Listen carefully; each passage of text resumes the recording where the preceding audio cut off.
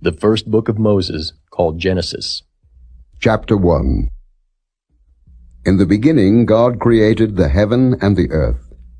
And the earth was without form and void, and darkness was upon the face of the deep. And the Spirit of God moved upon the face of the waters.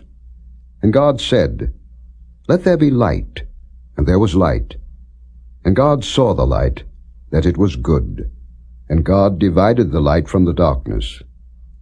And God called the light day, and the darkness he called night. And the evening and the morning were the first day. And God said, Let there be a firmament in the midst of the waters, and let it divide the waters from the waters. And God made the firmament, and divided the waters which were under the firmament from the waters which were above the firmament. And it was so. And God called the firmament heaven. And the evening and the morning were the second day. And God said, Let the waters under the heaven be gathered together unto one place, and let the dry land appear. And it was so. And God called the dry land earth, and the gathering together of the waters called he seas. And God saw that it was good. And God said, Let the earth bring forth grass, the herb yielding seed, and the fruit tree yielding fruit after his kind, whose seed is in itself upon the earth. And it was so. And the earth brought forth grass, and herb yielding seed after his kind, and the tree yielding fruit, whose seed was in itself after his kind. And God saw that it was good. And the evening and the morning were the third day. And God said, Let there be lights in the firmament of the heaven to divide the day from the night, and let them be for signs, and for seasons, and for days and years. And let them be for lights in the firmament of the heaven to give light upon the earth. And it was so. And God made two great lights, the greater light to rule the day, and the lesser light to rule the night. He made the stars also. And God set them in the firmament of the heaven to give light upon the earth, and to rule over the day and over the night, and to divide the light from the darkness. And God saw that it was good. And the evening and the morning were the fourth day. And God said, Let the waters bring forth abundantly the moving creature that hath life, and fowl that may fly above the earth in the open firmament of heaven. And God created great whales, and every living creature that moveth, which the waters brought forth abundantly after their kind, and every winged fowl after his kind. And God saw that it was good. And God blessed them, saying, Be fruitful, and multiply, and fill the waters in the seas, and let fowl multiply in the earth. And the evening and the morning were the fifth day. And God said, Let the earth bring forth a living creature after his kind, cattle and creeping thing, and beast of the earth after his kind. And it was so.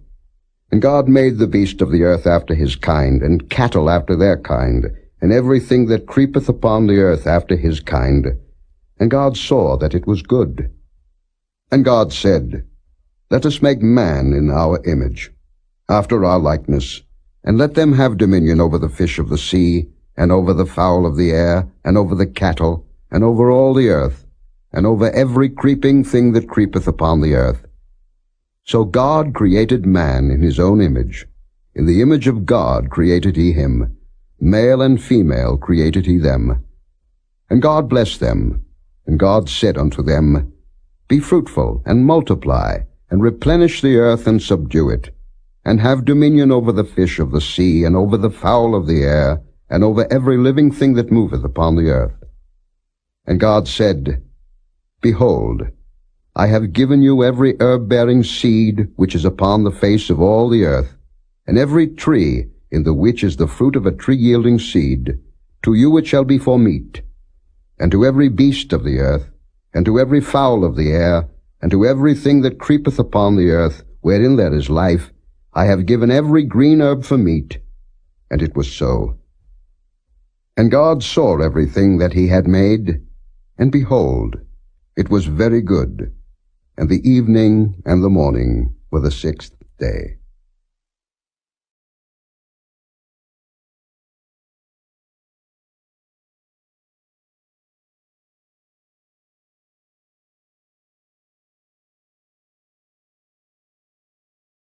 Chapter 2.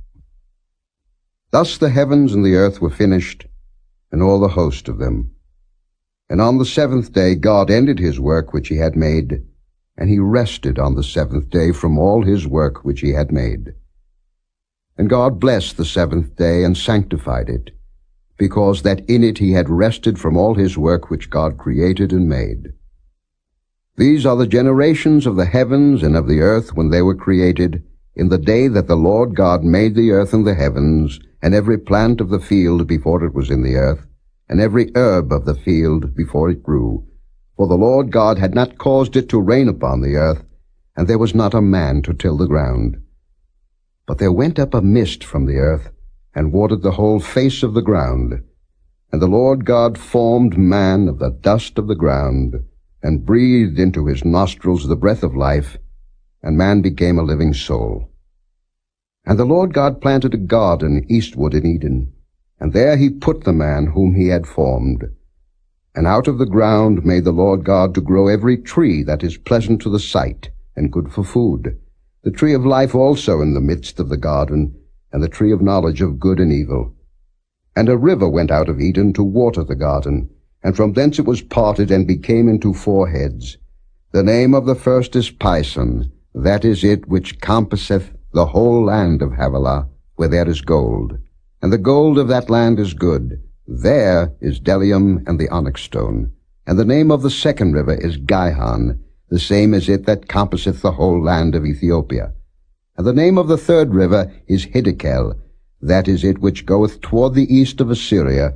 And the fourth river is Euphrates. And the Lord God took the man, and put him into the garden of Eden to dress it and to keep it.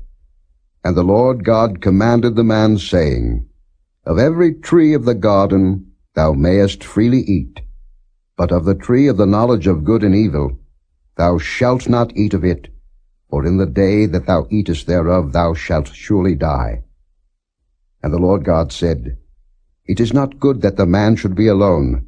I will make him an help meet for him.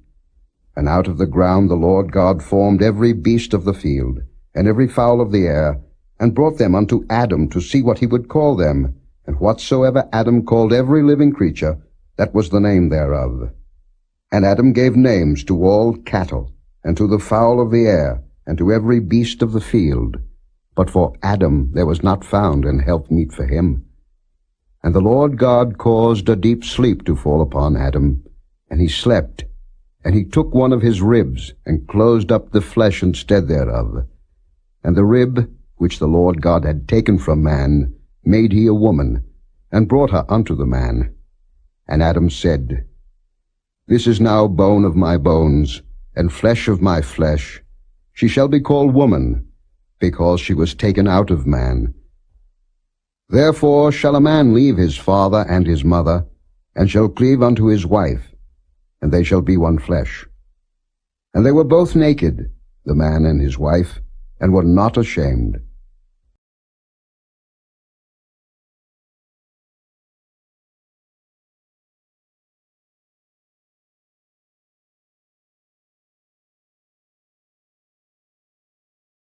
Chapter 3. Now the serpent was more subtle than any beast of the field which the Lord God had made. And he said unto the woman, Yea, hath God said, Ye shall not eat of every tree of the garden? And the woman said unto the serpent, We may eat of the fruit of the trees of the garden, but of the fruit of the tree which is in the midst of the garden, God hath said, Ye shall not eat of it, neither shall ye touch it, lest ye die. And the serpent said unto the woman, Ye shall not surely die. For God doth know that in the day ye eat thereof, then your eyes shall be opened, and ye shall be as gods, knowing good and evil. And when the woman saw that the tree was good for food, and that it was pleasant to the eyes, and a tree to be desired to make one wise, she took of the fruit thereof, and did eat, and gave also unto her husband with her, and he did eat. And the eyes of them both were opened, and they knew that they were naked. And they sewed fig leaves together, and made themselves aprons. And they heard the voice of the Lord God walking in the garden in the cool of the day. And Adam and his wife hid themselves from the presence of the Lord God amongst the trees of the garden. And the Lord God called unto Adam, and said unto him, Where art thou? And he said, I heard thy voice in the garden, and I was afraid, because I was naked, and I hid myself. And he said, Who told thee that thou wast naked? Hast thou eaten of the tree whereof I commanded thee that thou shouldest not eat? And the man said, The woman whom thou gavest to be with me, she gave me of the tree, and I did eat. And the Lord God said unto the woman, What is this that thou hast done? And the woman said, The serpent beguiled me, and I did eat. And the Lord God said unto the serpent, Because thou hast done this, thou art cursed above all cattle, and above every beast of the field. Upon thy belly shalt thou go, and dust shalt thou eat all the days of thy life, and I will put enmity between thee and the woman, and between thy seed and her seed. It shall bruise thy head, and thou shalt bruise his heel. Unto the woman he said, I will greatly multiply thy sorrow and thy conception. In sorrow thou shalt bring forth children, and thy desire shall be to thy husband, and he shall rule over thee. And unto Adam he said, Because thou hast hearkened unto the voice of thy wife, and hast eaten of the tree of which I commanded thee, saying, Thou shalt not eat of it. Cursed is the ground for thy sake. In sorrow shalt thou eat of it all the days of thy life. Thorns also and thistles shall it bring forth to thee, and thou shalt eat the herb of the field. In the sweat of thy face shalt thou eat bread, till thou return unto the ground. For out of it wast thou taken. For dust thou art, and unto dust shalt thou return. And Adam called his wife's name Eve, because she was the mother of all living. Unto Adam also and to his wife did the Lord God make coats of skins, and clothe them. And the Lord God said, Behold, the man is become as one of us, to know good and evil. And now, lest he put forth his hand, and take also of the tree of life, and eat, and live forever. Therefore the Lord God sent him forth from the Garden of Eden, to till the ground from whence he was taken. So he drove out the man, and he placed at the east of the Garden of Eden cherubims, and a flaming sword which turned every way, to keep the way of the tree of life.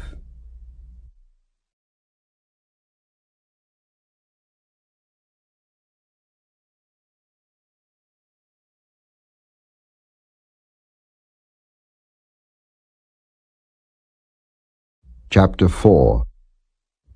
And Adam knew Eve his wife, and she conceived, and bare Cain, and said, I have gotten a man from the Lord. And she again bare his brother Abel. And Abel was a keeper of sheep, but Cain was a tiller of the ground. And in process of time it came to pass that Cain brought of the fruit of the ground an offering unto the Lord. And Abel, he also brought of the firstlings of his flock, and of the fat thereof. And the Lord had respect unto Abel and to his offering, but unto Cain and to his offering he had not respect. And Cain was very wroth, and his countenance fell. And the Lord said unto Cain, Why art thou wroth, and why is thy countenance fallen? If thou doest well, shalt thou not be accepted? And if thou doest not well, sin lieth at the door, and unto thee shall be his desire, and thou shalt rule over him. And Cain talked with Abel his brother. And it came to pass, when they were in the field, that Cain rose up against Abel his brother, and slew him. And the Lord said unto Cain, Where is Abel thy brother? And he said, I know not. Am I my brother's keeper? And he said, What hast thou done? The voice of thy brother's blood crieth unto me from the ground. And now art thou cursed from the earth, which hath opened her mouth to receive thy brother's blood from thy hand. When thou tillest the ground, it shall not henceforth yield unto thee her strength. A fugitive and a vagabond shalt thou be in the earth. And Cain said unto the Lord, My punishment is greater than I can bear. Behold, thou hast driven me out this day from the face of the earth, and from thy face shall I be hid, and I shall be a fugitive and a vagabond in the earth. And it shall come to pass that every one that findeth me shall slay me. And the Lord said unto him, Therefore whosoever slayeth Cain, vengeance shall be taken on him sevenfold. And the Lord set a mark upon Cain, lest any finding him should kill him. And Cain went out from the presence of the Lord, and dwelt in the land of Nod, on the east of Eden. And Cain knew his wife, and she conceived, and bare Enoch. And he builded a city, and called the name of the city after the name of his son Enoch. And unto Enoch was born Irad, and Irad begat Mehujael, and Mehujael begat Methusael, and Methusael begat Lamech. And Lamech took unto him 2 wives. The name of the one was Ada, and the name of the other Zillah. And Ada bare Jabal. He was the father of such as dwell in tents, and of such as have cattle. And his brother's name was Jubal. He was the father of all such as handle the harp and organ. And Zillah, she also bare Tubal-Cain, an instructor of every artificer in brass and iron. And the sister of Tubal-Cain was Naamah. And Lamech said unto his wives, Ada and Zillah, Hear my voice, ye wives of Lamech. Hearken unto my speech. For I have slain a man to my wounding, and a young man to my hurt. If Cain shall be avenged sevenfold, truly Lamech 70 and sevenfold. And Adam knew his wife again, and she bare a son, and called his name Seth. For God, said she, hath appointed me another seed instead of Abel, whom Cain slew. And to Seth, to him also there was born a son, and he called his name Enos. Then began men to call upon the name of the Lord.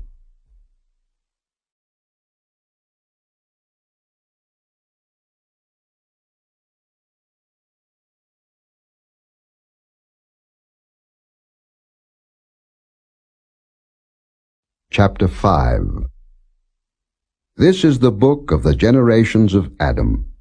In the day that God created man, in the likeness of God made he him. Male and female created he them, and blessed them, and called their name Adam, in the day when they were created. And Adam lived 130 years, and begat a son in his own likeness after his image, and called his name Seth. And the days of Adam after he had begotten Seth were 800 years, and he begat sons and daughters.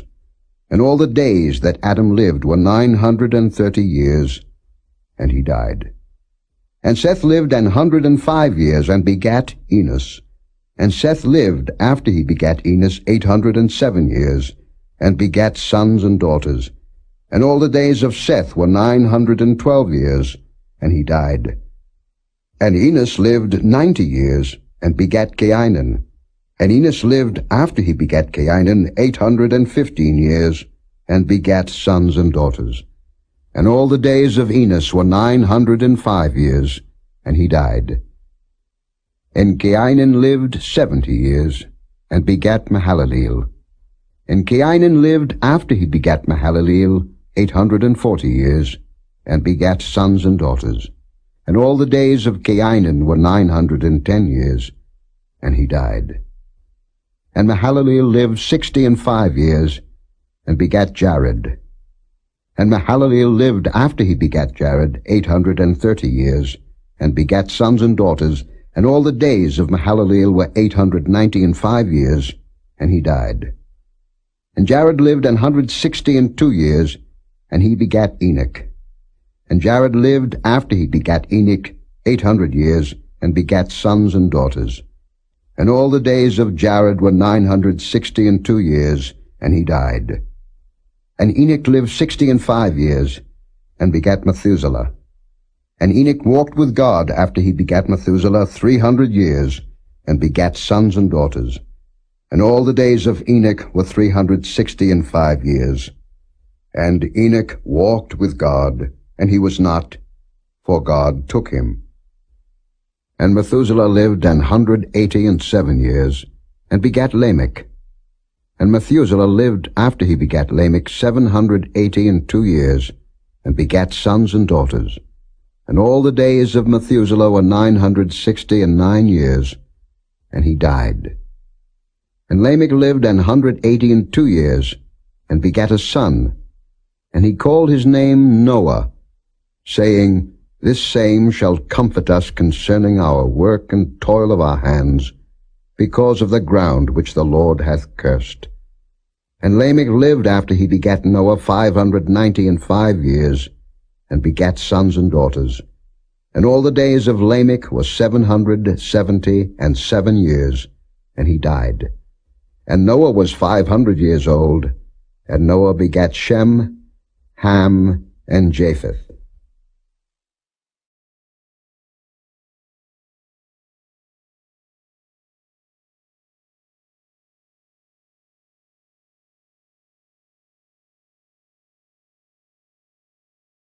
Chapter 6. And it came to pass, when men began to multiply on the face of the earth, and daughters were born unto them, that the sons of God saw the daughters of men, that they were fair, and they took them wives of all which they chose. And the Lord said, My spirit shall not always strive with man, for that he also is flesh, yet his days shall be 120 years. There were giants in the earth in those days, and also after that, when the sons of God came in unto the daughters of men, and they bare children to them, the same became mighty men which were of old, men of renown. And God saw that the wickedness of man was great in the earth, and that every imagination of the thoughts of his heart was only evil continually. And it repented the Lord that he had made man on the earth, and it grieved him at his heart. And the Lord said, I will destroy man whom I have created from the face of the earth, both man and beast, and the creeping thing and the fowls of the air, for it repenteth me that I have made them. But Noah found grace in the eyes of the Lord. These are the generations of Noah. Noah was a just man and perfect in his generations, and Noah walked with God. And Noah begat 3 sons, Shem, Ham, and Japheth. The earth also was corrupt before God, and the earth was filled with violence. And God looked upon the earth, and behold, it was corrupt, for all flesh had corrupted his way upon the earth. And God said unto Noah, The end of all flesh is come before me, for the earth is filled with violence through them, and behold, I will destroy them with the earth. Make thee an ark of gopher wood. Rooms shalt thou make in the ark, and shalt pitch it within and without with pitch. And this is the fashion which thou shalt make it of. The length of the ark shall be 300 cubits, the breadth of it 50 cubits, and the height of it 30 cubits. A window shalt thou make to the ark, and in a cubit shalt thou finish it above. And the door of the ark shalt thou set in the side thereof, with lower, second, and third stories shalt thou make it. And behold, I, even I, do bring a flood of waters upon the earth, to destroy all flesh, wherein is the breath of life from under heaven. And everything that is in the earth shall die. But with thee will I establish my covenant, and thou shalt come into the ark, thou and thy sons, and thy wife, and thy sons' wives with thee. And of every living thing of all flesh, 2 of every sort shalt thou bring into the ark, to keep them alive with thee. They shall be male and female. Of fowls after their kind, and of cattle after their kind, of every creeping thing of the earth after his kind, 2 of every sort shall come unto thee, to keep them alive. And take thou unto thee of all food that is eaten, and thou shalt gather it to thee, and it shall be for food for thee and for them. Thus did Noah, according to all that God commanded him, so did he.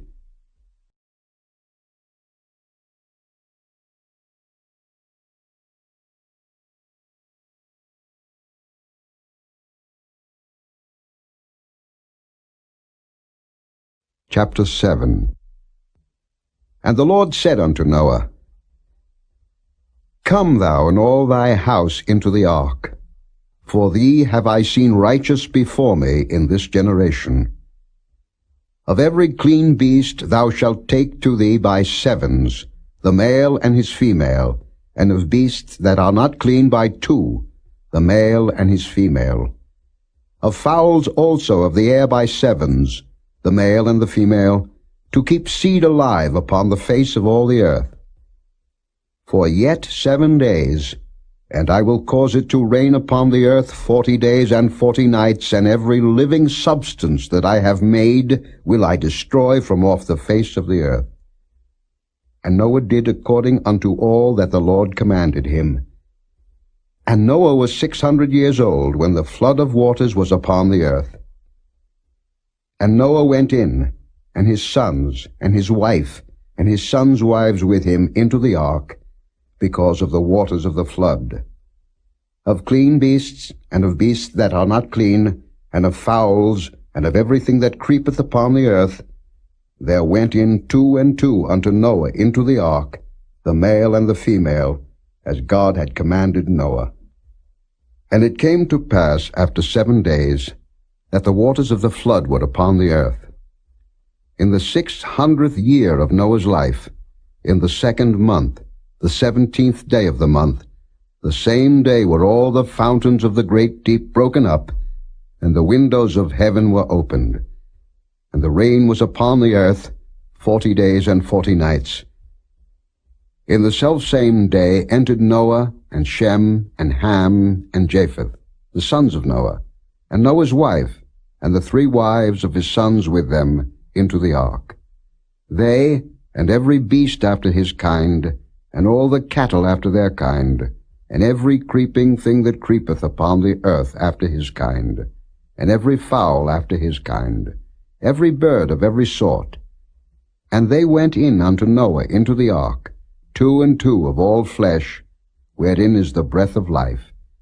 And they that went in male and female of all flesh, as God had commanded him, and the Lord shut him in. And the flood was 40 days upon the earth, and the waters increased and bare up the ark, and it was lift up above the earth. And the waters prevailed, and were increased greatly upon the earth, and the ark went upon the face of the waters. And the waters prevailed exceedingly upon the earth, and all the high hills that were under the whole heaven were covered. 15 cubits upward did the waters prevail, and the mountains were covered. And all flesh died that moved upon the earth, both of fowl, and of cattle, and of beast, and of every creeping thing that creepeth upon the earth, and every man, all in whose nostrils was the breath of life, of all that was in the dry land, died. And every living substance was destroyed which was upon the face of the ground, both man and cattle, and the creeping things, and the fowl of the heaven, and they were destroyed from the earth. And Noah only remained alive, and they that were with him in the ark. And the waters prevailed upon the earth 150 days.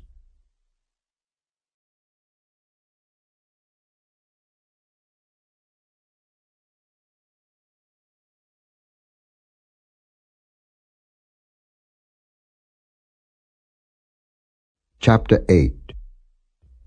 And God remembered Noah, and every living thing, and all the cattle that was with him in the ark. And God made a wind to pass over the earth, and the waters assuaged. The fountains also of the deep and the windows of heaven were stopped, and the rain from heaven was restrained. And the waters returned from off the earth continually, and after the end of the 150 days the waters were abated. And the ark rested in the 7th month, on the 17th day of the month, upon the mountains of Ararat. And the waters decreased continually until the 10th month. In the 10th month, on the 1st day of the month, were the tops of the mountains seen. And it came to pass at the end of 40 days, that Noah opened the window of the ark which he had made, and he sent forth a raven, which went forth to and fro, until the waters were dried up from off the earth. Also he sent forth a dove from him, to see if the waters were abated from off the face of the ground. But the dove found no rest for the sole of her foot, and she returned unto him into the ark, for the waters were on the face of the whole earth. Then he put forth his hand, and took her, and pulled her in unto him into the ark. And he stayed yet other 7 days, and again he sent forth the dove out of the ark. And the dove came into him in the evening, and lo, in her mouth was an olive leaf plucked off. So Noah knew that the waters were abated from off the earth. And he stayed yet other 7 days, and sent forth the dove, which returned not again unto him any more. And it came to pass in the 601st year, in the 1st month, the 1st day of the month, the waters were dried up from off the earth. And Noah removed the covering of the ark, and looked, and behold, the face of the ground was dry. And in the 2nd month, on the 27th day of the month, was the earth dried. And God spake unto Noah, saying, Go forth of the ark, thou, and thy wife, and thy sons wives with thee. Bring forth with thee every living thing that is with thee, of all flesh, both of fowl, and of cattle, and of every creeping thing that creepeth upon the earth, that they may breed abundantly in the earth, and be fruitful, and multiply upon the earth. And Noah went forth, and his sons, and his wife, and his sons' wives with him. Every beast, every creeping thing, and every fowl, and whatsoever creepeth upon the earth, after their kinds, went forth out of the ark. And Noah builded an altar unto the Lord, and took of every clean beast, and of every clean fowl, and offered burnt offerings on the altar. And the Lord smelled a sweet savour, and the Lord said in his heart, I will not again curse the ground any more for man's sake. For the imagination of man's heart is evil from his youth. Neither will I again smite any more everything living, as I have done. While the earth remaineth, seed time and harvest, and cold and heat, and summer and winter, and day and night shall not cease.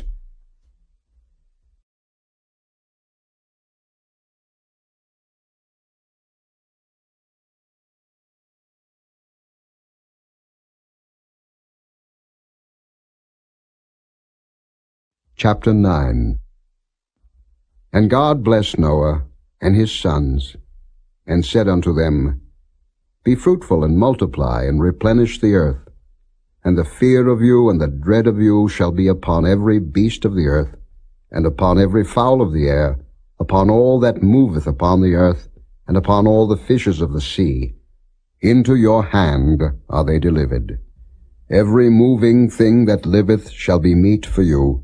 Even as the green herb have I given you all things. But flesh with the life thereof, which is the blood thereof, shall ye not eat. And surely your blood of your lives will I require. At the hand of every beast will I require it, and at the hand of man. At the hand of every man's brother will I require the life of man. Whoso sheddeth man's blood, by man shall his blood be shed. For in the image of God made he man. And you, be ye fruitful, and multiply. Bring forth abundantly in the earth, and multiply therein.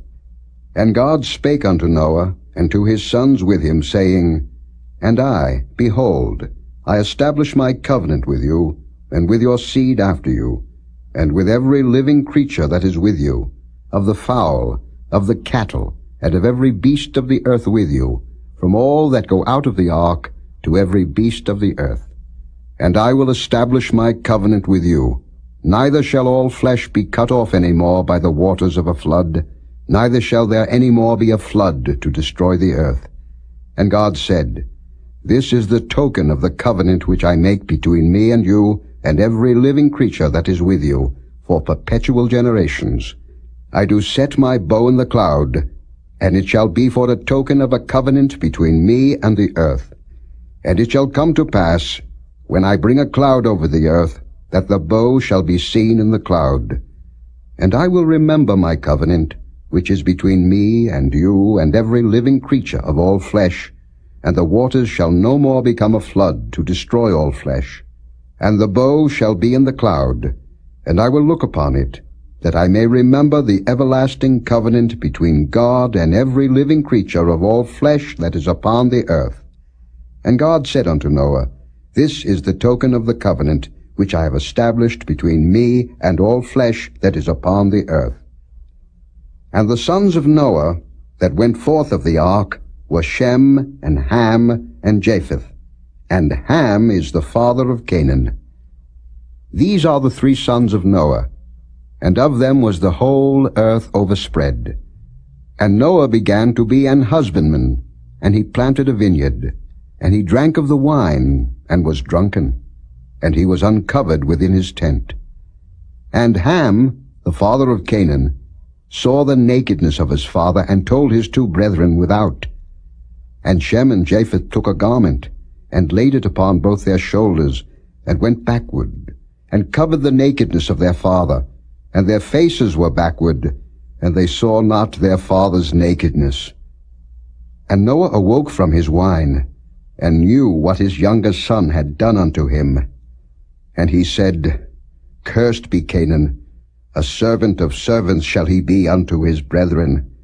And he said, Blessed be the Lord God of Shem, and Canaan shall be his servant. God shall enlarge Japheth, and he shall dwell in the tents of Shem, and Canaan shall be his servant. And Noah lived after the flood 350 years. And all the days of Noah were 950 years, and he died.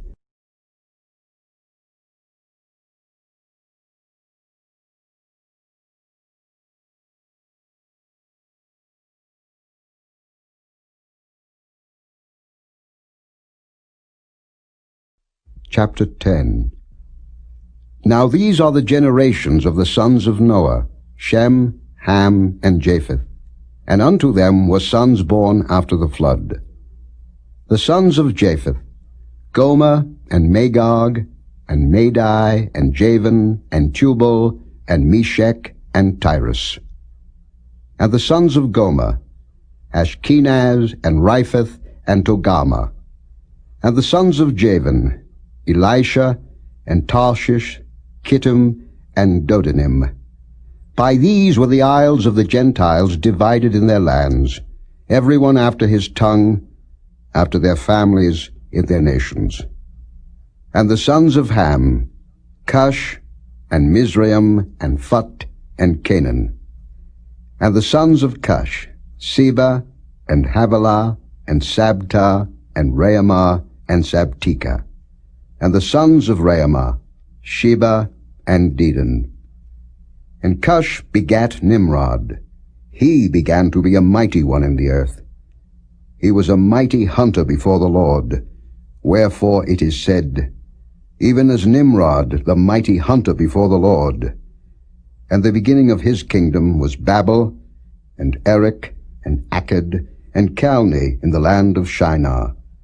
Out of that land went forth Ashur, and builded Nineveh, and the city Rehoboth, and Calah, and Resen between Nineveh and Calah, the same is a great city. And Mizraim begat Ludim, and Anamim, and Lehabim, and Naphtuhim, and Pathrusim, and Casluhim, out of whom came Philistim, and Caphtorim. And Canaan begat Zidon his firstborn, and Heth, and the Jebusite, and the Amorite, and the Girgasite, and the Hivite, and the Archite, and the Sinite, and the Arvadite, and the Zemarite, and the Hamathite. And afterward were the families of the Canaanites spread abroad. And the border of the Canaanites was from Zidon, as thou comest to Gerar, unto Gaza, as thou goest unto Sodom and Gomorrah and Admah and Zeboim, even unto Lasha. These are the sons of Ham, after their families, after their tongues, in their countries, and in their nations. Unto Shem also, the father of all the children of Eber, the brother of Japheth the elder, even to him were children born. The children of Shem, Elam, and Asher, and Arphaxad, and Lud, and Aram. And the children of Aram, Uz, and Hul, and Getha, and Mash. And Arphaxad begat Selah, and Selah begat Eber. And unto Eber were born two sons. The name of one was Peleg, for in his days was the earth divided, and his brother's name was Joktan.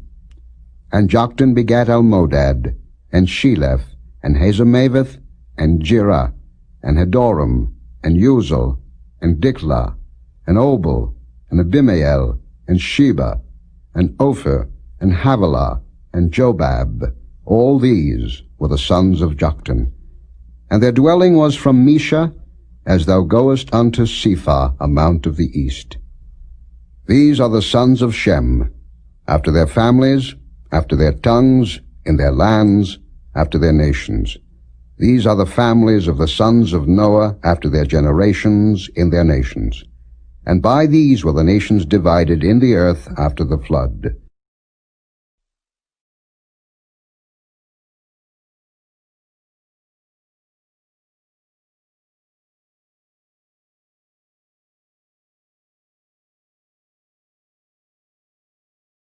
Chapter 11. And the whole earth was of one language, and of one speech. And it came to pass, as they journeyed from the east, that they found a plain in the land of Shinar, and they dwelt there.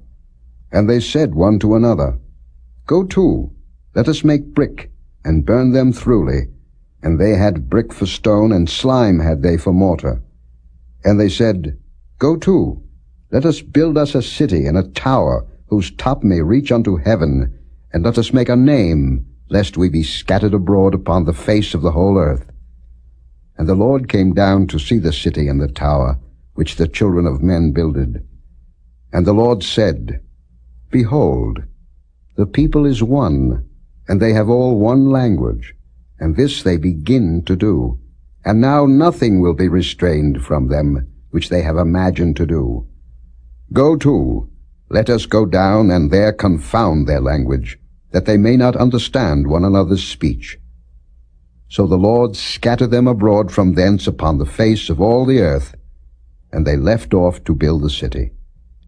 Therefore is the name of it called Babel, because the Lord did there confound the language of all the earth, and from thence did the Lord scatter them abroad upon the face of all the earth.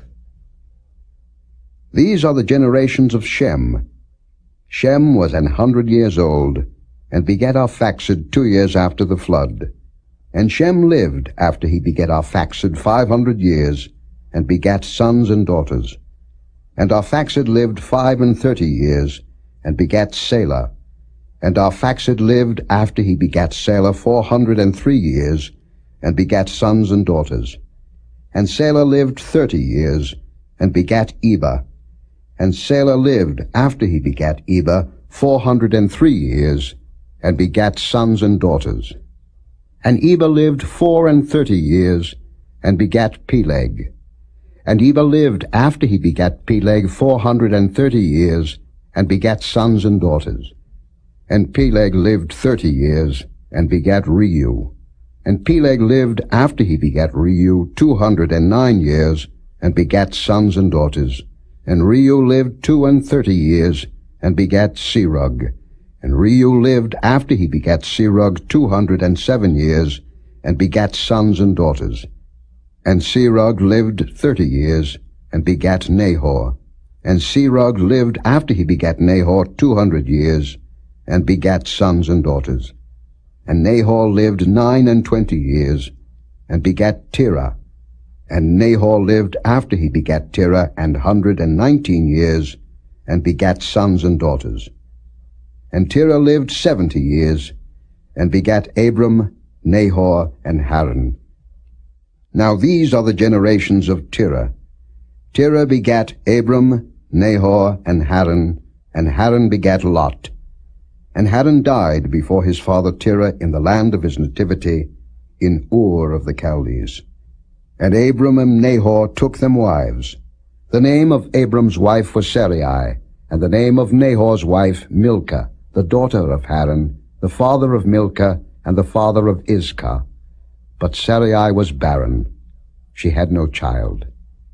And Terah took Abram his son, and Lot the son of Haran his son's son, and Sarai his daughter-in-law, his son Abram's wife, and they went forth with them from Ur of the Chaldees, to go into the land of Canaan.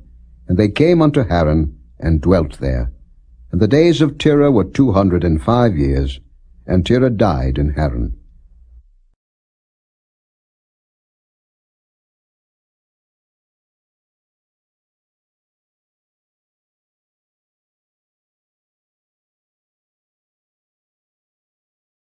Chapter 12.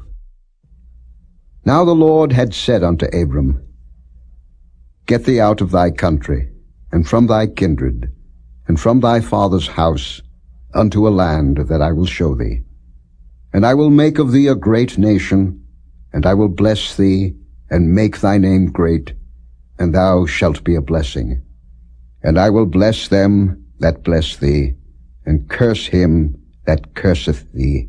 And in thee shall all families of the earth be blessed. So Abram departed, as the Lord had spoken unto him, and Lot went with him. And Abram was 75 years old when he departed out of Haran. And Abram took Sarai his wife, and Lot his brother's son, and all their substance that they had gathered, and the souls that they had gotten in Haran. And they went forth to go into the land of Canaan, and into the land of Canaan they came.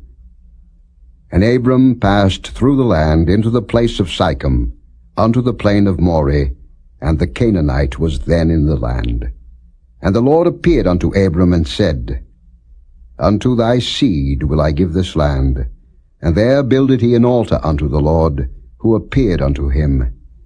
And he removed from thence unto a mountain on the east of Bethel, and pitched his tent, having Bethel on the west, and Hai on the east. And there he builded an altar unto the Lord, and called upon the name of the Lord. And Abram journeyed, going on still toward the south.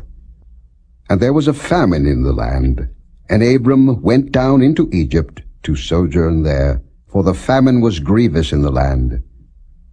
And it came to pass, when he was come near to enter into Egypt, that he said unto Sarai his wife, Behold now, I know that thou art a fair woman to look upon. Therefore it shall come to pass, when the Egyptians shall see thee, that they shall say, This is his wife. And they will kill me, but they will save thee alive.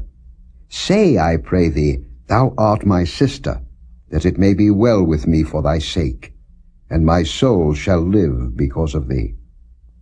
And it came to pass, that when Abram was come into Egypt, the Egyptians beheld the woman, that she was very fair. The princes also of Pharaoh saw her, and commended her before Pharaoh. And the woman was taken into Pharaoh's house. And he entreated Abram well for her sake. And he had sheep, and oxen, and he-asses, and men-servants, and maidservants, and she-asses, and camels. And the Lord plagued Pharaoh and his house with great plagues, because of Sarai, Abram's wife. And Pharaoh called Abram and said, What is this that thou hast done unto me? Why didst thou not tell me that she was thy wife? Why saidst thou, She is my sister, so I might have taken her to me to wife? Now therefore, behold thy wife, take her, and go thy way.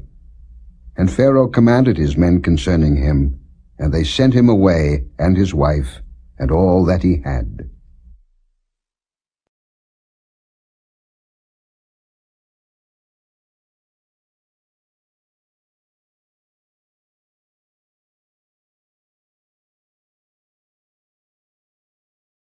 Chapter 13.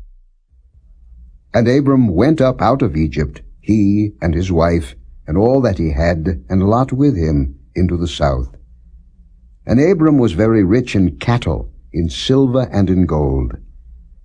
And he went on his journeys from the south even to Bethel, unto the place where his tent had been at the beginning, between Bethel and Hai, unto the place of the altar, which he had made there at the first, and there Abram called on the name of the Lord.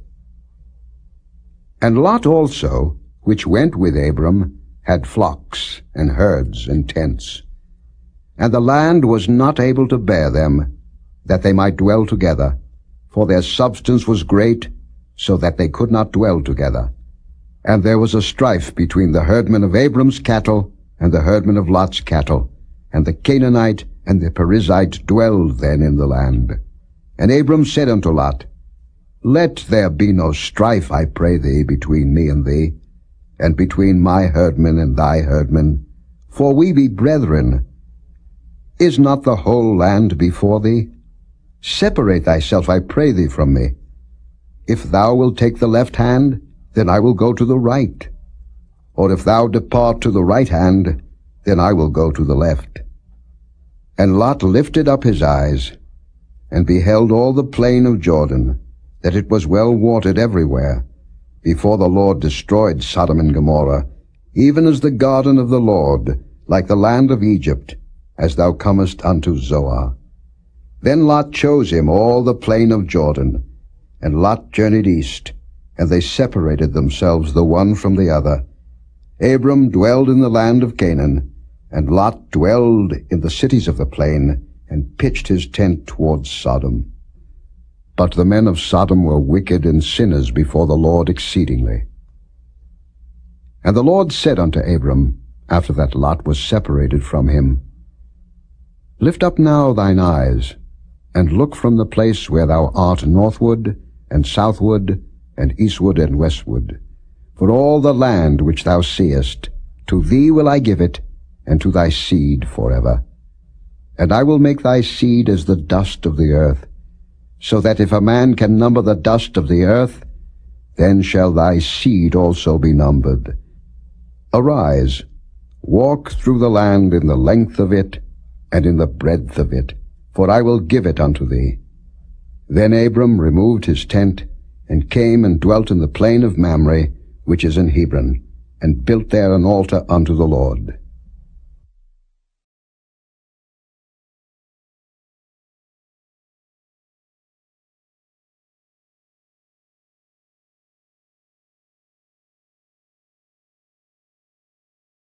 Chapter 14.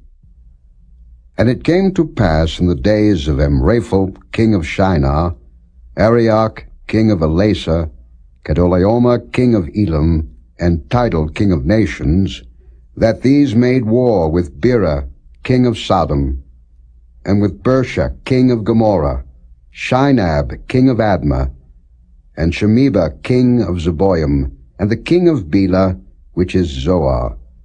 All these were joined together in the vale of Siddim, which is the salt sea.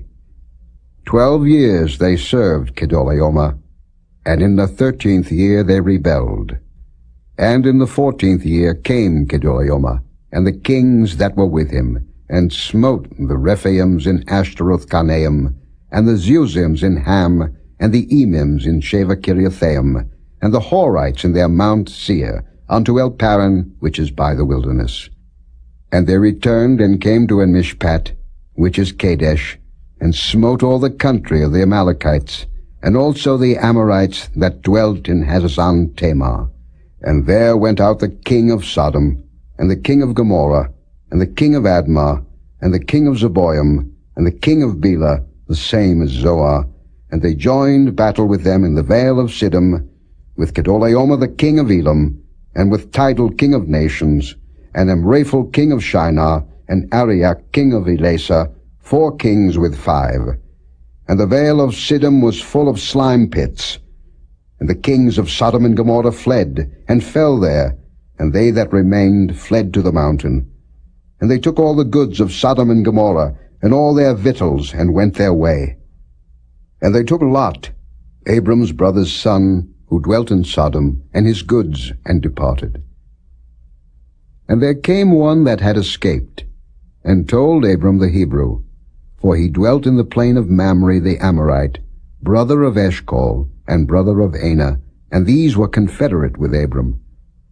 And when Abram heard that his brother was taken captive, he armed his trained servants, born in his own house, 318, and pursued them unto Dan.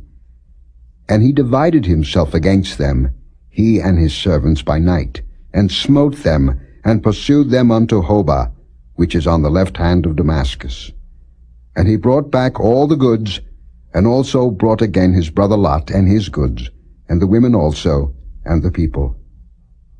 And the king of Sodom went out to meet him after his return from the slaughter of Kedorlaomer, and of the kings that were with him at the valley of Shavi, which is the king's dale. And Melchizedek king of Salem brought forth bread and wine, and he was the priest of the Most High God. And he blessed him and said, Blessed be Abram of the Most High God, possessor of heaven and earth, and blessed be the Most High God, which hath delivered thine enemies into thy hand. And he gave him tithes of all.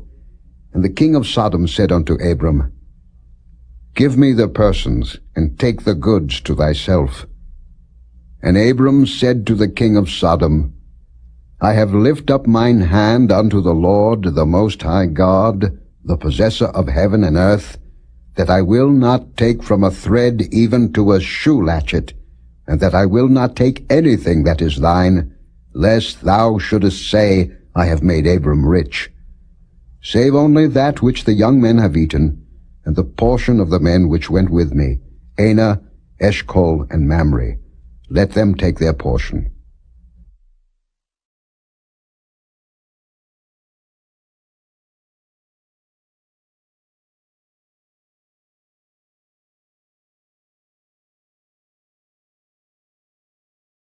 Chapter 15. After these things the word of the Lord came unto Abram in a vision, saying, Fear not, Abram, I am thy shield, and thy exceeding great reward. And Abram said, Lord God, what wilt thou give me, seeing I go childless, and the steward of my house is this Eliezer of Damascus? And Abram said, Behold, to me thou hast given no seed, and lo, one born in my house is mine heir. And behold, the word of the Lord came unto him, saying, This shall not be thine heir, but he that shall come forth out of thine own bowels shall be thine heir. And he brought him forth abroad, and said, Look now toward heaven, and tell the stars, if thou be able to number them. And he said unto him, So shall thy seed be. And he believed in the Lord, and he counted it to him for righteousness. And he said unto him, I am the Lord that brought thee out of Ur of the Chaldees, to give thee this land to inherit it. And he said, Lord God, whereby shall I know that I shall inherit it? And he said unto him, Take me an heifer of 3 years old, and a she-goat of 3 years old, and a ram of 3 years old, and a turtle-dove, and a young pigeon. And he took unto him all these, and divided them in the midst, and laid each piece one against another, but the birds divided he not. And when the fowls came down upon the carcasses, Abram drove them away. And when the sun was going down, a deep sleep fell upon Abram, and lo, and horror of great darkness fell upon him. And he said unto Abram, Know of a surety that thy seed shall be a stranger in a land that is not theirs, and shall serve them, and they shall afflict them 400 years. And also that nation whom they shall serve will I judge, and afterward shall they come out with great substance. And thou shalt go to thy fathers in peace. Thou shalt be buried in a good old age. But in the 4th generation they shall come hither again, for the iniquity of the Amorites is not yet full. And it came to pass that, when the sun went down, and it was dark, behold, a smoking furnace, and a burning lamp that passed between those pieces. In the same day the Lord made a covenant with Abram, saying, Unto thy seed have I given this land, from the river of Egypt unto the great river, the river Euphrates. The Kenites, and the Kenizzites, and the Cadmonites, and the Hittites, and the Perizzites, and the Rephaims, and the Amorites, and the Canaanites, and the Girgashites, and the Jebusites.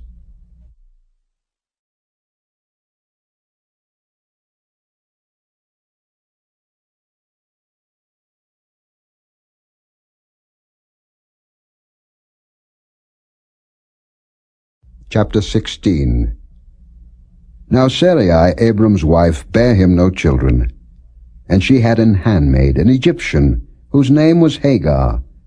And Sarai said unto Abram, Behold now, the Lord hath restrained me from bearing.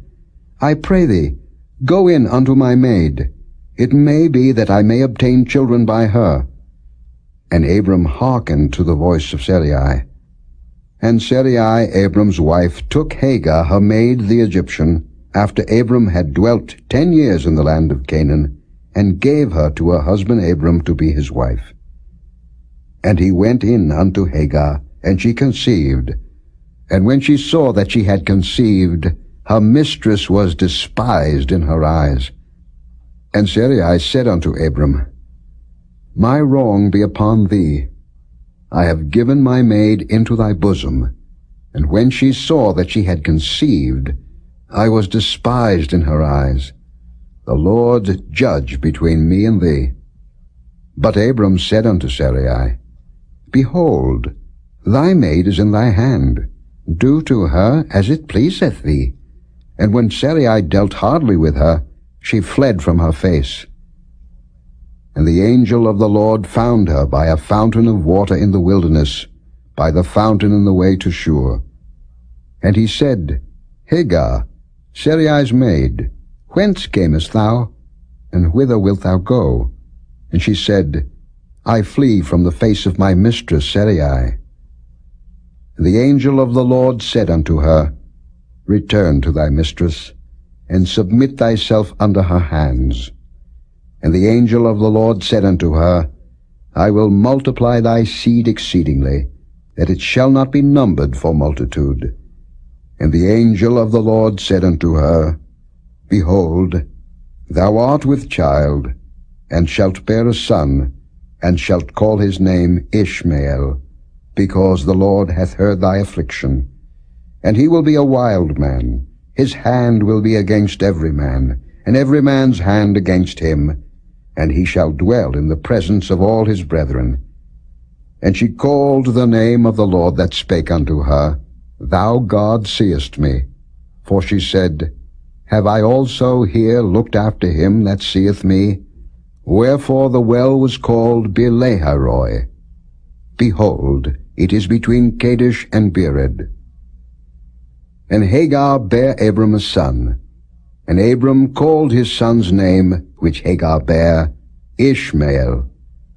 And Abram was 86 years old, when Hagar bare Ishmael to Abram.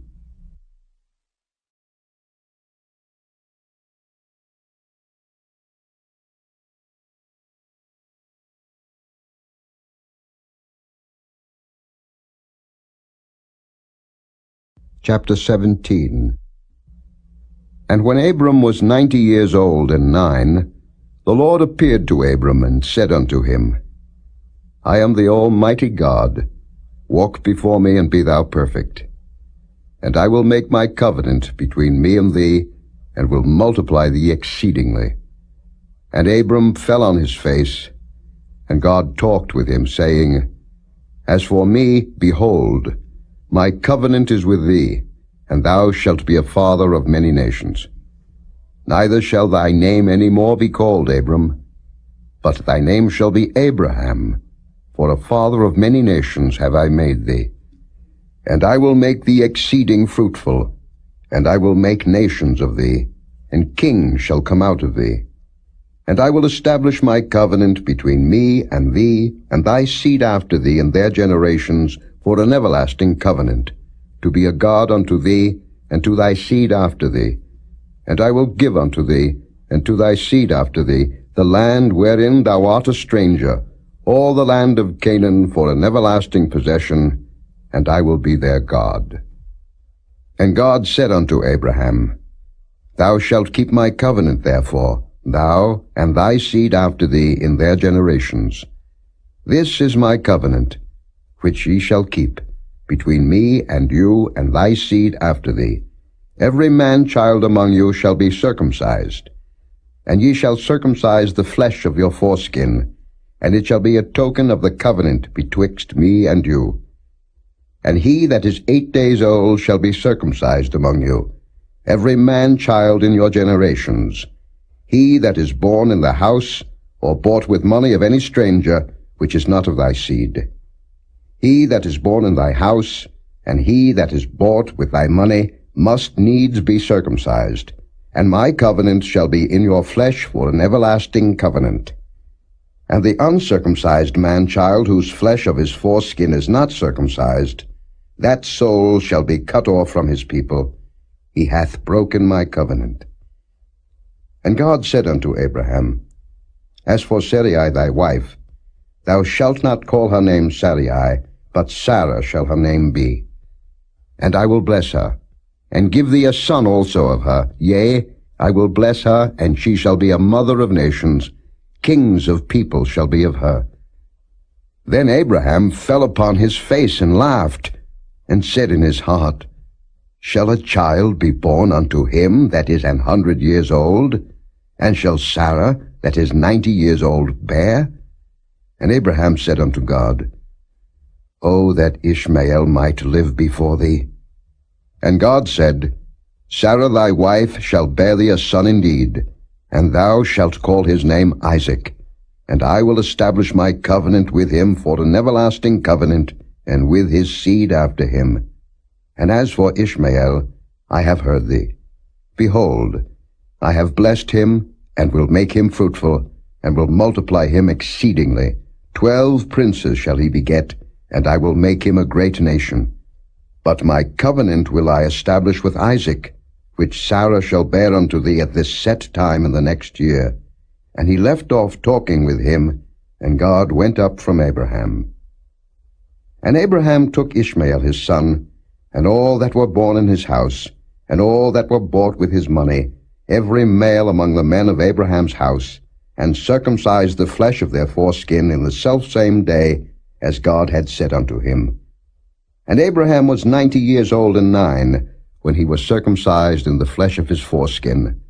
And Ishmael his son was 13 years old, when he was circumcised in the flesh of his foreskin. In the selfsame day was Abraham circumcised, and Ishmael his son.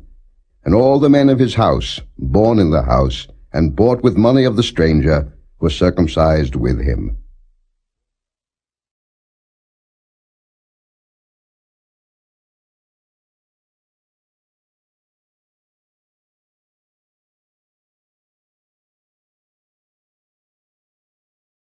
Chapter 18.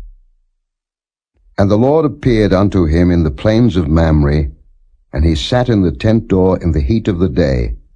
And he lifted up his eyes and looked, and lo, 3 men stood by him.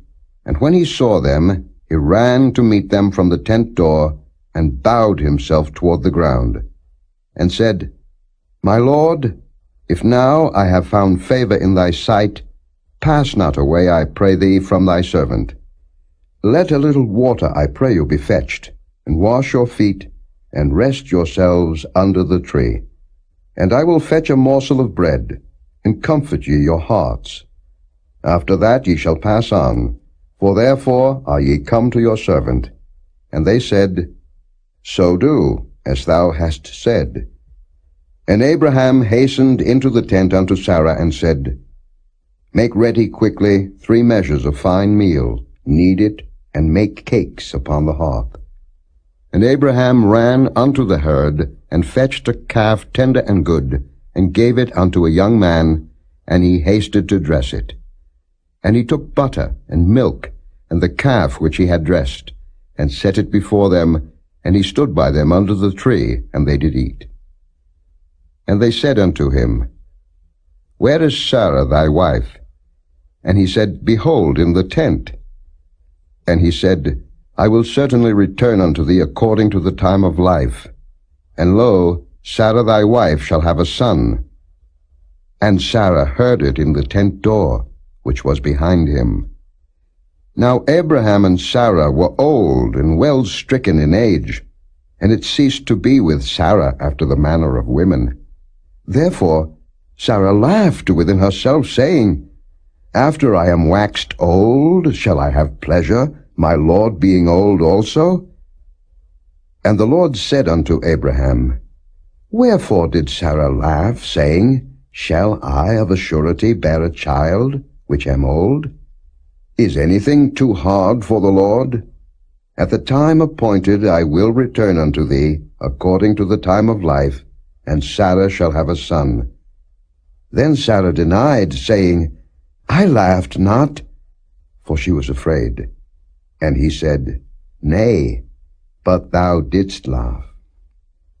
And the men rose up from thence, and looked toward Sodom, and Abraham went with them to bring them on the way. And the Lord said, Shall I hide from Abraham that thing which I do, seeing that Abraham shall surely become a great and mighty nation, and all the nations of the earth shall be blessed in him? For I know him, that he will command his children and his household after him, and they shall keep the way of the Lord, to do justice and judgment, that the Lord may bring upon Abraham that which he hath spoken of him. And the Lord said, Because the cry of Sodom and Gomorrah is great, and because their sin is very grievous, I will go down now, and see whether they have done altogether according to the cry of it, which is come unto me. And if not, I will know. And the men turned their faces from thence, and went toward Sodom. But Abraham stood yet before the Lord. And Abraham drew near, and said, Wilt thou also destroy the righteous with the wicked? Peradventure there be 50 righteous within the city. Wilt thou also destroy, and not spare the place for the 50 righteous that are therein? That be far from thee to do after this manner, to slay the righteous with the wicked, and that the righteous should be as the wicked. That be far from thee. Shall not the judge of all the earth do right? And the Lord said, If I find in Sodom 50 righteous within the city, then I will spare all the place for their sakes. And Abraham answered and said, Behold now, I have taken upon me to speak unto the Lord, which am but dust and ashes. Peradventure there shall lack 5 of the 50 righteous. Wilt thou destroy all the city for lack of 5? And he said, If I find there 45, I will not destroy it. And he spake unto him yet again, and said, Peradventure there shall be 40 found there. And he said, I will not do it for 40's sake. And he said unto him, O let not the Lord be angry, and I will speak. Peradventure there shall 30 be found there. And he said, I will not do it if I find 30 there. And he said, Behold now, I have taken upon me to speak unto the Lord. Peradventure there shall be 20 found there. And he said, I will not destroy it for 20's sake. And he said, O let not the Lord be angry, and I will speak yet but this once. Peradventure 10 shall be found there. And he said, I will not destroy it for 10's sake. And the Lord went his way, as soon as he had left communing with Abraham, and Abraham returned unto his place.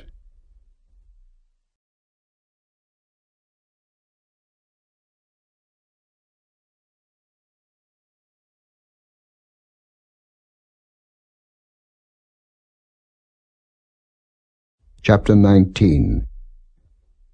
And there came 2 angels to Sodom at even, and Lot sat in the gate of Sodom, And Lot, seeing them, rose up to meet them, and he bowed himself with his face toward the ground.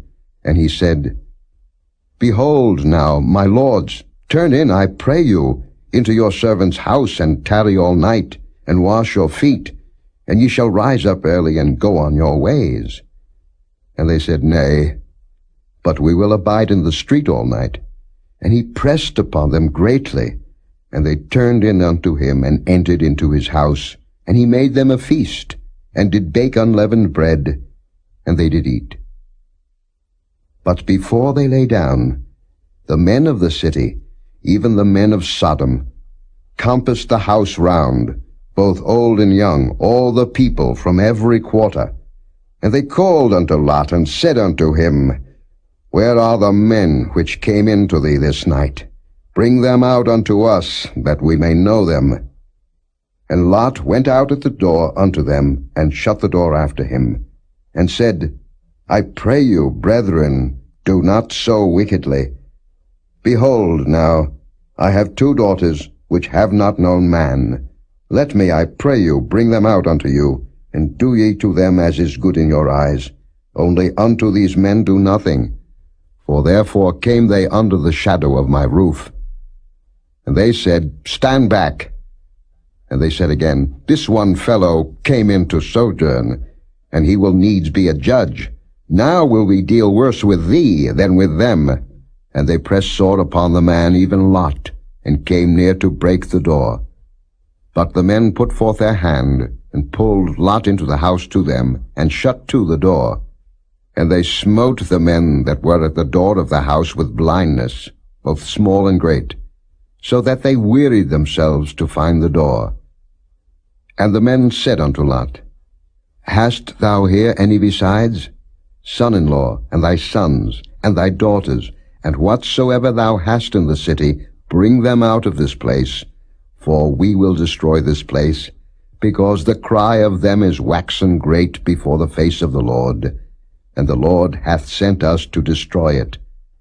And Lot went out, and spake unto his sons-in-law, which married his daughters, and said, Up, get you out of this place, for the Lord will destroy this city. But he seemed as one that mocked unto his sons-in-law.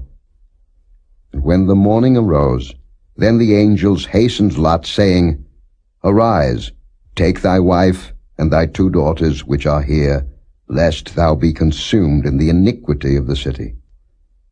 And while he lingered, the men laid hold upon his hand, and upon the hand of his wife, and upon the hand of his 2 daughters, the Lord being merciful unto him. And they brought him forth, and set him without the city. And it came to pass, when they had brought them forth abroad, that he said, Escape for thy life, look not behind thee, neither stay thou in all the plain, escape to the mountain, lest thou be consumed. And Lot said unto them, O, not so, my lord. Behold now, thy servant hath found grace in thy sight, and thou hast magnified thy mercy, which thou hast showed unto me in saving my life, and I cannot escape to the mountain, lest some evil take me, and I die. Behold now, this city is near to flee unto, and it is a little one. O let me escape thither. Is it not a little one? And my soul shall live.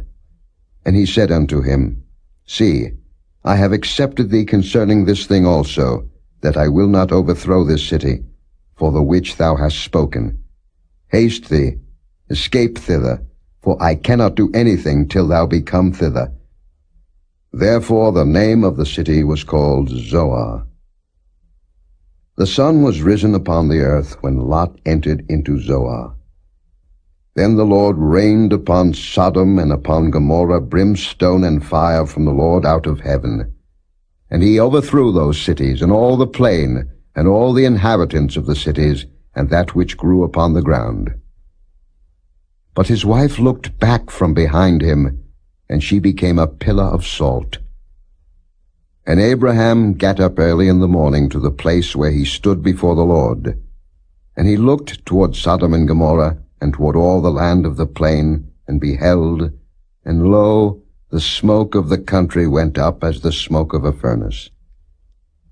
And it came to pass, when God destroyed the cities of the plain, that God remembered Abraham, and sent Lot out of the midst of the overthrow, when he overthrew the cities in the which Lot dwelt. And Lot went up out of Zoar, and dwelt in the mountain, and his 2 daughters with him. For he feared to dwell in Zoar, and he dwelt in a cave, he and his 2 daughters. And the firstborn said unto the younger, Our father is old, and there is not a man in the earth to come in unto us after the manner of all the earth. Come, let us make our father drink wine, and we will lie with him, that we may preserve seed of our father. And they made their father drink wine that night. And the firstborn went in, and lay with her father, and he perceived not when she lay down, nor when she arose. And it came to pass on the morrow, that the firstborn said unto the younger, Behold, I lay yesternight with my father. Let us make him drink wine this night also, and go thou in, and lie with him, that we may preserve seed of our father. And they made their father drink wine that night also. And the younger arose, and lay with him, and he perceived not when she lay down, nor when she arose. Thus were both the daughters of Lot with child by their father. And the firstborn bare a son, and called his name Moab. The same is the father of the Moabites unto this day. And the younger, she also bare a son, and called his name Ben-Ammi. The same is the father of the children of Ammon unto this day.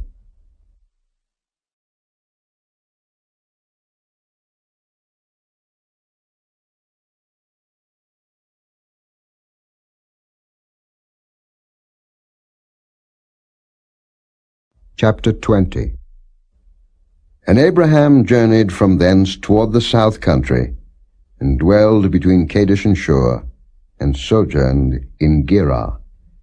And Abraham said of Sarah his wife, She is my sister. And Abimelech, king of Gerar, sent and took Sarah. But God came to Abimelech in a dream by night, and said to him, Behold, thou art but a dead man, for the woman which thou hast taken, for she is a man's wife. But Abimelech had not come near her, and he said, Lord, wilt thou slay also a righteous nation? Said he not unto me, She is my sister? And she, even she herself said, He is my brother. In the integrity of my heart and innocency of my hands have I done this. And God said unto him in a dream, Yea, I know that thou didst this in the integrity of thy heart, for I also withheld thee from sinning against me. Therefore suffered I thee not to touch her. Now therefore restore the man his wife, for he is a prophet, and he shall pray for thee, and thou shalt live. And if thou restore her not, know thou that thou shalt surely die, thou and all that are thine. Therefore Abimelech rose early in the morning, and called all his servants, and told all these things in their ears, and the men were sore afraid. Then Abimelech called Abraham, and said unto him, What hast thou done unto us? And what have I offended thee, that thou hast brought on me and on my kingdom a great sin? Thou hast done deeds unto me that ought not to be done. And Abimelech said unto Abraham, What sawest thou, that thou hast done this thing? And Abraham said, Because I thought, Surely the fear of God is not in this place, and they will slay me for my wife's sake. And yet indeed she is my sister. She is the daughter of my father, but not the daughter of my mother, and she became my wife. And it came to pass, when God caused me to wander from my father's house, that I said unto her, This is thy kindness which thou shalt show unto me. At every place whither we shall come, say of me, He is my brother. And Abimelech took sheep, and oxen, and men servants, and women servants, and gave them unto Abraham, and restored him Sarah his wife. And Abimelech said, Behold, my land is before thee, dwell where it pleaseth thee. And unto Sarah he said, Behold, I have given thy brother 1,000 pieces of silver. Behold, he is to thee a covering of the eyes, unto all that are with thee, and with all other. Thus she was reproved. So Abraham prayed unto God, and God healed Abimelech and his wife, and his maidservants, and they bare children. For the Lord had fast closed up all the wombs of the house of Abimelech, because of Sarah Abraham's wife.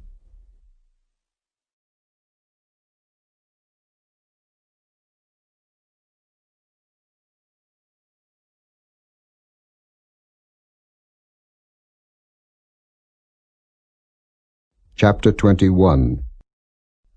And the Lord visited Sarah as he had said, and the Lord did unto Sarah as he had spoken. For Sarah conceived, and bare Abraham a son in his old age, at the set time of which God had spoken to him. And Abraham called the name of his son that was born unto him, whom Sarah bare to him, Isaac. And Abraham circumcised his son Isaac, being 8 days old, as God had commanded him. And Abraham was 100 years old, when his son Isaac was born unto him. And Sarah said, God hath made me to laugh, so that all that hear will laugh with me. And she said, Who would have said unto Abraham that Sarah should have given children suck? For I have borne him a son in his old age. And the child grew, and was weaned, and Abraham made a great feast the same day that Isaac was weaned. And Sarah saw the son of Hagar the Egyptian, which he had borne unto Abraham, mocking. Wherefore she said unto Abraham, Cast out this bondwoman and her son, for the son of this bondwoman shall not be heir with my son, even with Isaac. And the thing was very grievous in Abraham's sight because of his son. And God said unto Abraham, Let it not be grievous in thy sight because of the lad, and because of thy bondwoman. In all that Sarah hath said unto thee, hearken unto her voice, for in Isaac shall thy seed be called. And also of the son of the bondwoman will I make a nation, because he is thy seed.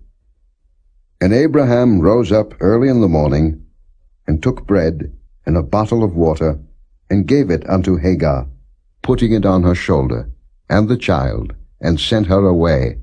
And she departed, and wandered in the wilderness of Beersheba. And the water was spent in the bottle, and she cast the child under one of the shrubs.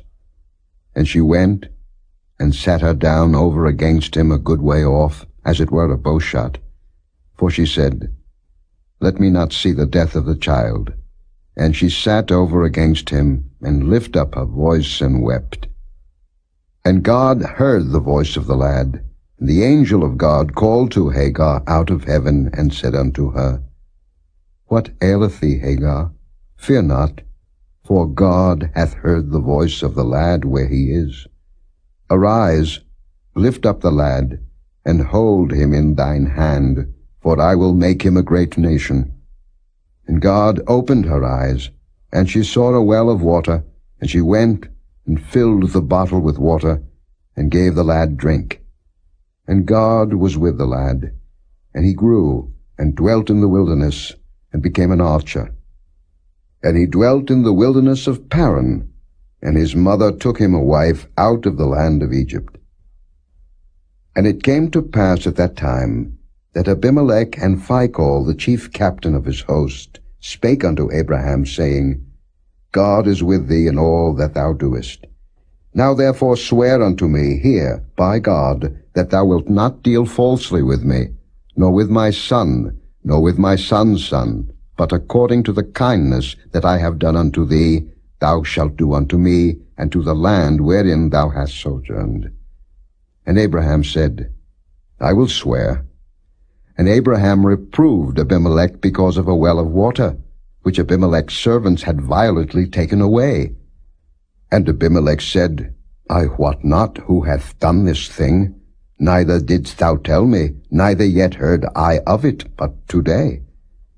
And Abraham took sheep and oxen, and gave them unto Abimelech. and both of them made a covenant. And Abraham set 7 ewe lambs of the flock by themselves.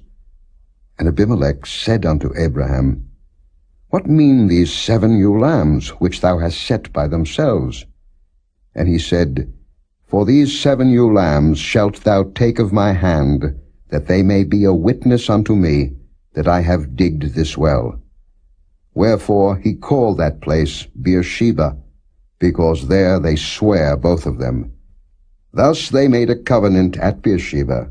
Then Abimelech rose up, and Phicol the chief captain of his host, and they returned into the land of the Philistines.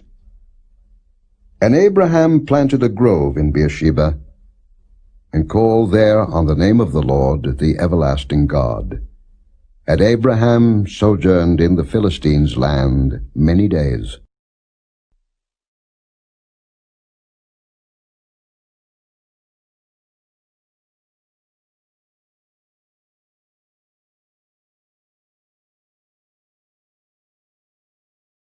Chapter 22.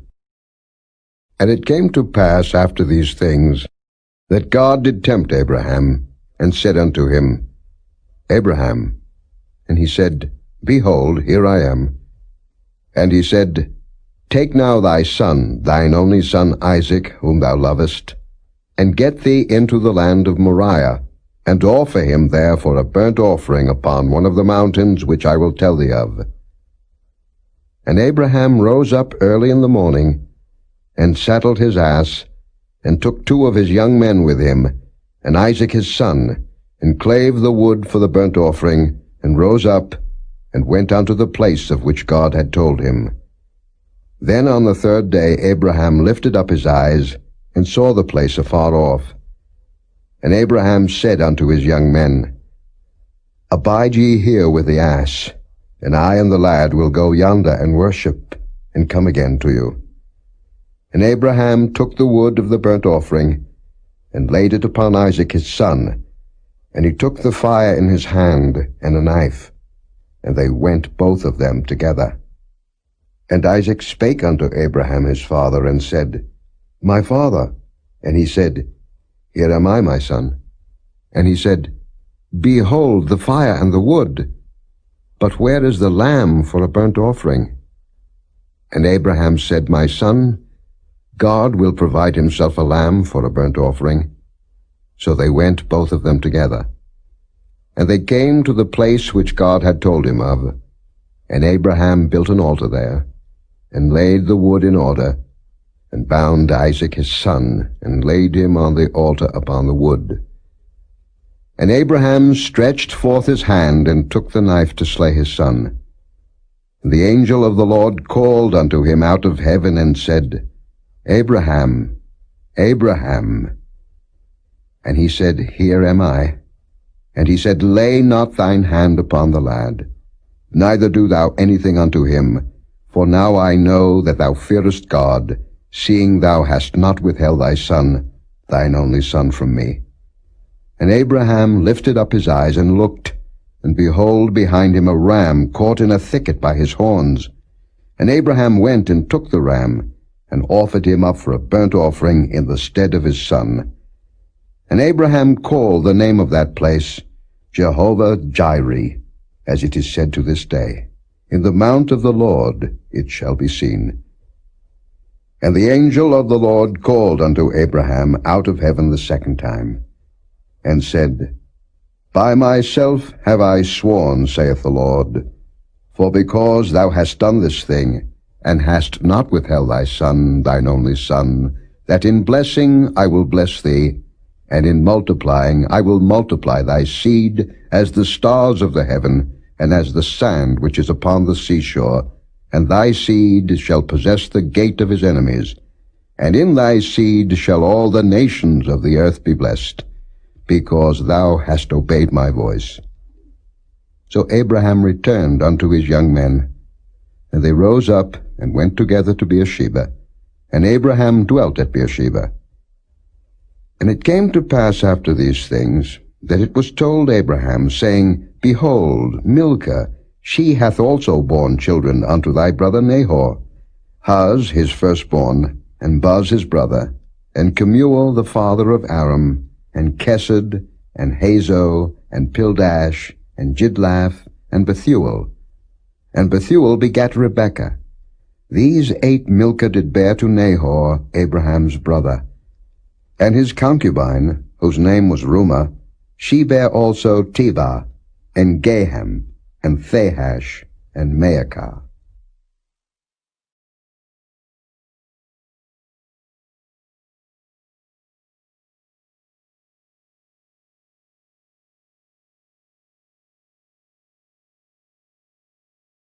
Chapter 23. And Sarah was 127 years old. These were the years of the life of Sarah. And Sarah died in Kirjath Arba, the same as Hebron in the land of Canaan. And Abraham came to mourn for Sarah, and to weep for her. And Abraham stood up from before his dead, and spake unto the sons of Heth, saying, I am a stranger and a sojourner with you. Give me a possession of a burying place with you, that I may bury my dead out of my sight. And the children of Heth answered Abraham, saying unto him, Hear us, my lord. Thou art a mighty prince among us. In the choice of our sepulchres bury thy dead. None of us shall withhold from thee his sepulchre, but that thou mayest bury thy dead. And Abraham stood up, and bowed himself to the people of the land, even to the children of Heth. And he communed with them, saying, If it be your mind that I should bury my dead out of my sight, hear me, and entreat for me to Ephron the son of Zohar, that he may give me the cave of Machpelah which he hath, which is in the end of his field. For as much money as it is worth, he shall give it me for a possession of a burying place amongst you. And Ephron dwelt among the children of Heth, and Ephron the Hittite answered Abraham in the audience of the children of Heth, even of all that went in at the gate of his city, saying, Nay, my lord, hear me. The field give I thee, and the cave that is therein, I give it thee. In the presence of the sons of my people give I it thee, bury thy dead. And Abraham bowed down himself before the people of the land. And he spake unto Ephron in the audience of the people of the land, saying, But if thou wilt give it, I pray thee hear me. I will give thee money for the field. Take it of me, and I will bury my dead there. And Ephron answered Abraham, saying unto him, My lord, hearken unto me. The land is worth 400 shekels of silver. What is that betwixt me and thee? Bury therefore thy dead. And Abraham hearkened unto Ephron, and Abraham weighed to Ephron the silver, which he had named in the audience of the sons of Heth, 400 shekels of silver, current money with the merchant. And the field of Ephron, which was in Machpelah, which was before Mamre, the field, and the cave which was therein, and all the trees that were in the field, that were in all the borders round about, were made sure unto Abraham for a possession in the presence of the children of Heth, before all that went in at the gate of his city. And after this, Abraham buried Sarah his wife in the cave of the field of Machpelah, before Mamre, the same as Hebron in the land of Canaan. And the field, and the cave that is therein, were made sure unto Abraham for a possession of a burying place by the sons of Heth.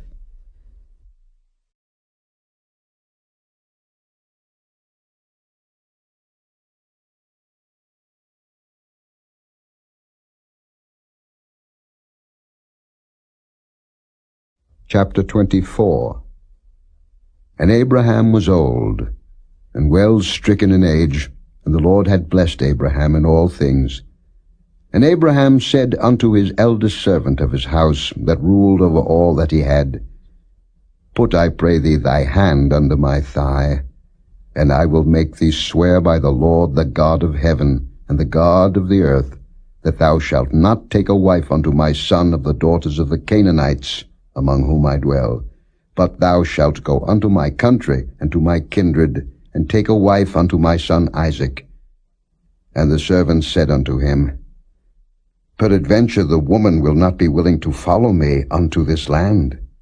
Must I needs bring thy son again unto the land from whence thou camest? And Abraham said unto him, Beware thou, that thou bring not my son thither again. The Lord God of heaven, which took me from my father's house, and from the land of my kindred, and which spake unto me, and that sware unto me, saying, Unto thy seed will I give this land, he shall send his angel before thee, and thou shalt take a wife unto my son from thence. And if the woman will not be willing to follow thee, then thou shalt be clear from this my oath, only bring not my son thither again. And the servant put his hand under the thigh of Abraham his master, and sware to him concerning that matter. And the servant took 10 camels of the camels of his master, and departed. For all the goods of his master were in his hand. And he arose, and went to Mesopotamia, unto the city of Nahor. And he made his camels to kneel down without the city by a well of water at the time of the evening, even the time that women go out to draw water. And he said, O Lord God of my master Abraham, I pray thee, send me good speed this day, and show kindness unto my master Abraham. Behold, I stand here by the well of water, and the daughters of the men of the city come out to draw water. And let it come to pass, that the damsel to whom I shall say, Let down thy pitcher, I pray thee, that I may drink. And she shall say, Drink, and I will give thy camels drink also. Let the same be she that thou hast appointed for thy servant Isaac, and thereby shall I know that thou hast showed kindness unto my master. And it came to pass, before he had done speaking, that behold, Rebekah came out, who was born to Bethuel, son of Milcah, the wife of Nahor, Abraham's brother, with her pitcher upon her shoulder. And the damsel was very fair to look upon, a virgin, neither had any man known her. And she went down to the well, and filled her pitcher, and came up. And the servant ran to meet her, and said, Let me, I pray thee, drink a little water of thy pitcher. And she said, Drink, my lord. And she hasted, and let down her pitcher upon her hand, and gave him drink. And when she had done giving him drink, she said, I will draw water for thy camels also, until they have done drinking. And she hasted, and emptied her pitcher into the trough, and ran again unto the well to draw water, and drew for all his camels. And the man wondering at her held his peace, to wit whether the Lord had made his journey prosperous or not. And it came to pass, as the camels had done drinking, that the man took a golden earring of 1/2 shekel weight, and 2 bracelets for her hands of 10 shekels weight of gold, and said, Whose daughter art thou? Tell me, I pray thee, is there room in thy father's house for us to lodge in? And she said unto him, I am the daughter of Bethuel, the son of Milcah, which she bare unto Nahor. She said moreover unto him, We have both straw and provender enough, and room to lodge in. And the man bowed down his head, and worshipped the Lord. And he said, Blessed be the Lord God of my master Abraham, who hath not left destitute my master of his mercy and his truth. I being in the way, the Lord led me to the house of my master's brethren. And the damsel ran, and told them of her mother's house these things. And Rebekah had a brother, and his name was Laban. And Laban ran out unto the man unto the well. And it came to pass, when he saw the earring and bracelets upon his sister's hands, and when he heard the words of Rebekah his sister, saying, Thus spake the man unto me, that he came unto the man, and behold, he stood by the camels at the well. And he said, Come in, thou blessed of the Lord, wherefore standest thou without? For I have prepared the house and room for the camels. And the man came into the house, and he ungirded his camels, and gave straw and provender for the camels, and water to wash his feet, and the men's feet that were with him. And there was set meat before him to eat. But he said, I will not eat, until I have told mine errand. And he said, Speak on. And he said, I am Abraham's servant, and the Lord hath blessed my master greatly, and he is become great. And he hath given him flocks, and herds, and silver, and gold, and men servants, and maid servants, and camels, and asses. And Sarah my master's wife bare a son to my master when she was old, and unto him hath he given all that he hath. And my master made me swear, saying, Thou shalt not take a wife to my son of the daughters of the Canaanites, in whose land I dwell, but thou shalt go unto my father's house, and to my kindred, and take a wife unto my son. And I said unto my master, Peradventure the woman will not follow me. And he said unto me, The Lord, before whom I walk, will send his angel with thee, and prosper thy way. And thou shalt take a wife for my son of my kindred, and of my father's house. Then shalt thou be clear from this my oath, when thou comest to my kindred. And if they give not thee one, thou shalt be clear from my oath. And I came this day unto the well, and said, O Lord God of my master Abraham, if now thou do prosper my way which I go, behold, I stand by the well of water, and it shall come to pass, that when the virgin cometh forth to draw water, and I say to her, Give me, I pray thee, a little water of thy pitcher to drink, and she say to me, Both drink thou, and I will also draw for thy camels, let the same be the woman whom the Lord hath appointed out for my master's son. And before I had done speaking in mine heart, behold, Rebekah came forth with her pitcher on her shoulder, and she went down unto the well, and drew water. And I said unto her, Let me drink, I pray thee. And she made haste, and let down her pitcher from her shoulder, and said, Drink, and I will give thy camels drink also. So I drank, and she made the camels drink also. And I asked her, and said, Whose daughter art thou? And she said, The daughter of Bethuel, Nahor's son, whom Milcah bare unto him. And I put the earring upon her face, and the bracelets upon her hands.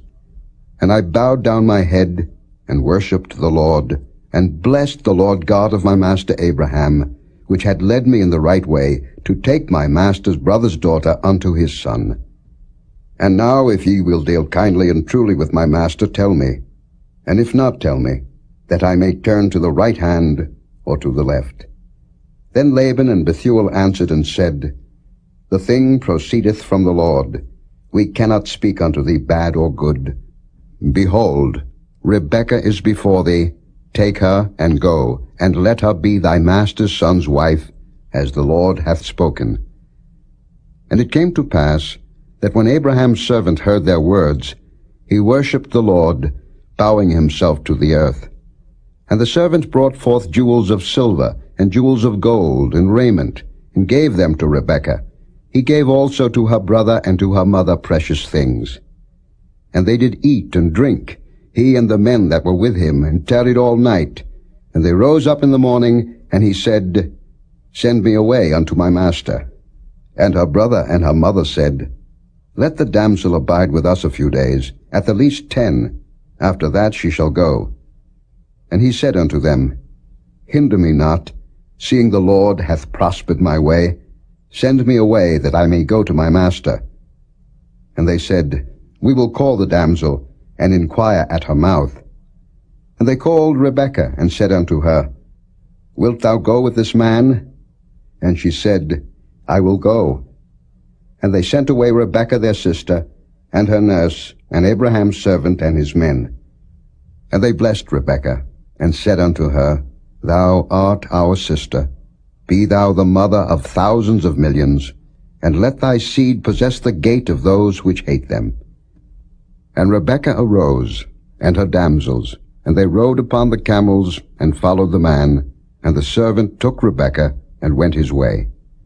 And Isaac came from the way of the well, Lahairoi, for he dwelt in the south country. And Isaac went out to meditate in the field at the eventide. And he lifted up his eyes, and saw, and behold, the camels were coming. And Rebekah lifted up her eyes, and when she saw Isaac, she lighted off the camel. For she had said unto the servant, What man is this that walketh in the field to meet us? And the servant had said, It is my master. Therefore she took a veil and covered herself. And the servant told Isaac all things that he had done.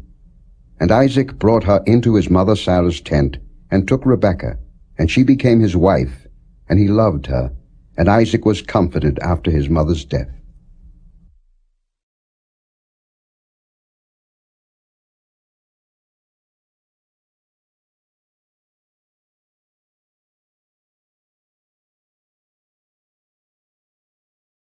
Chapter 25. Then again Abraham took a wife, and her name was Keturah. And she bare him Zimran, and Jokshan, and Medan, and Midian, and Ishbak, and Shua. And Jokshan begat Sheba, and Dedan. And the sons of Dedan were Ashurim, and Letushim, and Leumim. And the sons of Midian, Ephah, and Ephah, and Hanok, and Abidah, and Eldaah. All these were the children of Keturah. And Abraham gave all that he had unto Isaac.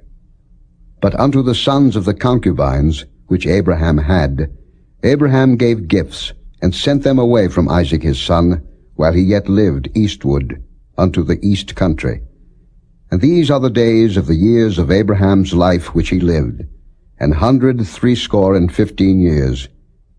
Then Abraham gave up the ghost, and died in a good old age, an old man and full of years, and was gathered to his people. And his sons Isaac and Ishmael buried him in the cave of Machpelah, in the field of Ephron the son of Zoar the Hittite, which is before Mamre. The field which Abraham purchased of the sons of Heth, there was Abraham buried, and Sarah his wife.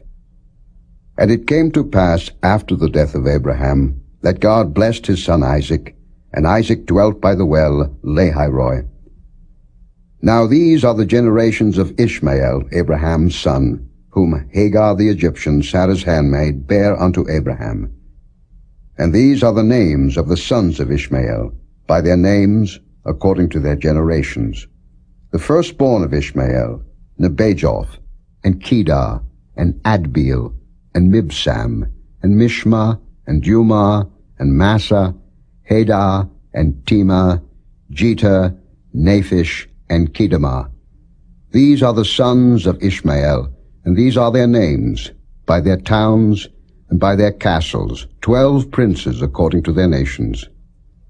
And these are the years of the life of Ishmael, 137 years. And he gave up the ghost and died, and was gathered unto his people. And they dwelt from Havilah unto Shur, that is before Egypt, as thou goest toward Assyria, and he died in the presence of all his brethren. And these are the generations of Isaac, Abraham's son. Abraham begat Isaac. And Isaac was 40 years old when he took Rebekah to wife, the daughter of Bethuel the Syrian of Padan Aram, the sister to Laban the Syrian.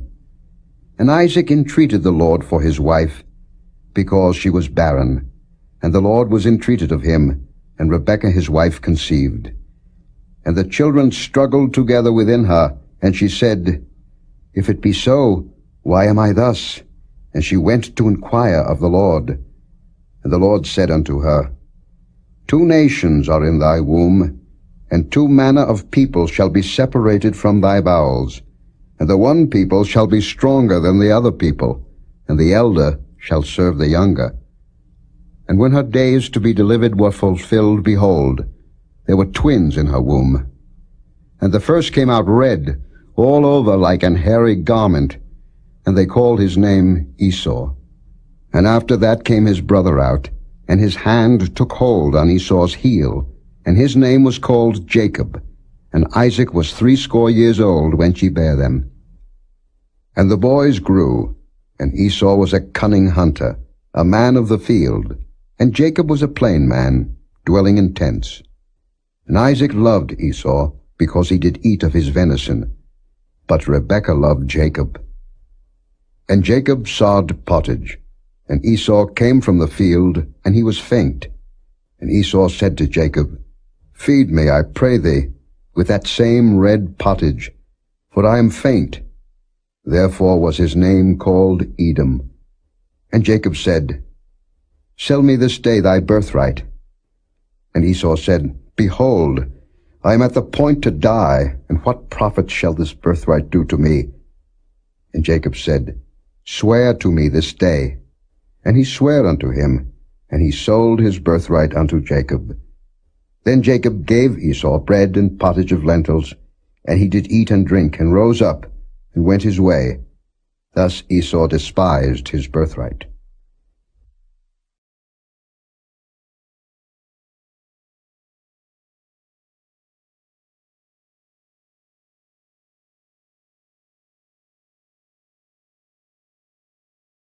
Chapter 26.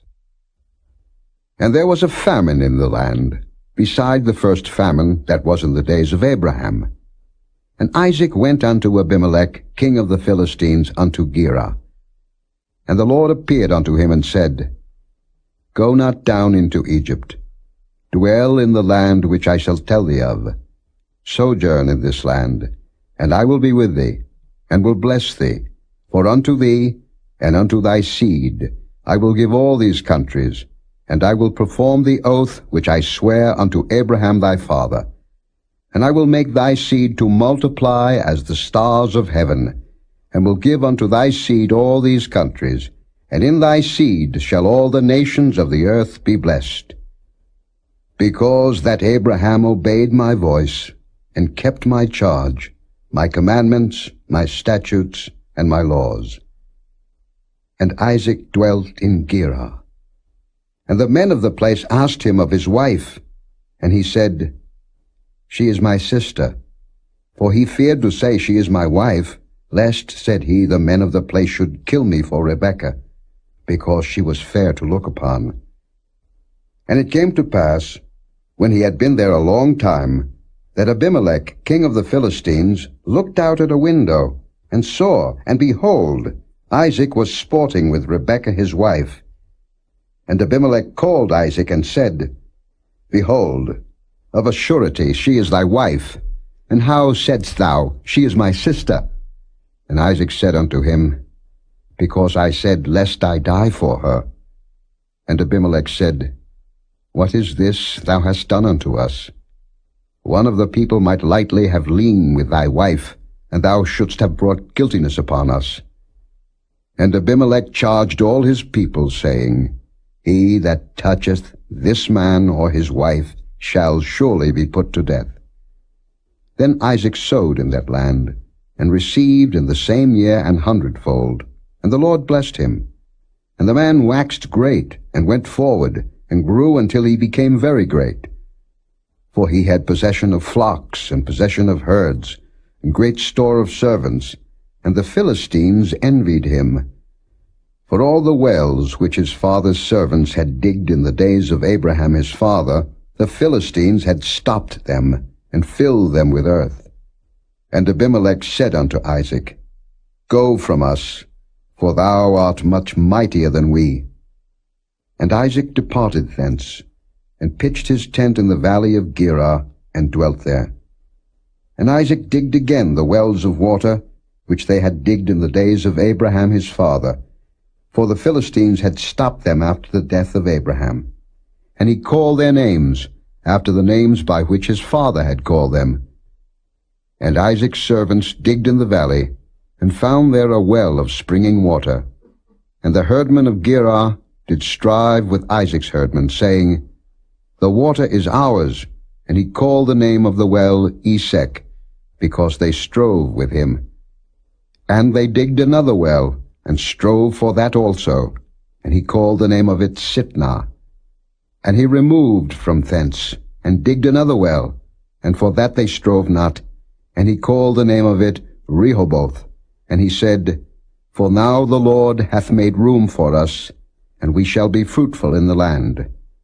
And he went up from thence to Beersheba. And the Lord appeared unto him the same night, and said, I am the God of Abraham thy father. Fear not, for I am with thee, and will bless thee, and multiply thy seed for my servant Abraham's sake. And he builded an altar there, and called upon the name of the Lord, and pitched his tent there, and there Isaac's servants digged a well. Then Abimelech went to him from Gerar, and Ahuzzath one of his friends, and Phicol the chief captain of his army.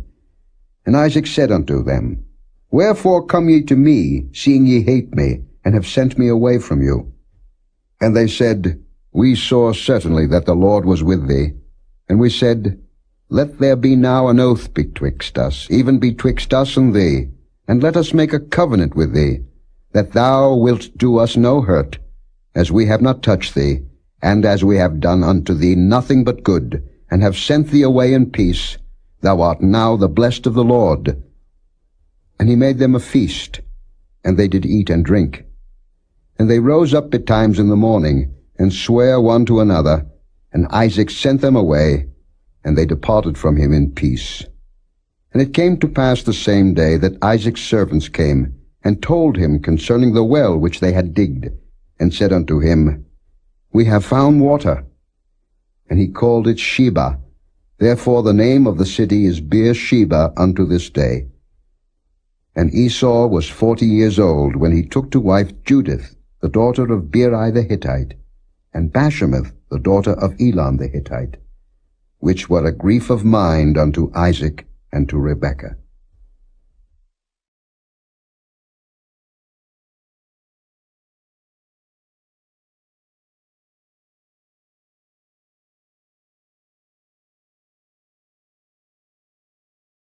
Chapter 27.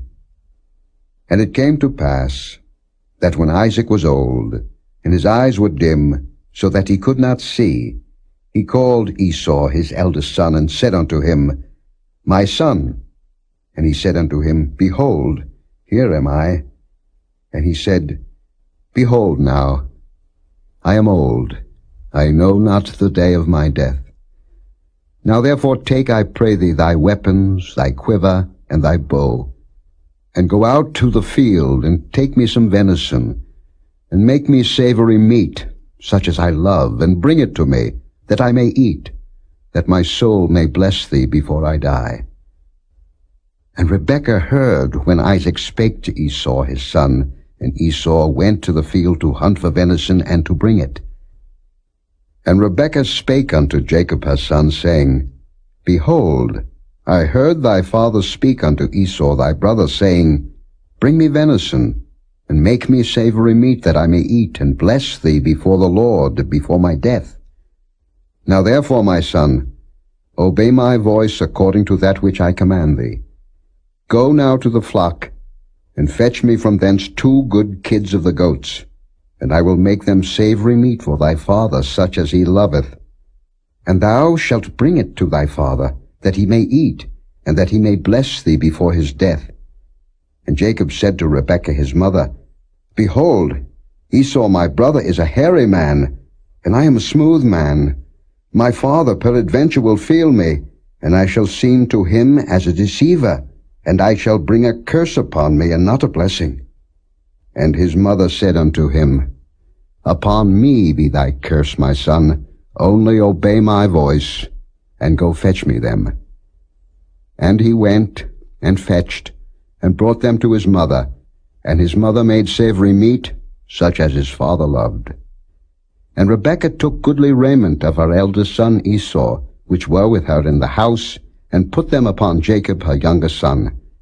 And she put the skins of the kids of the goats upon his hands, and upon the smooth of his neck. And she gave the savory meat and the bread, which she had prepared, into the hand of her son Jacob. And he came unto his father, and said, My father. And he said, Here am I. Who art thou, my son? And Jacob said unto his father, I am Esau, thy firstborn. I have done according as thou badest me. Arise, I pray thee, sit and eat of my venison, that thy soul may bless me. And Isaac said unto his son, How is it that thou hast found it so quickly, my son? And he said, Because the Lord thy God brought it to me. And Isaac said unto Jacob, Come near, I pray thee, that I may feel thee, my son, whether thou be my very son Esau or not. And Jacob went near unto Isaac his father, and he felt him, and said, The voice is Jacob's voice, but the hands are the hands of Esau. And he discerned him not, because his hands were hairy, as his brother Esau's hands. So he blessed him. And he said, Art thou my very son Esau? And he said, I am. And he said, Bring it near to me, and I will eat of my son's venison, that my soul may bless thee. And he brought it near to him, and he did eat, and he brought him wine, and he drank. And his father Isaac said unto him, Come near now, and kiss me, my son. And he came near, and kissed him, and he smelled the smell of his raiment, and blessed him, and said, See, the smell of my son is as the smell of a field which the Lord hath blessed. Therefore God give thee of the dew of heaven, and the fatness of the earth, and plenty of corn and wine. Let people serve thee, and nations bow down to thee. Be Lord over thy brethren, and let thy mother's sons bow down to thee. Cursed be every one that curseth thee, and blessed be he that blesseth thee. And it came to pass, as soon as Isaac had made an end of blessing Jacob, and Jacob was yet scarce gone out from the presence of Isaac his father, that Esau his brother came in from his hunting. And he also had made savory meat, and brought it unto his father, and said unto his father, Let my father arise, and eat of his son's venison, that thy soul may bless me. And Isaac his father said unto him, Who art thou? And he said, I am thy son, thy firstborn Esau. And Isaac trembled very exceedingly, and said, Who? Where is he that hath taken venison, and brought it me? And I have eaten of all before thou camest, and have blessed him. Yea, and he shall be blessed. And when Esau heard the words of his father, he cried with a great and exceeding bitter cry, and said unto his father, Bless me, even me also, O my father. And he said, Thy brother came with subtlety, and hath taken away thy blessing. And he said, Is not he rightly named Jacob? For he hath supplanted me these 2 times. He took away my birthright, and behold, now he hath taken away my blessing.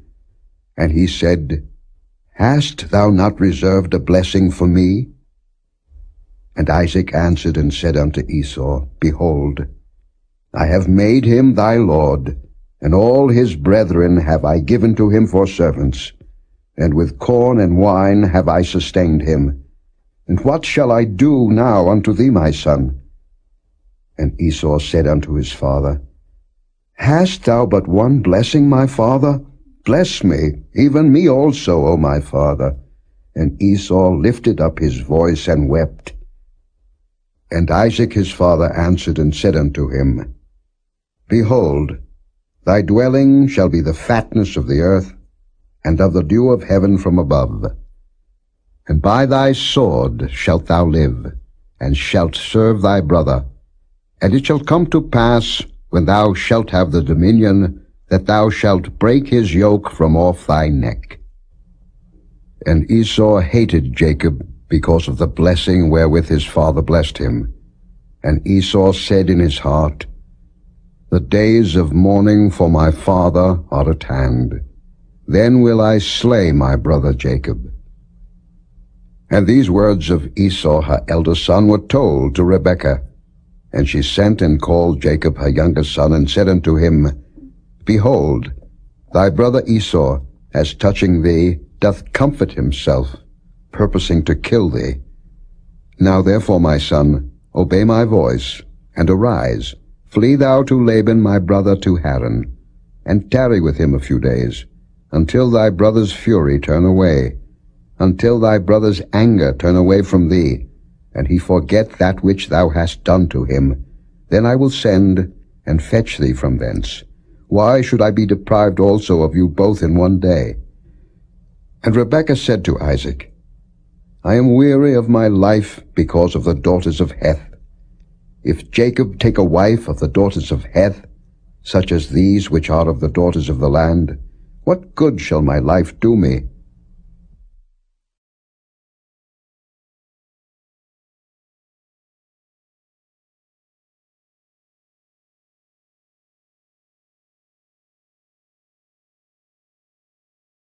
Chapter 28. And Isaac called Jacob, and blessed him, and charged him, and said unto him, Thou shalt not take a wife of the daughters of Canaan. Arise, go to Padan-aram, to the house of Bethuel thy mother's father, and take thee a wife from thence of the daughters of Laban thy mother's brother.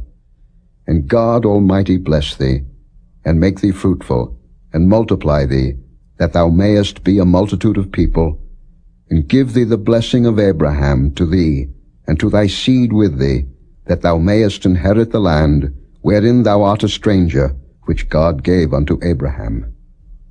And Isaac sent away Jacob, and he went to Padan-aram unto Laban, son of Bethuel the Syrian, the brother of Rebekah, Jacob's and Esau's mother.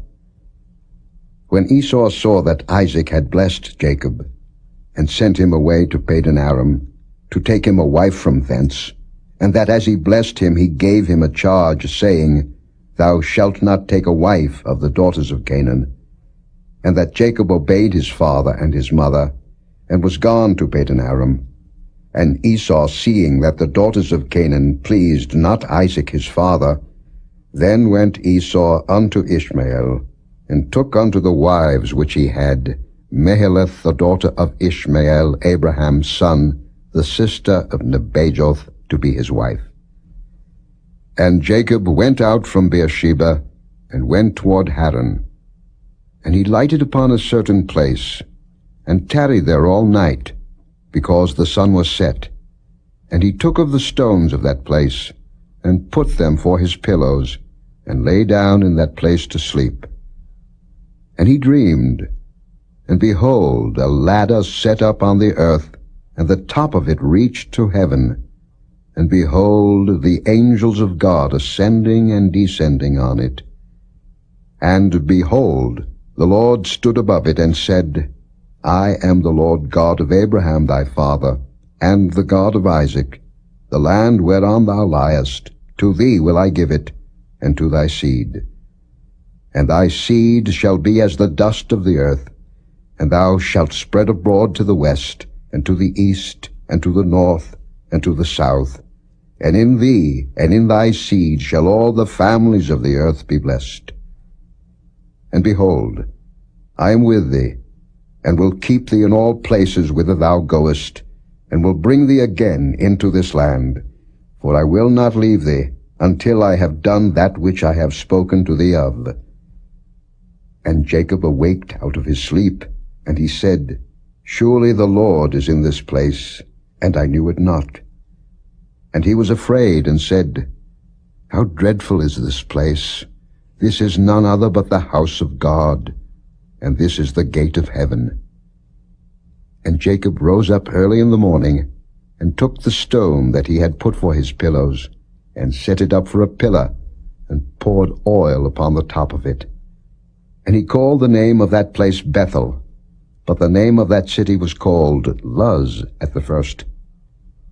And Jacob vowed a vow, saying, If God will be with me, and will keep me in this way that I go, and will give me bread to eat, and raiment to put on, so that I come again to my father's house in peace, then shall the Lord be my God, and this stone, which I have set for a pillar, shall be God's house, and of all that thou shalt give me, I will surely give the 10th unto thee.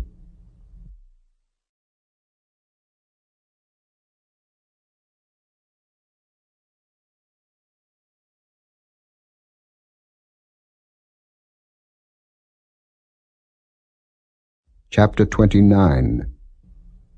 Then Jacob went on his journey, and came into the land of the people of the east. And he looked, and behold, a well in the field, and lo, there were 3 flocks of sheep lying by it.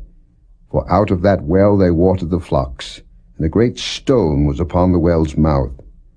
And thither were all the flocks gathered, They rolled the stone from the well's mouth, and watered the sheep, and put the stone again upon the well's mouth in his place.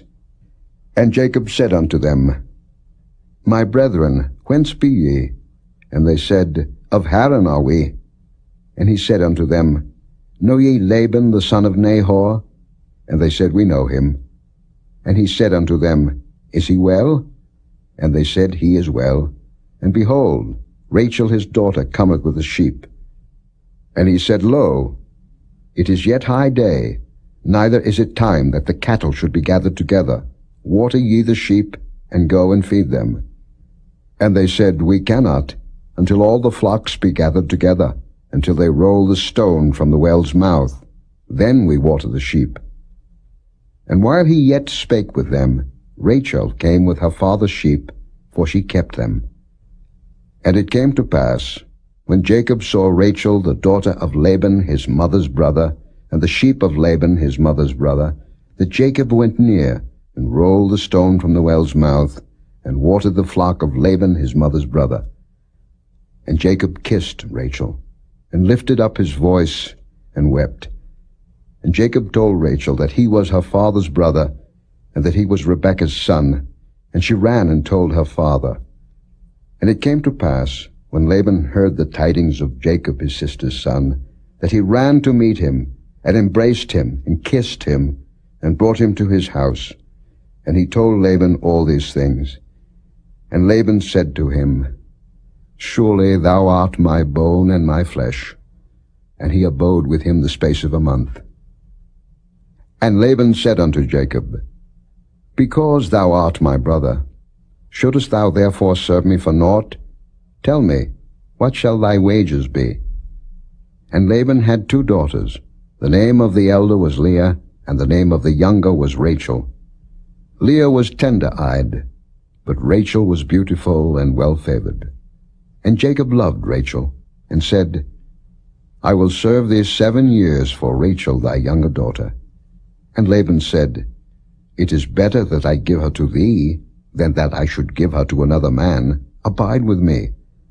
And Jacob served 7 years for Rachel, and they seemed unto him but a few days, for the love he had to her.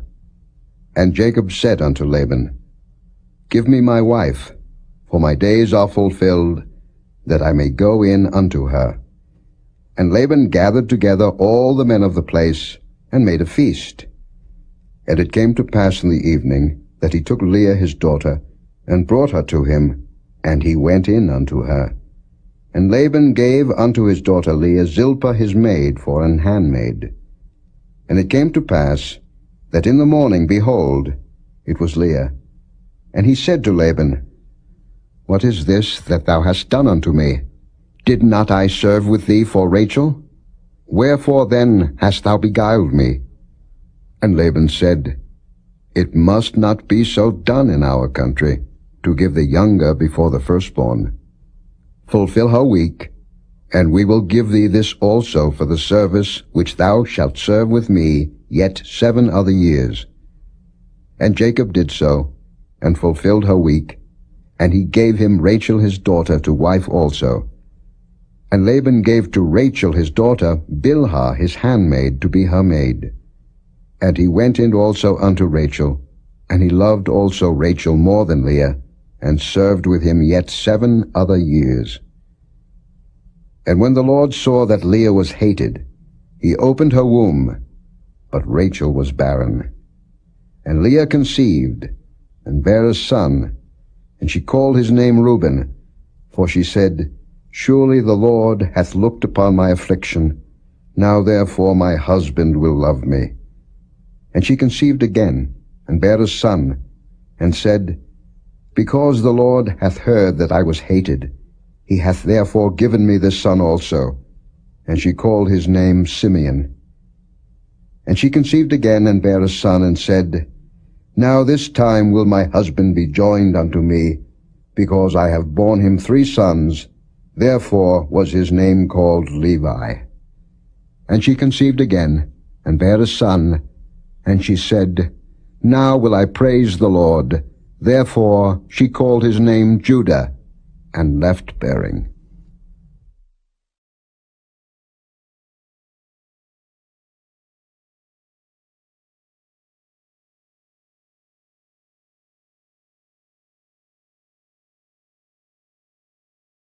Chapter 30.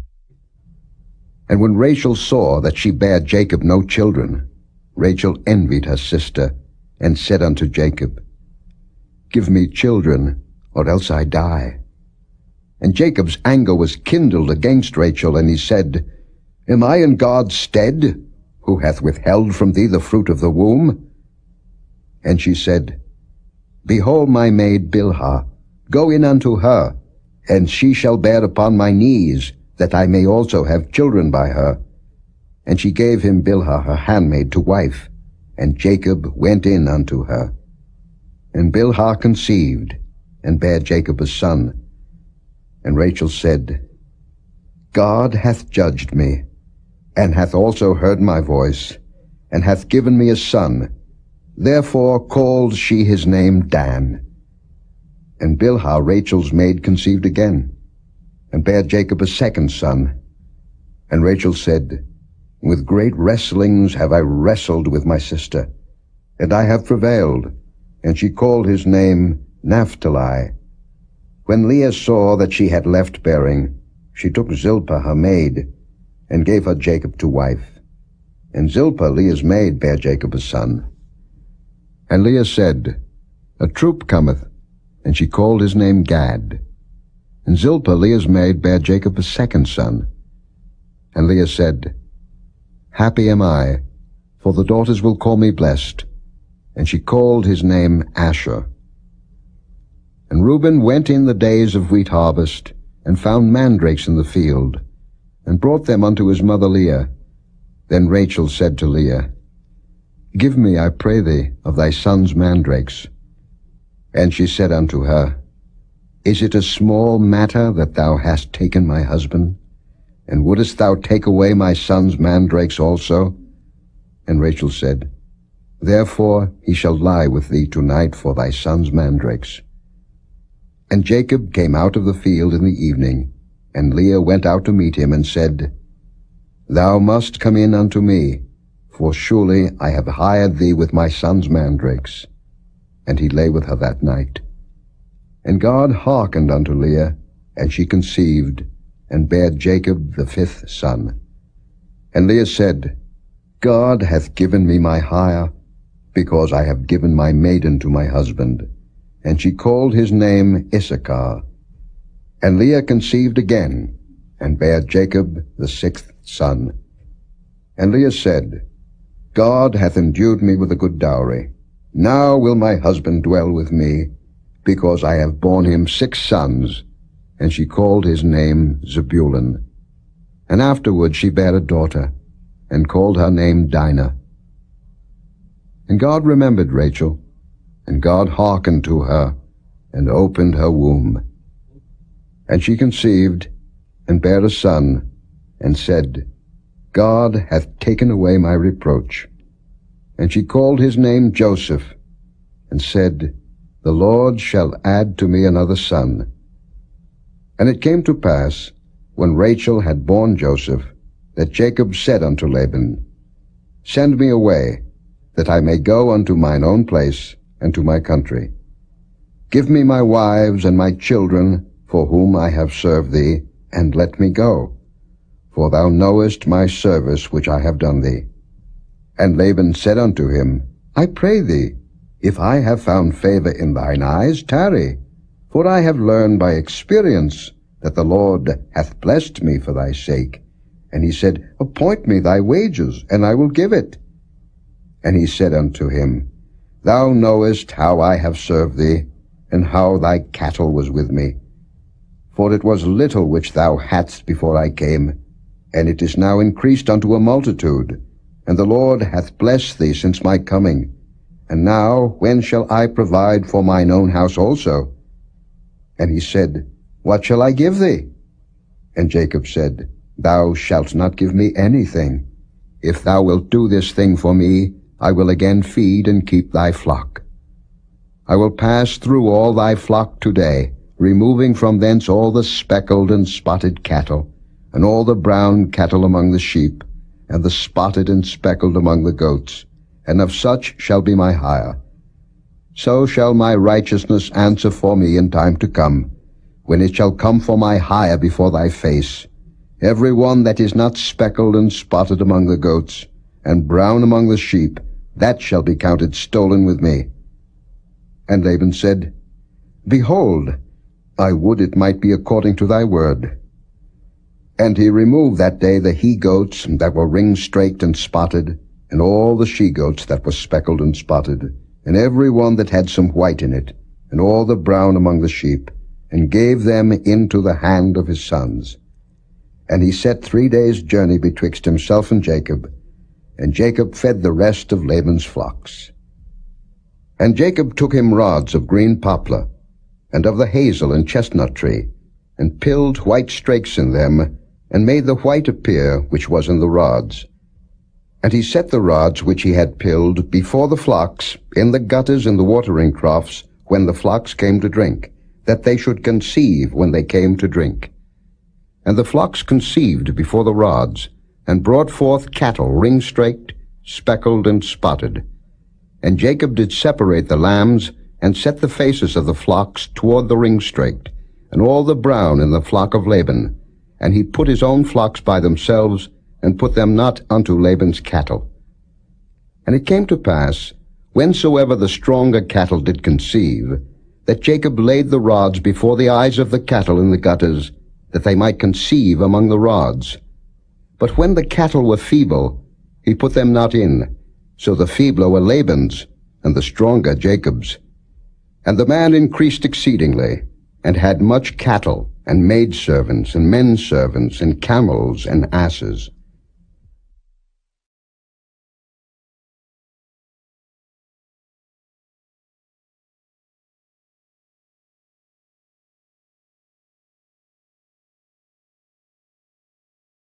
Chapter 31. And he heard the words of Laban's sons, saying, Jacob hath taken away all that was our father's, and of that which was our father's hath he gotten all this glory. And Jacob beheld the countenance of Laban, and behold, it was not toward him as before. And the Lord said unto Jacob, Return unto the land of thy fathers, and to thy kindred, and I will be with thee.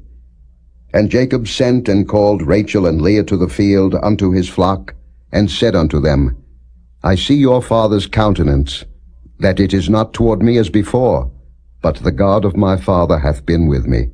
And ye know that with all my power I have served your father.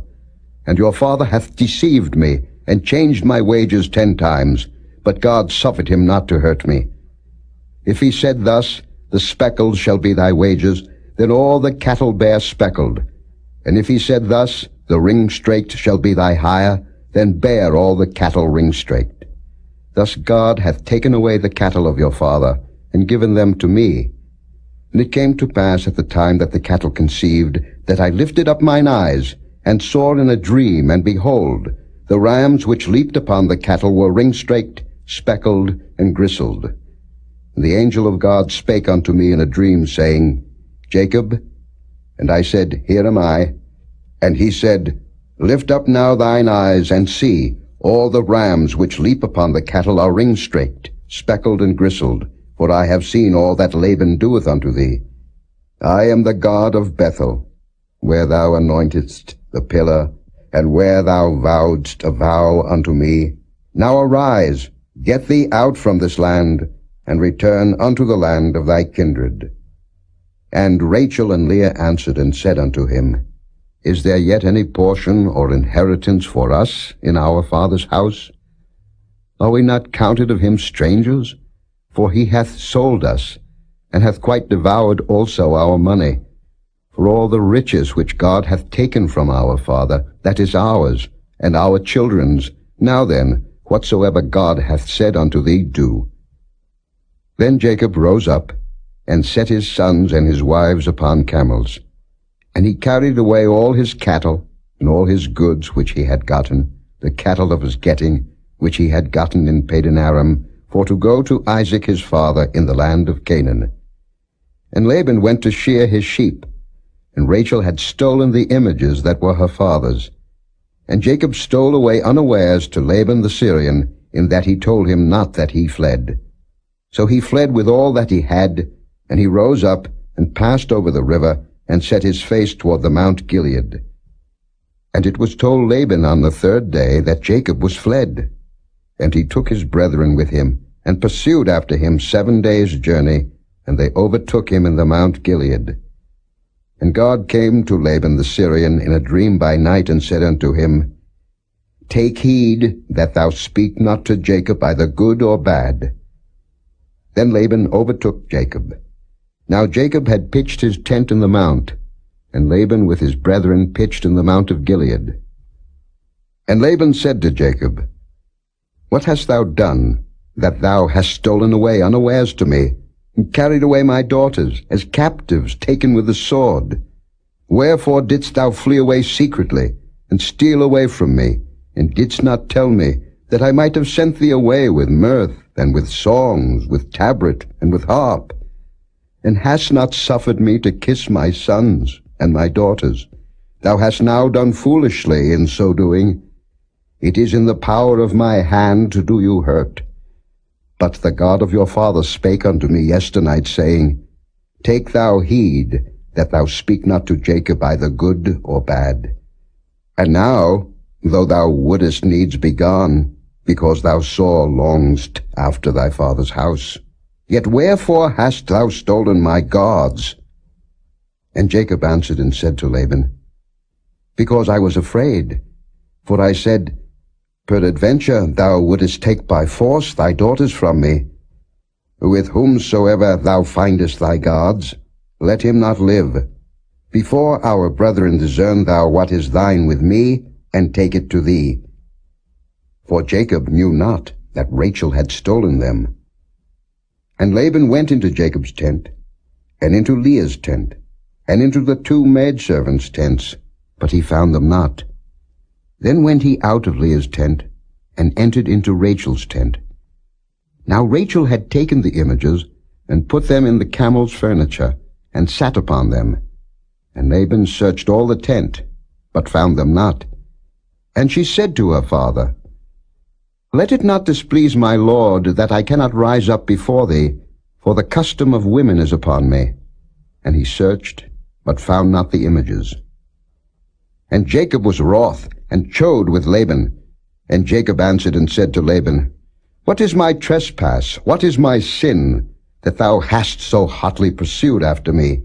Whereas thou hast searched all my stuff, what hast thou found of all thy household stuff? Set it here before my brethren and thy brethren, that they may judge betwixt us both. This 20 years have I been with thee.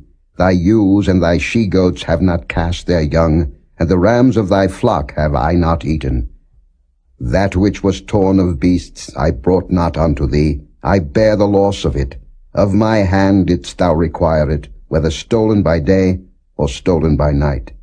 Thus I was, in the day the drought consumed me, and the frost by night, and my sleep departed from mine eyes. Thus have I been 20 years in thy house. I served thee 14 years for thy 2 daughters, and 6 years for thy cattle, and thou hast changed my wages 10 times. Except the God of my father, the God of Abraham, and the fear of Isaac had been with me, surely thou hadst sent me away now empty.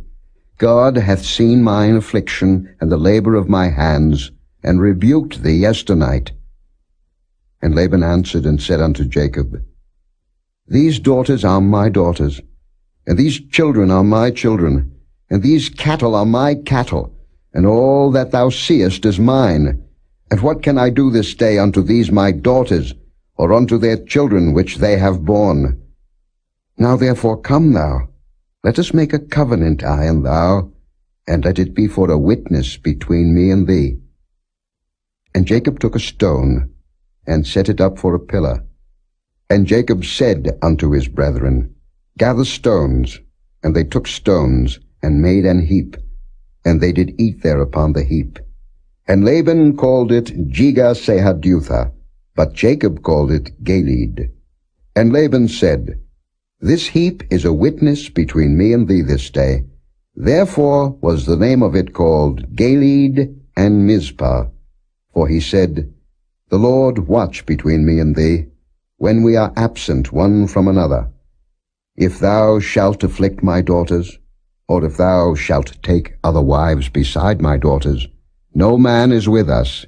See, God is witness betwixt me and thee. And Laban said to Jacob, Behold this heap, and behold this pillar, which I have cast betwixt me and thee. This heap be witness, and this pillar be witness, that I will not pass over this heap to thee, and that thou shalt not pass over this heap and this pillar unto me for harm. The God of Abraham, and the God of Nahor, the God of their father, judge betwixt us. And Jacob sware by the fear of his father Isaac. Then Jacob offered sacrifice upon the mount, and called his brethren to eat bread. And they did eat bread, and tarried all night in the mount. And early in the morning Laban rose up, and kissed his sons and his daughters, and blessed them. And Laban departed, and returned unto his place.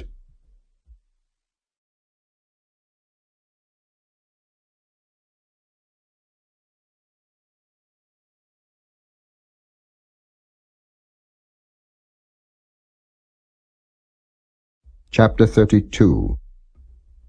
And Jacob went on his way, and the angels of God met him. And when Jacob saw them, he said, This is God's host. And he called the name of that place Mahanaim. And Jacob sent messengers before him to Esau his brother unto the land of Seir, the country of Edom. And he commanded them, saying, Thus shall ye speak unto my lord Esau. Thy servant Jacob saith thus, I have sojourned with Laban, and stayed there until now. And I have oxen, and asses, flocks, and men servants, and women servants, and I have sent to tell my lord, that I may find grace in thy sight.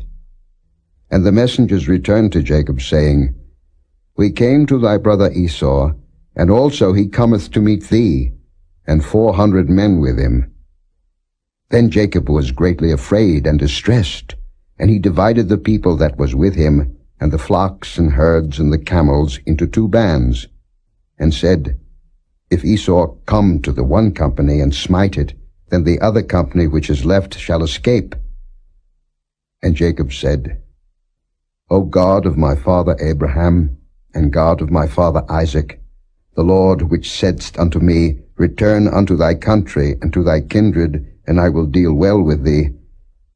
I am not worthy of the least of all the mercies, and of all the truth which thou hast showed unto thy servant. For with my staff I passed over this Jordan, and now I am become 2 bands. Deliver me, I pray thee, from the hand of my brother, from the hand of Esau, for I fear him, lest he will come and smite me, and the mother with the children. And thou saidst, I will surely do thee good, and make thy seed as the sand of the sea, which cannot be numbered for multitude. And he lodged there that same night, and took of that which came to his hand a present for Esau his brother, 200 she-goats, and 20 he-goats, 200 ewes, and 20 rams, 30 milch camels with their colts, 40 kine, and 10 bulls, 20 she-asses, and 10 foals. And he delivered them into the hand of his servants, every drove by themselves, and said unto his servants, Pass over before me, and put a space betwixt drove and drove. And he commanded the foremost, saying, When Esau my brother meeteth thee, and asketh thee, saying, Whose art thou? And whither goest thou? And whose are these before thee? Then thou shalt say, They be thy servant Jacob's. It is a present sent unto my lord Esau, and behold, also he is behind us. And so commanded he the second and the third, and all that followed the drove, saying, On this manner shall ye speak unto Esau when ye find him. And say ye moreover, Behold, thy servant Jacob is behind us. For he said, I will appease him with the present that goeth before me, and afterward I will see his face. Peradventure he will accept of me. So went the present over before him, and himself lodged that night in the company. And he rose up that night, and took his 2 wives, and his 2 women servants, and his 11 sons, and passed over the ford Jabbok. And he took them, and sent them over the brook, and sent over that he had. And Jacob was left alone, and there wrestled a man with him until the breaking of the day. And when he saw that he prevailed not against him, he touched the hollow of his thigh, and the hollow of Jacob's thigh was out of joint as he wrestled with him. And he said, Let me go, for the day breaketh. And he said, I will not let thee go, except thou bless me. And he said unto him, What is thy name? And he said, Jacob. And he said, Thy name shall be called no more Jacob, but Israel. For as a prince hast thou power with God and with men, and hast prevailed. And Jacob asked him and said, Tell me, I pray thee, thy name. And he said, Wherefore is it that thou dost ask after my name? And he blessed him there. And Jacob called the name of the place Peniel, for I have seen God face to face, and my life is preserved. And as he passed over Penuel, the sun rose upon him, and he halted upon his thigh. Therefore the children of Israel eat not of the sinew which shrank, which is upon the hollow of the thigh unto this day, because he touched the hollow of Jacob's thigh in the sinew that shrank.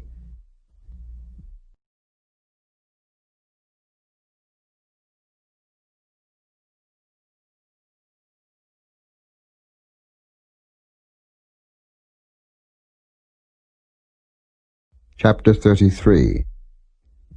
And Jacob lifted up his eyes, and looked, and behold, Esau came, and with him 400 men. And he divided the children unto Leah, and unto Rachel, and unto the 2 handmaids. And he put the handmaids and their children foremost, and Leah and her children after, and Rachel and Joseph hindermost. And he passed over before them, and bowed himself to the ground 7 times, until he came near to his brother.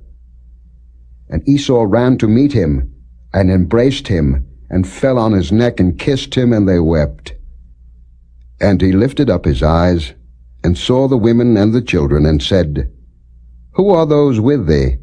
And he said, The children which God hath graciously given thy servant. Then the handmaidens came near, they and their children, and they bowed themselves. And Leah also with her children came near, and bowed themselves. And after came Joseph near, and Rachel, and they bowed themselves. And he said, What meanest thou by all this drove which I met?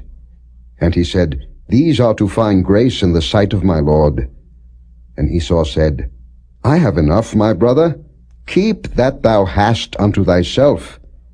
And Jacob said, Nay, I pray thee, if now I have found grace in thy sight, then receive my present at my hand. For therefore I have seen thy face, as though I had seen the face of God, and thou wast pleased with me. Take, I pray thee, my blessing that is brought to thee, because God hath dealt graciously with me, and because I have enough. And he urged him, and he took it. And he said, Let us take our journey, and let us go, and I will go before thee. And he said unto him, My Lord knoweth that the children are tender, and the flocks and herds with young are with me. And if men should overdrive them one day, all the flock will die. Let my Lord, I pray thee, pass over before his servant, and I will lead on softly, according as the cattle that goeth before me, and the children be able to endure, until I come unto my Lord unto Seir. And Esau said, Let me now leave with thee some of the folk that are with me. And he said, What needeth it? Let me find grace in the sight of my Lord. So Esau returned that day on his way unto Seir. And Jacob journeyed to Succoth, and built him an house, and made booths for his cattle. Therefore the name of the place is called Succoth. And Jacob came to Shalem, a city of Shechem, which is in the land of Canaan, when he came from Padan Aram, and pitched his tent before the city. And he bought a parcel of a field, where he had spread his tent, at the hand of the children of Hamor, Shechem's father, for 100 pieces of money. And he erected there an altar, and called it El Elohe Israel.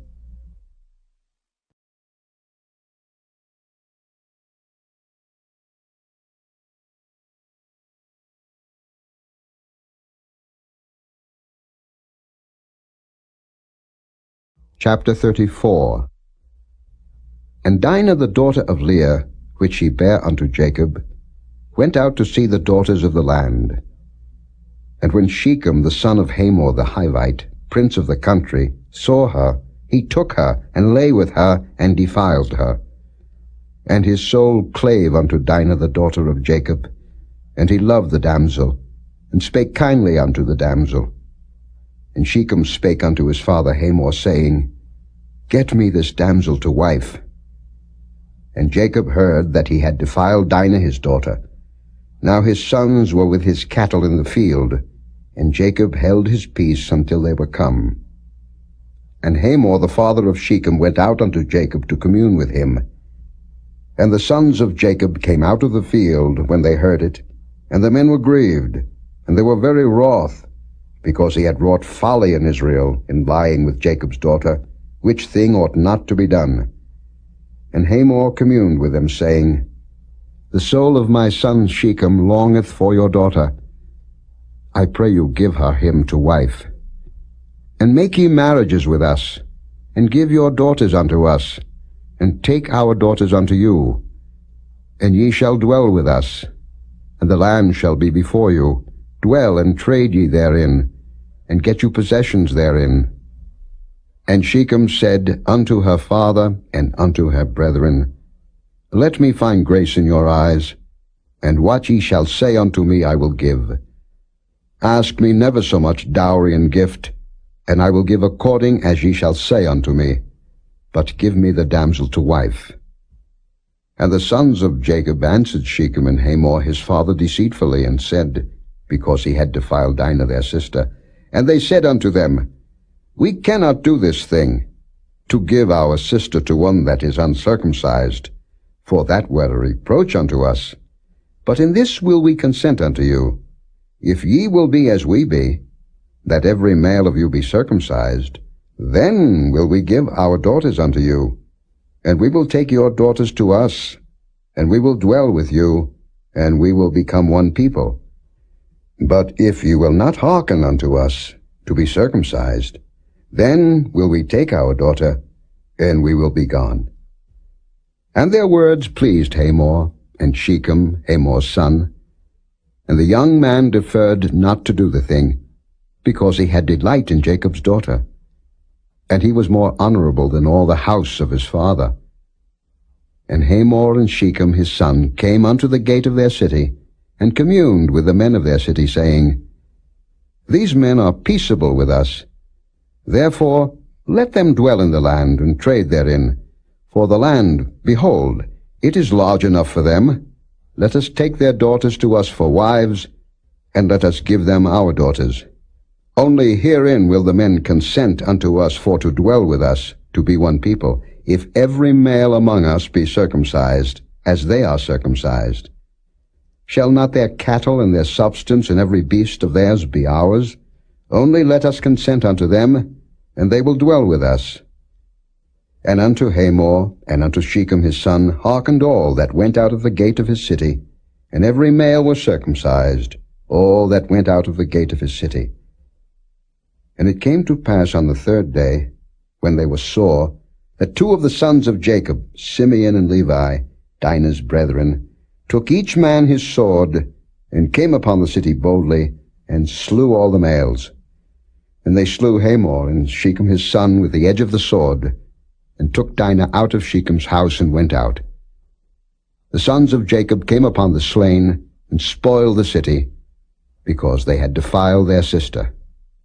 They took their sheep, and their oxen, and their asses, and that which was in the city, and that which was in the field, and all their wealth, and all their little ones, and their wives took they captive, and spoiled even all that was in the house. And Jacob said to Simeon and Levi, Ye have troubled me to make me to stink among the inhabitants of the land, among the Canaanites and the Perizzites, and I being few in number, they shall gather themselves together against me and slay me, and I shall be destroyed, I and my house. And they said, Should he deal with our sister as with an harlot?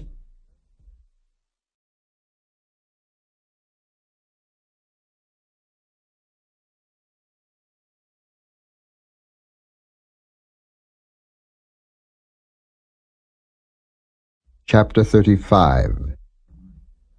And God said unto Jacob, Arise, go up to Bethel, and dwell there, and make there an altar unto God, that appeared unto thee when thou fleddest from the face of Esau thy brother. Then Jacob said unto his household, and to all that were with him, Put away the strange gods that are among you, and be clean, and change your garments. And let us arise, and go up to Bethel, and I will make there an altar unto God, who answered me in the day of my distress, and was with me in the way which I went. And they gave unto Jacob all the strange gods which were in their hand, and all their earrings which were in their ears, and Jacob hid them under the oak which was by Shechem. And they journeyed, and the terror of God was upon the cities that were round about them, and they did not pursue after the sons of Jacob. So Jacob came to Luz, which is in the land of Canaan, that is Bethel, he and all the people that were with him. And he built there an altar, and called the place El Bethel, because there God appeared unto him when he fled from the face of his brother. But Deborah, Rebekah's nurse, died, and she was buried beneath Bethel under an oak, and the name of it was called Allon-Bacuth. And God appeared unto Jacob again, when he came out of Padan Aram, and blessed him. And God said unto him, Thy name is Jacob. Thy name shall not be called any more Jacob, but Israel shall be thy name. And he called his name Israel. And God said unto him, I am God Almighty. Be fruitful and multiply. A nation and a company of nations shall be of thee, and kings shall come out of thy loins. And the land which I gave Abraham and Isaac, to thee I will give it, and to thy seed after thee will I give the land. And God went up from him in the place where he talked with him. And Jacob set up a pillar in the place where he talked with him, even a pillar of stone. And he poured a drink offering thereon, and he poured oil thereon. And Jacob called the name of the place where God spake with him, Bethel. And they journeyed from Bethel, and there was but a little way to come to Ephrath, and Rachel travailed, and she had hard labor. And it came to pass, when she was in hard labor, that the midwife said unto her, Fear not, thou shalt have this son also. And it came to pass, as her soul was in departing, for she died, that she called his name Benoni, but his father called him Benjamin. And Rachel died, and was buried in the way to Ephrath, which is Bethlehem.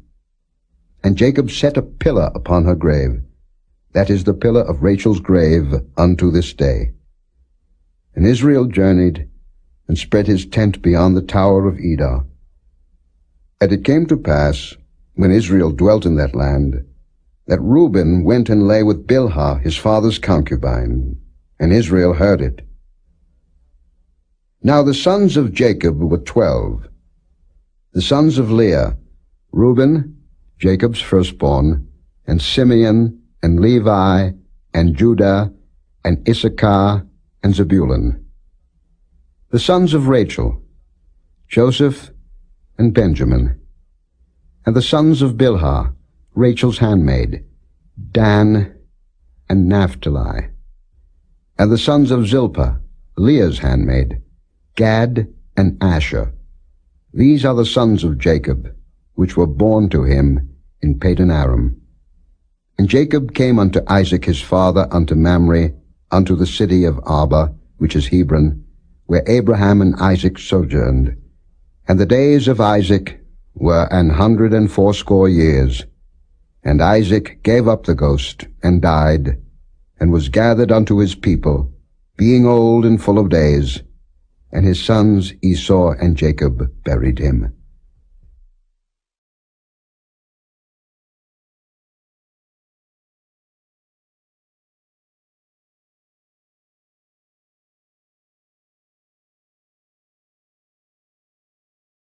Chapter 36. Now these are the generations of Esau, who is Edom. Esau took his wives of the daughters of Canaan, Adah, the daughter of Elon the Hittite, and Aholibamah, the daughter of Anah, the daughter of Zibeon the Hivite, and Bashemath, Ishmael's daughter, sister of Nebajoth. And Adah bare to Esau Eliphaz, and Bashemath bare Reuel, and Aholibamah bare Jeush, and Jaalam, and Korah. These are the sons of Esau, which were born unto him in the land of Canaan. And Esau took his wives, and his sons, and his daughters, and all the persons of his house, and his cattle, and all his beasts, and all his substance, which he had got in the land of Canaan, and went into the country from the face of his brother Jacob. For their riches were more than that they might dwell together, and the land wherein they were strangers could not bear them because of their cattle. Thus dwelt Esau in Mount Seir. Esau is Edom. And these are the generations of Esau, the father of the Edomites, in Mount Seir. These are the names of Esau's sons: Eliphaz, the son of Adah, the wife of Esau; Reuel, the son of Bashemath, the wife of Esau. And the sons of Eliphaz were Teman, Omar, Zepho, and Gatam, and Kenaz. And Timnah was concubine to Eliphaz, Esau's son, and she bare to Eliphaz Amalek. These were the sons of Adah, Esau's wife. And these are the sons of Reuel: Nahath, and Zerah, Shammah, and Mizah. These were the sons of Bashemath, Esau's wife. And these were the sons of Aholibamah, the daughter of Anah, the daughter of Zibeon, Esau's wife. And she bare to Esau Jeush, and Jaalam, and Korah. These were dukes of the sons of Esau, the sons of Eliphaz, the firstborn son of Esau: Duke Teman, Duke Omar, Duke Zepho, Duke Kenaz, Duke Korah, Duke Gatam, and Duke Amalek. These are the dukes that came of Eliphaz in the land of Edom. These were the sons of Adah. And these are the sons of Reuel, Esau's son: Duke Nahath, Duke Zerah, Duke Shammah, Duke Mizah. These are the dukes that came of Reuel in the land of Edom. These are the sons of Bashemath, Esau's wife. And these are the sons of Aholibamah, Esau's wife: Duke Jeush, Duke Jaalam, Duke Korah. These were the dukes that came of Aholibamah, the daughter of Anah, Esau's wife. These are the sons of Esau, who is Edom, and these are their dukes. These are the sons of Seir the Horite, who inhabited the land: Lotan, and Shobal, and Zibeon, and Anah, and Dishon, and Ezer, and Dishan. These are the dukes of the Horites, the children of Seir in the land of Edom. And the children of Lotan were Hori, and Hemam, and Lotan's sister was Timnah. And the children of Shobal were these: Alvin, and Manahath, and Ebal, Shepho, and Onam. And these are the children of Zibeon, both Ajah and Anah. This was that Anah that found the mules in the wilderness, as he fed the asses of Zibeon his father. And the children of Anah were these: Dishan, and Aholibamah the daughter of Anah. And these are the children of Dishan: Hemdan, and Eshban, and Ithran, and Kiran. The children of Ezer are these: Bilhan, and Zaaphan, and Achan. The children of Dishan are these: Uz, and Aaron. These are the dukes that came of the Horites: Duke Lotan, Duke Shobal, Duke Zibeon, Duke Anah, Duke Dishon, Duke Ezer, Duke Dishan. These are the dukes that came of Hori, among their dukes in the land of Seir. And these are the kings that reigned in the land of Edom, before there reigned any king over the children of Israel. And Bela the son of Beor reigned in Edom, and the name of his city was Dinhabah. And Bela died, and Jobab the son of Zerah of Basra reigned in his stead. And Jobab died, and Husham of the land of Temani reigned in his stead. And Husham died, and Hadad the son of Bedad, who smote Midian in the field of Moab, reigned in his stead, and the name of his city was Avith. And Hadad died, and Samlah of Masrekah reigned in his stead. And Samlah died, and Saul of Rehoboth by the river reigned in his stead. And Saul died, and Baal-Hanan the son of Achbor reigned in his stead. And Baal-Hanan the son of Achbor died, and Hadar reigned in his stead. And the name of his city was Payu, and his wife's name was Mehetabel, the daughter of Matred, the daughter of Mezahab. And these are the names of the dukes that came of Esau, according to their families, after their places, by their names: Duke Timnah, Duke Alva, Duke Jetheth, Duke Aholibamah, Duke Elah, Duke Pinon, Duke Kenaz, Duke Teman, Duke Mibzah, Duke Magdiel, Duke Iram. These be the dukes of Edom, according to their habitations in the land of their possession. He is Esau the father of the Edomites.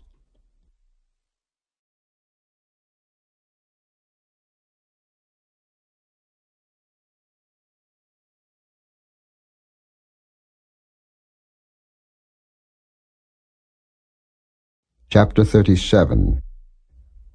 And Jacob dwelt in the land wherein his father was a stranger, in the land of Canaan. These are the generations of Jacob. Joseph, being 17 years old, was feeding the flock with his brethren, and the lad was with the sons of Bilhah, and with the sons of Zilpah, his father's wives.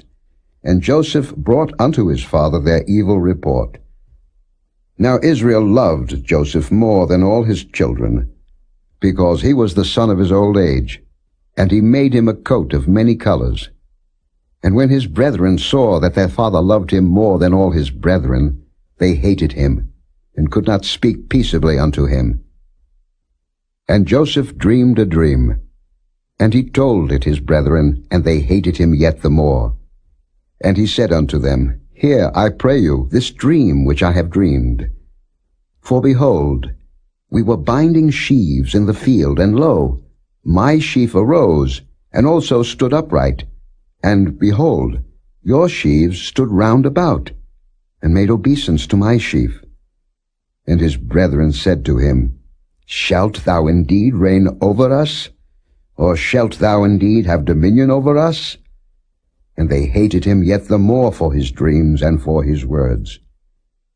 And he dreamed yet another dream, and told it his brethren, and said, Behold, I have dreamed a dream more, and behold, the sun and the moon and the 11 stars made obeisance to me. And he told it to his father and to his brethren, and his father rebuked him, and said unto him, What is this dream that thou hast dreamed? Shall I and thy mother and thy brethren indeed come to bow down ourselves to thee to the earth? And his brethren envied him, but his father observed the saying. And his brethren went to feed their father's flock in Shechem. And Israel said unto Joseph, Do not thy brethren feed the flock in Shechem? Come, and I will send thee unto them. And he said to him, Here am I. And he said to him, Go, I pray thee, see whether it be well with thy brethren, and well with the flocks, and bring me word again. So he sent him out of the vale of Hebron, and he came to Shechem.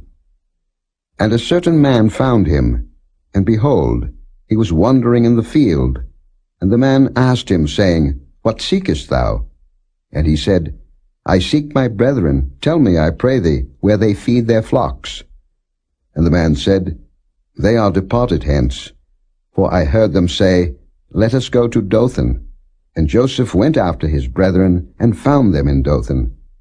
And when they saw him afar off, even before he came near unto them, they conspired against him to slay him. And they said one to another, Behold, this dreamer cometh. Come now therefore, and let us slay him, and cast him into some pit. And we will say, Some evil beast hath devoured him, and we shall see what will become of his dreams. And Reuben heard it, and he delivered him out of their hands, and said, Let us not kill him. And Reuben said unto them, Shed no blood, but cast him into this pit that is in the wilderness, and lay no hand upon him, that he might rid him out of their hands, to deliver him to his father again. And it came to pass, when Joseph was come unto his brethren, that they stripped Joseph out of his coat of many colors that was on him, and they took him and cast him into a pit, and the pit was empty, there was no water in it.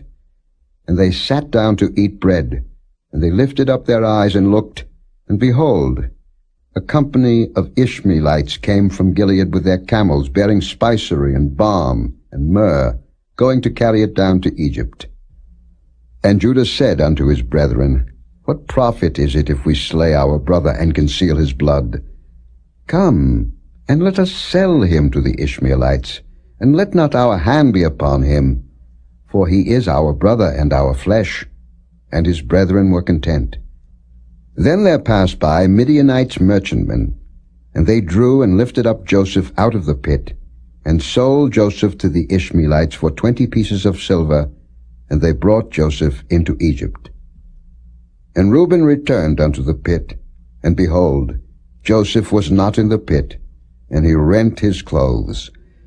And he returned unto his brethren, and said, The child is not, and I, whither shall I go? And they took Joseph's coat, and killed a kid of the goats, and dipped the coat in the blood. And they sent the coat of many colors, and they brought it to their father, and said, This have we found. Know now whether it be thy son's coat or no. And he knew it, and said, It is my son's coat. An evil beast hath devoured him. Joseph is without doubt rent in pieces. And Jacob rent his clothes, and put sackcloth upon his loins, and mourned for his son many days. And all his sons and all his daughters rose up to comfort him, but he refused to be comforted. And he said, For I will go down into the grave unto my son mourning. Thus his father wept for him. And the Midianites sold him into Egypt unto Potiphar, an officer of Pharaoh's and captain of the guard.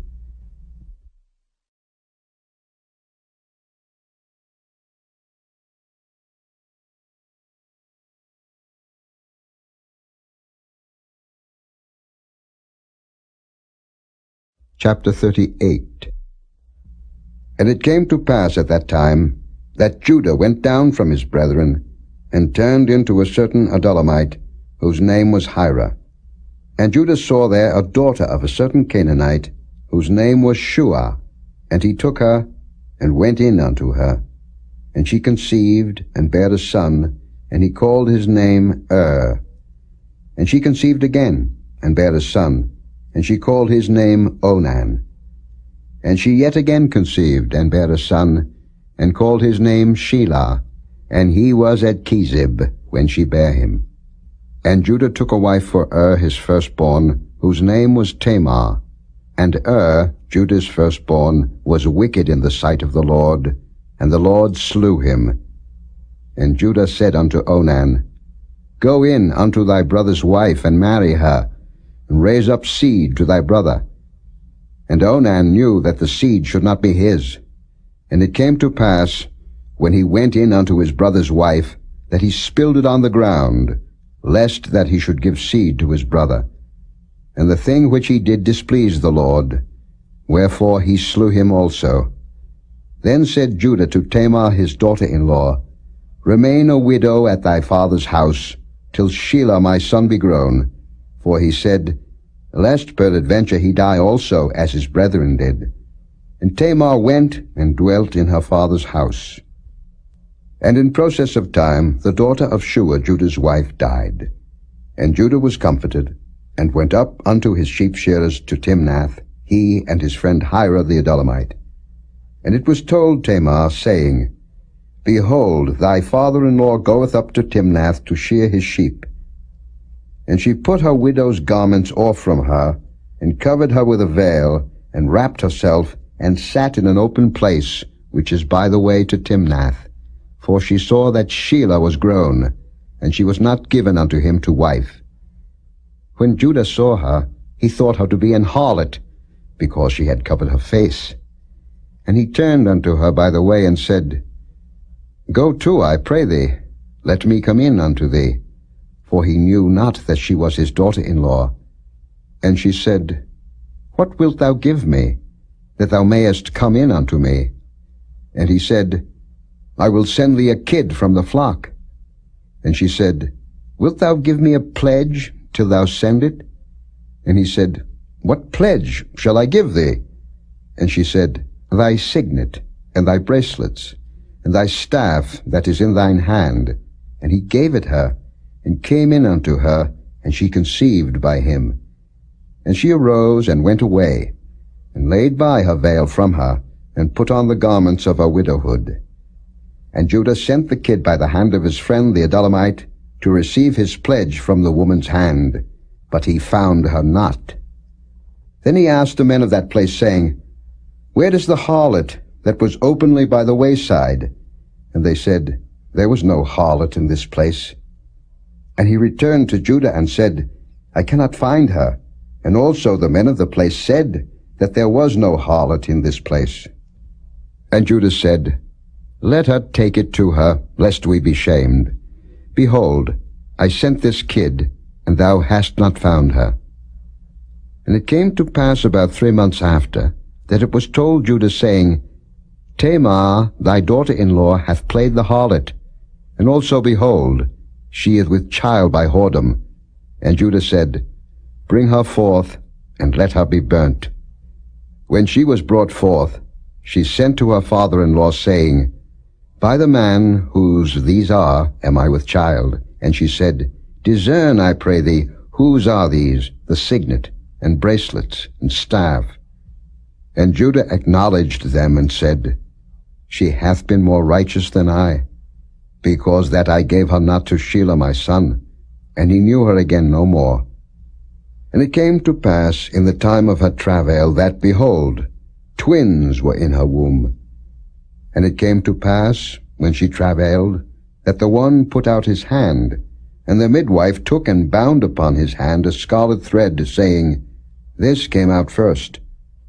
And it came to pass, as he drew back his hand, that, behold, his brother came out. And she said, How hast thou broken forth?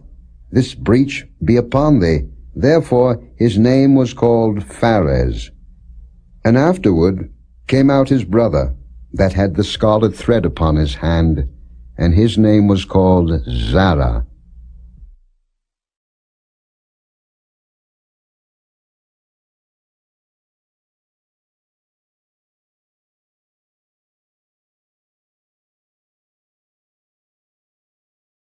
Chapter 39.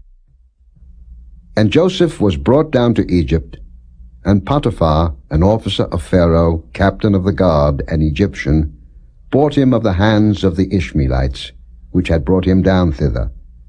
And the Lord was with Joseph, and he was a prosperous man, and he was in the house of his master the Egyptian. And his master saw that the Lord was with him, and that the Lord made all that he did to prosper in his hand. And Joseph found grace in his sight, and he served him. And he made him overseer over his house, and all that he had he put into his hand.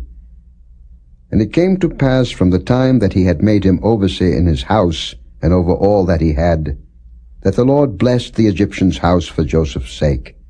And the blessing of the Lord was upon all that he had in the house and in the field. And he left all that he had in Joseph's hand, and he knew not aught he had, save the bread which he did eat. And Joseph was a goodly person, and well favored. And it came to pass after these things, that his master's wife cast her eyes upon Joseph, and she said, Lie with me. But he refused, and said unto his master's wife, Behold, my master wotteth not what is with me in the house, and he hath committed all that he hath to my hand. There is none greater in this house than I, neither hath he kept back anything from me but thee, because thou art his wife. How then can I do this great wickedness and sin against God? And it came to pass, as she spake to Joseph day by day, that he hearkened not unto her to lie by her or to be with her. And it came to pass about this time that Joseph went into the house to do his business, and there was none of the men of the house there within. And she caught him by his garment, saying, Lie with me. And he left his garment in her hand and fled, and got him out. And it came to pass, when she saw that he had left his garment in her hand and was fled forth, that she called unto the men of her house, and spake unto them, saying, See, he hath brought in an Hebrew unto us to mock us. He came in unto me to lie with me, and I cried with a loud voice. And it came to pass, when he heard that I lifted up my voice and cried, that he left his garment with me, and fled, and got him out. And she laid up his garment by her, until his lord came home. And she spake unto him according to these words, saying, The Hebrew servant, which thou hast brought unto us, came in unto me to mock me. And it came to pass, as I lifted up my voice and cried, that he left his garment with me, and fled out. And it came to pass, when his master heard the words of his wife, which she spake unto him, saying, After this manner did thy servant to me, that his wrath was kindled. And Joseph's master took him, and put him into the prison, a place where the king's prisoners were bound, and he was there in the prison. But the Lord was with Joseph, and showed him mercy, and gave him favor in the sight of the keeper of the prison.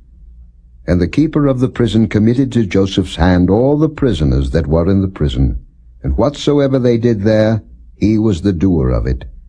The keeper of the prison looked not to anything that was under his hand, because the Lord was with him, and that which he did, the Lord made it to prosper.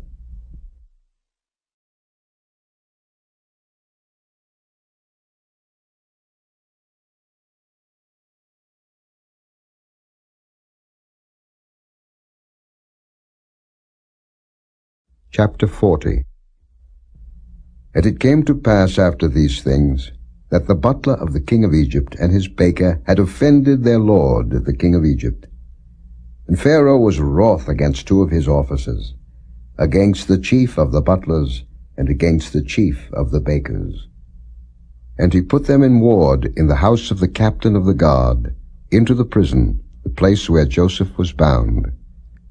And the captain of the guard charged Joseph with them, and he served them, and they continued a season in ward. And they dreamed a dream, both of them, each man his dream in one night, each man according to the interpretation of his dream, the butler and the baker of the king of Egypt, which were bound in the prison. And Joseph came in unto them in the morning, and looked upon them, and behold, they were sad. And he asked Pharaoh's officers that were with him in the ward of his lord's house, saying, Wherefore look ye so sadly today? And they said unto him, We have dreamed a dream, and there is no interpreter of it. And Joseph said unto them, Do not interpretations belong to God? Tell me them, I pray you. And the chief butler told his dream to Joseph, and said to him, In my dream, behold, a vine was before me, and in the vine were 3 branches, and it was as though it budded, and her blossom shot forth, and the clusters thereof brought forth ripe grapes. And Pharaoh's cup was in my hand, and I took the grapes, and pressed them into Pharaoh's cup, and I gave the cup into Pharaoh's hand. And Joseph said unto him, This is the interpretation of it. The 3 branches are 3 days. Yet within 3 days shall Pharaoh lift up thine head, and restore thee unto thy place, and thou shalt deliver Pharaoh's cup into his hand after the former manner, when thou wast his butler. But think on me when it shall be well with thee, and show kindness, I pray thee, unto me, and make mention of me unto Pharaoh, and bring me out of this house. For indeed I was stolen away out of the land of the Hebrews, and here also have I done nothing that they should put me into the dungeon. When the chief baker saw that the interpretation was good, he said unto Joseph, I also was in my dream, and behold, I had 3 white baskets on my head, and in the uppermost basket there was of all manner of baked meats for Pharaoh, and the birds did eat them out of the basket upon my head. And Joseph answered and said, This is the interpretation thereof. The 3 baskets are 3 days. Yet within 3 days shall Pharaoh lift up thy head from off thee, and shall hang thee on a tree, and the birds shall eat thy flesh from off thee. And it came to pass the 3rd day, which was Pharaoh's birthday, that he made a feast unto all his servants, and he lifted up the head of the chief butler and of the chief baker among his servants. And he restored the chief butler unto his butlership again, and he gave the cup into Pharaoh's hand.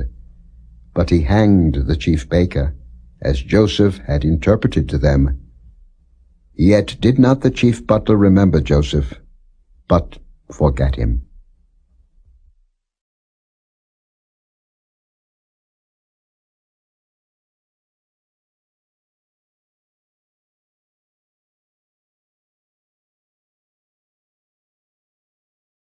Chapter 41. And it came to pass at the end of 2 full years, that Pharaoh dreamed, and behold, he stood by the river. And behold, there came up out of the river 7 well-favored kine, and fat-fleshed, and they fed in a meadow. And behold, 7 other kine came up after them out of the river, ill-favored and lean-fleshed, and stood by the other kine upon the brink of the river. And the ill-favored and lean-fleshed kine did eat up the 7 well-favored and fat kine. So Pharaoh awoke, and he slept and dreamed the 2nd time. And behold, 7 ears of corn came up upon one stalk, rank and good. And behold, 7 thin ears and blasted with the east wind sprung up after them. And the 7 thin ears devoured the 7 rank and full ears. And Pharaoh awoke, and behold, it was a dream. And it came to pass in the morning that his spirit was troubled, and he sent and called for all the magicians of Egypt, and all the wise men thereof. And Pharaoh told them his dream, but there was none that could interpret them unto Pharaoh. Then spake the chief butler unto Pharaoh, saying, I do remember my faults this day. Pharaoh was wroth with his servants, and put me in ward in the captain of the guard's house, both me and the chief baker. And we dreamed a dream in one night, I and he. We dreamed each man according to the interpretation of his dream. And there was there with us a young man, an Hebrew, servant to the captain of the guard, and we told him, and he interpreted to us our dreams. To each man according to his dream he did interpret. And it came to pass, as he interpreted to us, so it was. Me he restored unto mine office, and him he hanged. Then Pharaoh sent and called Joseph, and they brought him hastily out of the dungeon, and he shaved himself, and changed his raiment, and came in unto Pharaoh. And Pharaoh said unto Joseph, I have dreamed a dream, and there is none that can interpret it. And I have heard say of thee, that thou canst understand a dream to interpret it. And Joseph answered Pharaoh, saying, It is not in me. God shall give Pharaoh an answer of peace.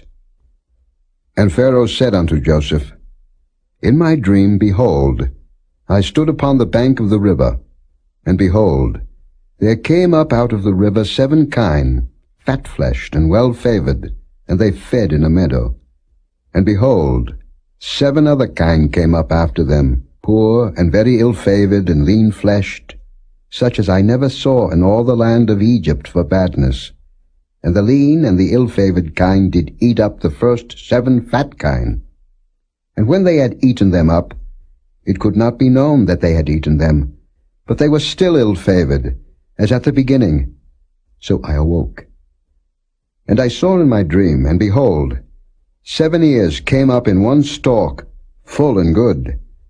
And behold, 7 ears, withered, thin, and blasted with the east wind, sprung up after them. And the thin ears devoured the 7 good ears. And I told this unto the magicians, but there was none that could declare it to me. And Joseph said unto Pharaoh, The dream of Pharaoh is one. God hath showed Pharaoh what he is about to do. The 7 good kine are 7 years, and the 7 good ears are 7 years. The dream is one. And the 7 thin and ill-favored kine that came up after them are 7 years, and the 7 empty ears blasted with the east wind shall be 7 years of famine. This is the thing which I have spoken unto Pharaoh. What God is about to do, he showeth unto Pharaoh.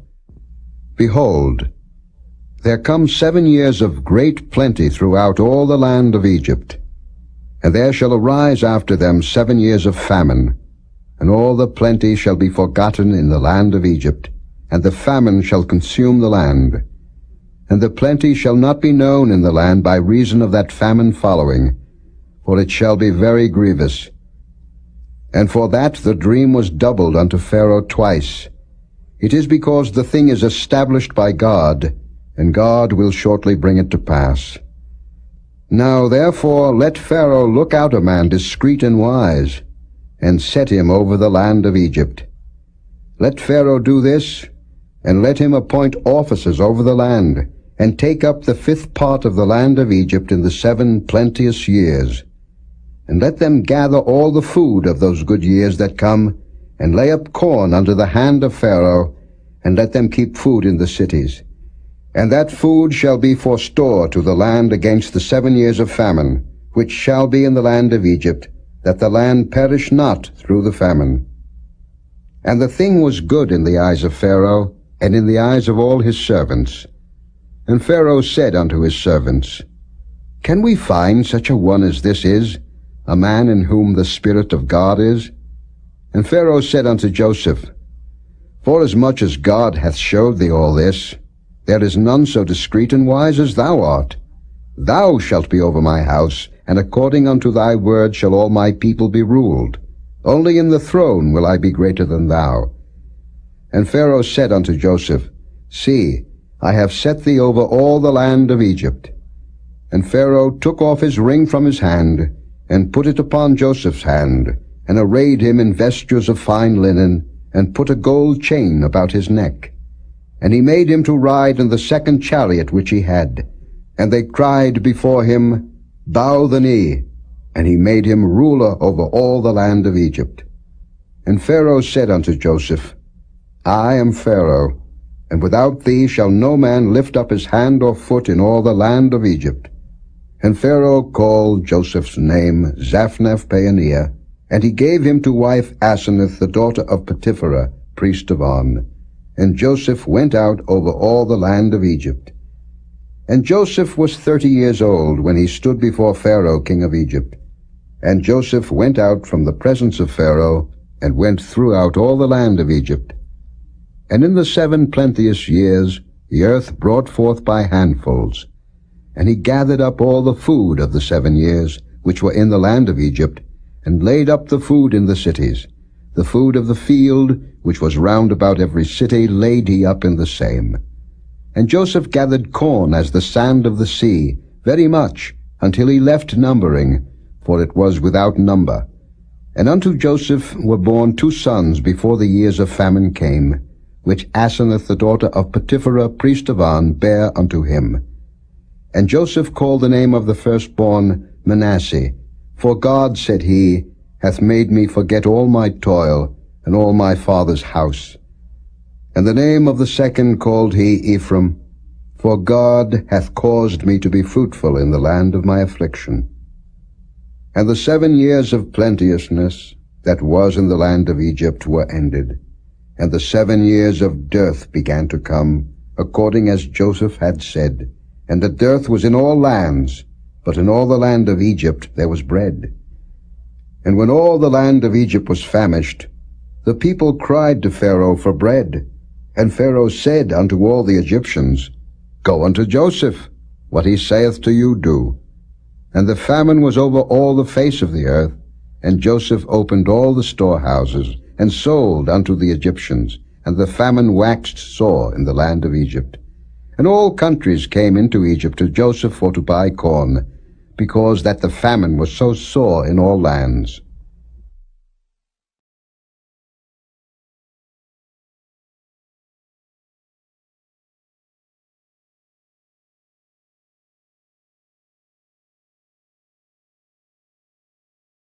Chapter 42. Now when Jacob saw that there was corn in Egypt, Jacob said unto his sons, Why do ye look one upon another? And he said, Behold, I have heard that there is corn in Egypt.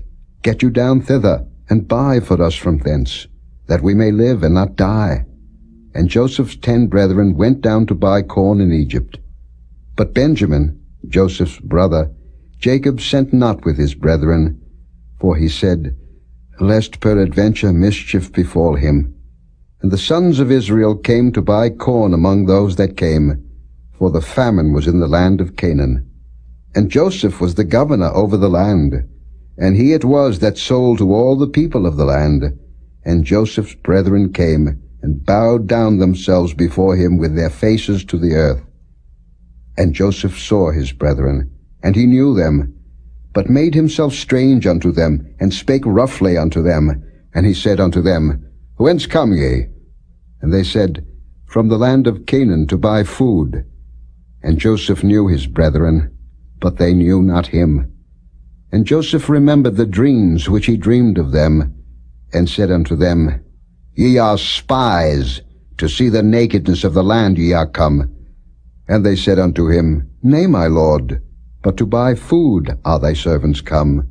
We are all one man's sons. We are true men. Thy servants are no spies. And he said unto them, Nay, but to see the nakedness of the land ye are come. And they said, Thy servants are 12 brethren, the sons of one man in the land of Canaan. And behold, the youngest is this day with our father, and one is not. And Joseph said unto them, That is it that I spake unto you, saying, Ye are spies. Hereby ye shall be proved. By the life of Pharaoh ye shall not go forth hence, except your youngest brother come hither. Send one of you, and let him fetch your brother, and ye shall be kept in prison, that your words may be proved, whether there be any truth in you, or else by the life of Pharaoh surely ye are spies. And he put them all together into ward 3 days. And Joseph said unto them the 3rd day, This do and live, for I fear God. If ye be true men, let one of your brethren be bound in the house of your prison. Go ye, carry corn for the famine of your houses, but bring your youngest brother unto me. So shall your words be verified, and ye shall not die. And they did so. And they said one to another, We are verily guilty concerning our brother, in that we saw the anguish of his soul when he besought us, and we would not hear. Therefore is this distress come upon us. And Reuben answered them, saying, Spake I not unto you, saying, Do not sin against the child? And ye would not hear. Therefore, behold, also his blood is required. And they knew not that Joseph understood them, for he spake unto them by an interpreter. And he turned himself about from them, and wept, and returned to them again, and communed with them, and took from them Simeon, and bound him before their eyes. Then Joseph commanded to fill their sacks with corn, and to restore every man's money into his sack, and to give them provision for the way. And thus did he unto them. And they laded their asses with the corn, and departed thence. And as one of them opened his sack to give his ass provender in the inn, he espied his money, for behold, it was in his sack's mouth. And he said unto his brethren, My money is restored, and lo, It is even in my sack. And their heart failed them, and they were afraid, saying one to another, What is this that God hath done unto us? And they came unto Jacob their father unto the land of Canaan, and told him all that befell unto them, saying, The man, who is the Lord of the land, spake roughly to us, and took us for spies of the country. And we said unto him, We are true men, we are no spies. We be 12 brethren, sons of our father, one is not, and the youngest is this day with our father in the land of Canaan. And the man, the Lord of the country, said unto us, Hereby shall I know that ye are true men. Leave one of your brethren here with me, and take food for the famine of your households, and be gone. And bring your youngest brother unto me, then shall I know that ye are no spies, but that ye are true men. So will I deliver you your brother, and ye shall traffic in the land. And it came to pass, as they emptied their sacks, that, behold, every man's bundle of money was in his sack. And when both they and their father saw the bundles of money, they were afraid. And Jacob their father said unto them, Me have ye bereaved of my children. Joseph is not, and Simeon is not, and ye will take Benjamin away. All these things are against me. And Reuben spake unto his father, saying, Slay my 2 sons, if I bring him not to thee. Deliver him into my hand, and I will bring him to thee again. And he said, My son shall not go down with you, for his brother is dead, and he is left alone. If mischief befall him by the way in the which ye go, then shall ye bring down my gray hairs with sorrow to the grave.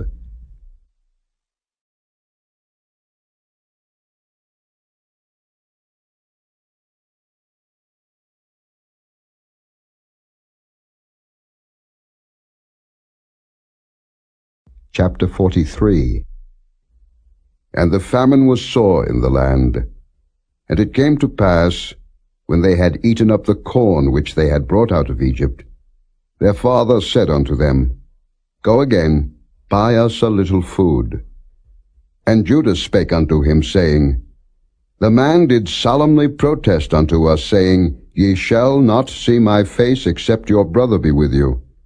If thou wilt send our brother with us, we will go down and buy thee food. But if thou wilt not send him, we will not go down. For the man said unto us, Ye shall not see my face, except your brother be with you. And Israel said, Wherefore dealt ye so ill with me, as to tell the man whether ye had yet a brother? And they said, The man asked us straitly of our state, and of our kindred, saying, Is your father yet alive? Have ye another brother? And we told him according to the tenor of these words. Could we certainly know that he would say, Bring your brother down? And Judah said unto Israel his father, Send the lad with me, and we will arise and go, that we may live and not die, both we and thou, and also our little ones. I will be surety for him. Of my hand shalt thou require him. If I bring him not unto thee, and set him before thee, then let me bear the blame forever. For except we had lingered, surely now we had returned this second time. And their father Israel said unto them, If it must be so now, do this. Take of the best fruits in the land in your vessels, and carry down the man a present, a little balm, and a little honey, spices and myrrh, nuts and almonds. And take double money in your hand, and the money that was brought again in the mouth of your sacks. Carry it again in your hand. Peradventure it was an oversight. Take also your brother, and arise, go again unto the man. And God Almighty give you mercy before the man, that he may send away your other brother and Benjamin. If I am bereaved of my children, I am bereaved. And the men took that present, and they took double money in their hand and Benjamin, and rose up, and went down to Egypt, and stood before Joseph. And when Joseph saw Benjamin with them, he said to the ruler of his house, Bring these men home, and slay, and make ready, for these men shall dine with me at noon. And the man did as Joseph bade, And the man brought the men into Joseph's house. And the men were afraid, because they were brought into Joseph's house, and they said, Because of the money that was returned in our sacks at the first time are we brought in, that he may seek occasion against us, and fall upon us, and take us for bondmen and our asses. And they came near to the steward of Joseph's house, and they communed with him at the door of the house, and said, O sir, we came indeed down at the first time to buy food, and it came to pass, when we came to the inn, that we opened our sacks, and behold, every man's money was in the mouth of his sack, our money in full weight, and we have brought it again in our hand. And other money have we brought down in our hands to buy food. We cannot tell who put our money in our sacks. And he said, Peace be to you, fear not. Your God and the God of your father hath given you treasure in your sacks. I had your money. And he brought Simeon out unto them. And the man brought the men into Joseph's house, and gave them water, and they washed their feet, and he gave their asses provender. And they made ready the present against Joseph came at noon, for they heard that they should eat bread there. And when Joseph came home, they brought him the present which was in their hand into the house, and bowed themselves to him to the earth. And he asked them of their welfare, and said, Is your father well, the old man of whom ye spake? Is he yet alive? And they answered, Thy servant our father is in good health, he is yet alive. And they bowed down their heads, and made obeisance. And he lifted up his eyes, and saw his brother Benjamin, his mother's son, and said, Is this your younger brother, of whom ye spake unto me? And he said, God be gracious unto thee, my son. And Joseph made haste, for his bowels did yearn upon his brother, and he sought where to weep, and he entered into his chamber, and wept there. And he washed his face, and went out, and refrained himself, and said, Set on bread. And they set on for him by himself, and for them by themselves, and for the Egyptians, which did eat with him by themselves, because the Egyptians might not eat bread with the Hebrews, for that is an abomination unto the Egyptians. And they sat before him, the firstborn according to his birthright, and the youngest according to his youth. And the men marveled one at another. And he took and sent messes unto them from before him. But Benjamin's mess was 5 times so much as any of theirs. And they drank, and were merry with him.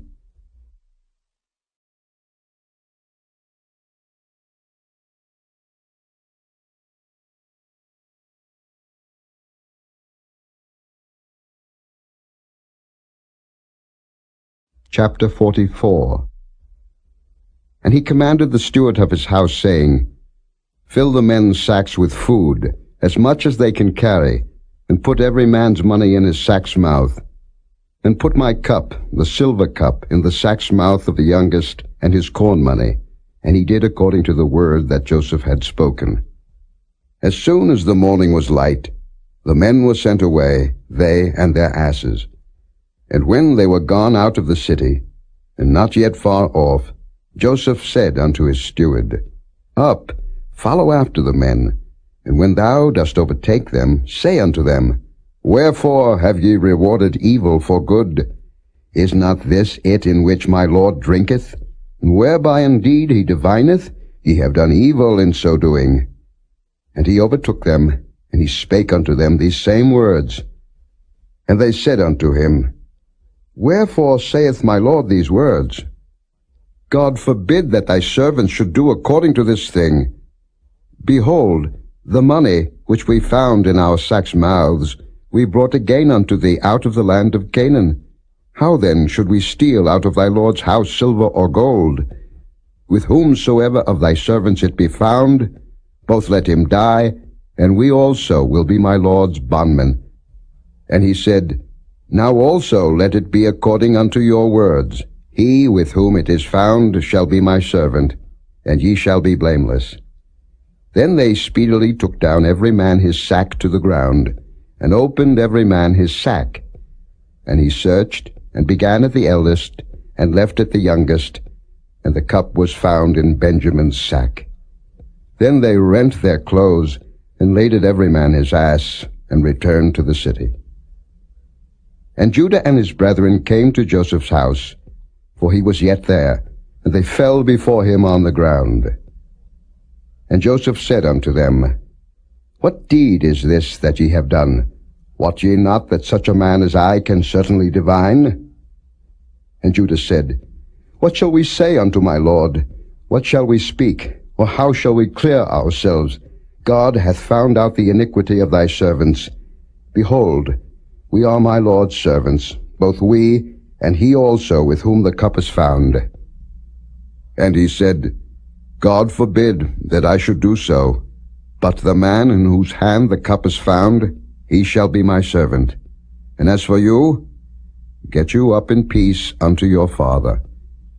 Then Judah came near unto him and said, O my Lord, let thy servant, I pray thee, speak a word in my Lord's ears, and let not thine anger burn against thy servant, for thou art even as Pharaoh. My Lord asked his servants, saying, Have ye a father or a brother? And we said unto my Lord, We have a father, an old man, and a child of his old age, a little one, and his brother is dead, and he alone is left of his mother, and his father loveth him. And thou saidst unto thy servants, Bring him down unto me, that I may set mine eyes upon him. And we said unto my Lord, The lad cannot leave his father, for if he should leave his father would die. And thou saidst unto thy servants, Except your youngest brother come down with you, ye shall see my face no more. And it came to pass, when we came up unto thy servant my father, we told him the words of my Lord. And our father said, Go again, and buy us a little food. And we said, We cannot go down. If our youngest brother be with us, then will we go down. For we may not see the man's face, except our youngest brother be with us.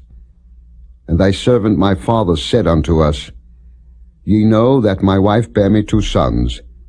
And the one went out from me, and I said, Surely he is torn in pieces, and I saw him not since. And if ye take this also from me, and mischief befall him, ye shall bring down my gray hairs with sorrow to the grave. Now therefore, when I come to thy servant my father, and the lad be not with us, seeing that his life is bound up in the lad's life, it shall come to pass, when he seeth that the lad is not with us, that he will die, and thy servant shall bring down the gray hairs of thy servant our father with sorrow to the grave. For thy servant became surety for the lad unto my father, saying, If I bring him not unto thee, then I shall bear the blame to my father forever. Now therefore, I pray thee, let thy servant abide instead of the lad a bondman to my lord, and let the lad go up with his brethren. For how shall I go up to my father, and the lad be not with me, lest peradventure I see the evil that shall come on my father?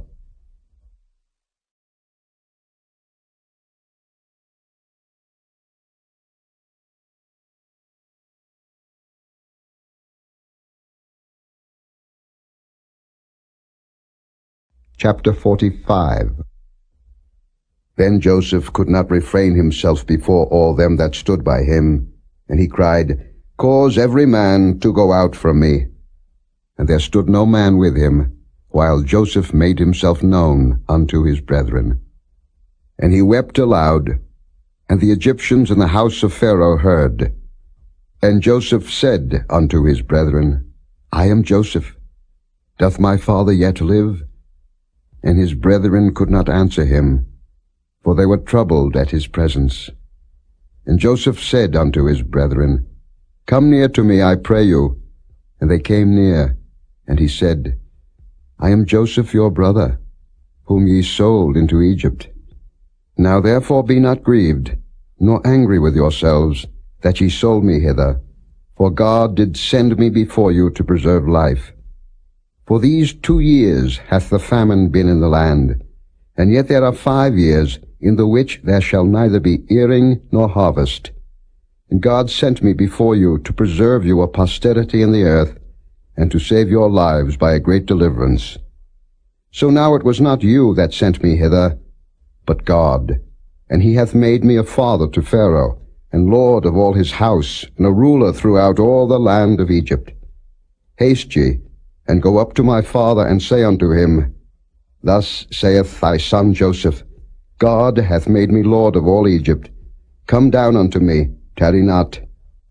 And thou shalt dwell in the land of Goshen, and thou shalt be near unto me, thou, and thy children, and thy children's children, and thy flocks, and thy herds, and all that thou hast.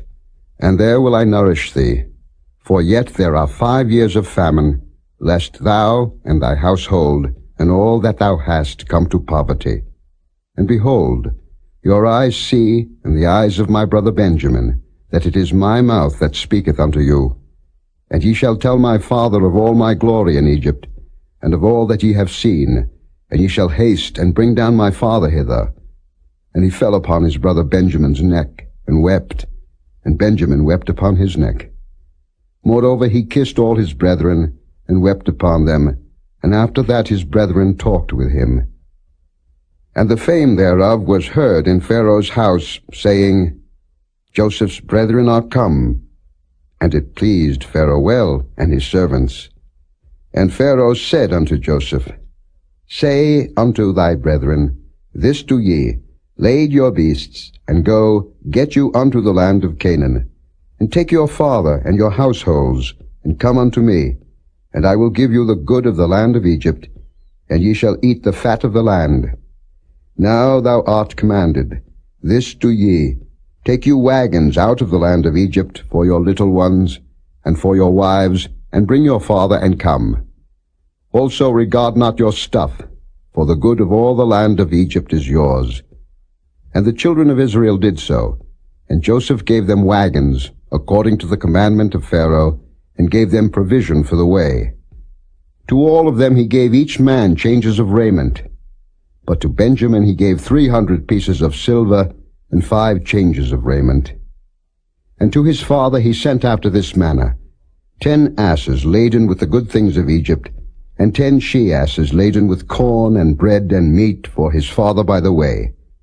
So he sent his brethren away, and they departed. And he said unto them, See that ye fall not out by the way.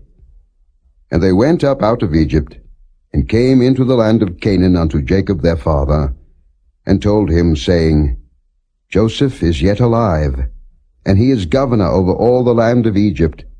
And Jacob's heart fainted, for he believed them not. And they told him all the words of Joseph, which he had said unto them. And when he saw the wagons which Joseph had sent to carry him, the spirit of Jacob their father revived. And Israel said, It is enough. Joseph my son is yet alive. I will go and see him before I die.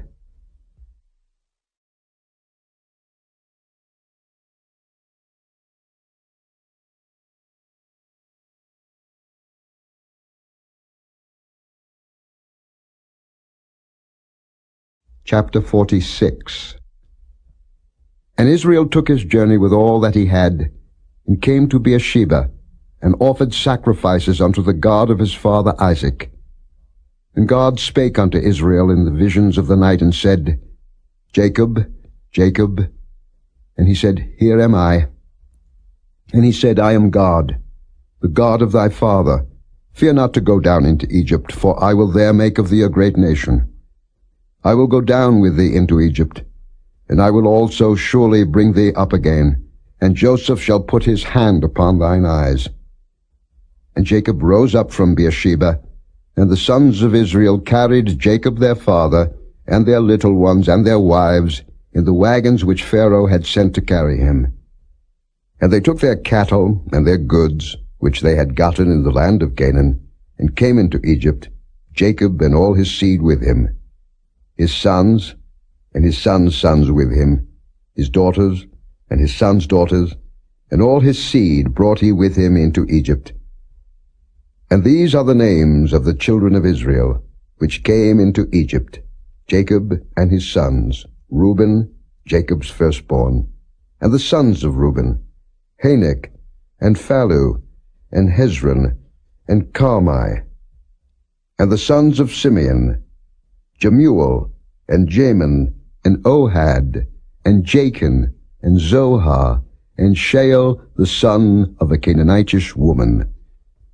And the sons of Levi, Gershon, Kohath, and Merari. And the sons of Judah, and Onan, and Shelah, and Pharez, and Zara. But and Onan died in the land of Canaan. And the sons of Pharez were Hezron and Hamul. And the sons of Issachar, Tola, and Phuvah, and Job, and Shimron. And the sons of Zebulun, Sered, and Elon, and Jalil. These be the sons of Leah, which she bare unto Jacob in Padan Aram, with his daughter Dinah. All the souls of his sons and his daughters were 33. And the sons of Gad, Ziphion, and Haggai, Shunai, and Esben, Eri, and Arodai, and Areli. And the sons of Asher, Jimnah, and Ishua, and Isui, and Beriah, and Sirah their sister. And the sons of Beriah, Heber, and Malchiel. These are the sons of Zilpah, whom Laban gave to Leah his daughter, and these she bare unto Jacob, even 16 souls. The sons of Rachel Jacob's wife, Joseph and Benjamin. And unto Joseph in the land of Egypt were born Manasseh and Ephraim, which Asenath the daughter of Potipherah priest of On bare unto him. And the sons of Benjamin were Bela, and Beka, and Ashbel, Gera, and Naaman, Ehi, and Rosh, Muppim, and Huppim, and Ard. These are the sons of Rachel, which were born to Jacob. All the souls were 14. And the sons of Dan, Hushim. And the sons of Naphtali, Jaziel, and Guni, and Jezer, and Shillem. These are the sons of Bilhah, which Laban gave unto Rachel his daughter, and she bare these unto Jacob. All the souls were 7. All the souls that came with Jacob into Egypt, which came out of his loins, besides Jacob's sons' wives, all the souls were 66. And the sons of Joseph, which were born him in Egypt, were 2 souls. All the souls of the house of Jacob, which came into Egypt, were 70. And he sent Judah before him unto Joseph, to direct his face unto Goshen, and they came into the land of Goshen. And Joseph made ready his chariot, and went up to meet Israel his father to Goshen, and presented himself unto him. And he fell on his neck, and wept on his neck a good while. And Israel said unto Joseph, Now let me die, since I have seen thy face, because thou art yet alive. And Joseph said unto his brethren, and unto his father's house, I will go up and show Pharaoh, and say unto him, My brethren and my father's house, which were in the land of Canaan, are come unto me. And the men are shepherds, for their trade hath been to feed cattle, and they have brought their flocks and their herds, and all that they have. And it shall come to pass, when Pharaoh shall call you, and shall say, What is your occupation? That ye shall say, Thy servant's trade hath been about cattle from our youth even until now, both we and also our fathers, that ye may dwell in the land of Goshen. For every shepherd is an abomination unto the Egyptians.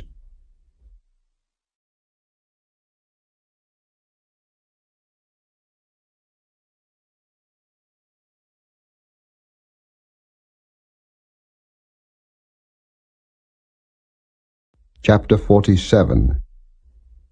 Then Joseph came and told Pharaoh, and said, My father and my brethren, and their flocks, and their herds, and all that they have, are come out of the land of Canaan, and behold, they are in the land of Goshen.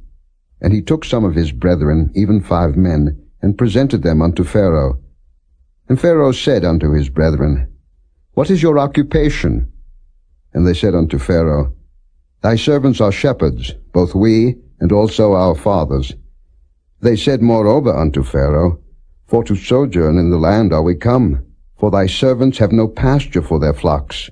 for the famine is sore in the land of Canaan. Now therefore we pray thee, let thy servants dwell in the land of Goshen.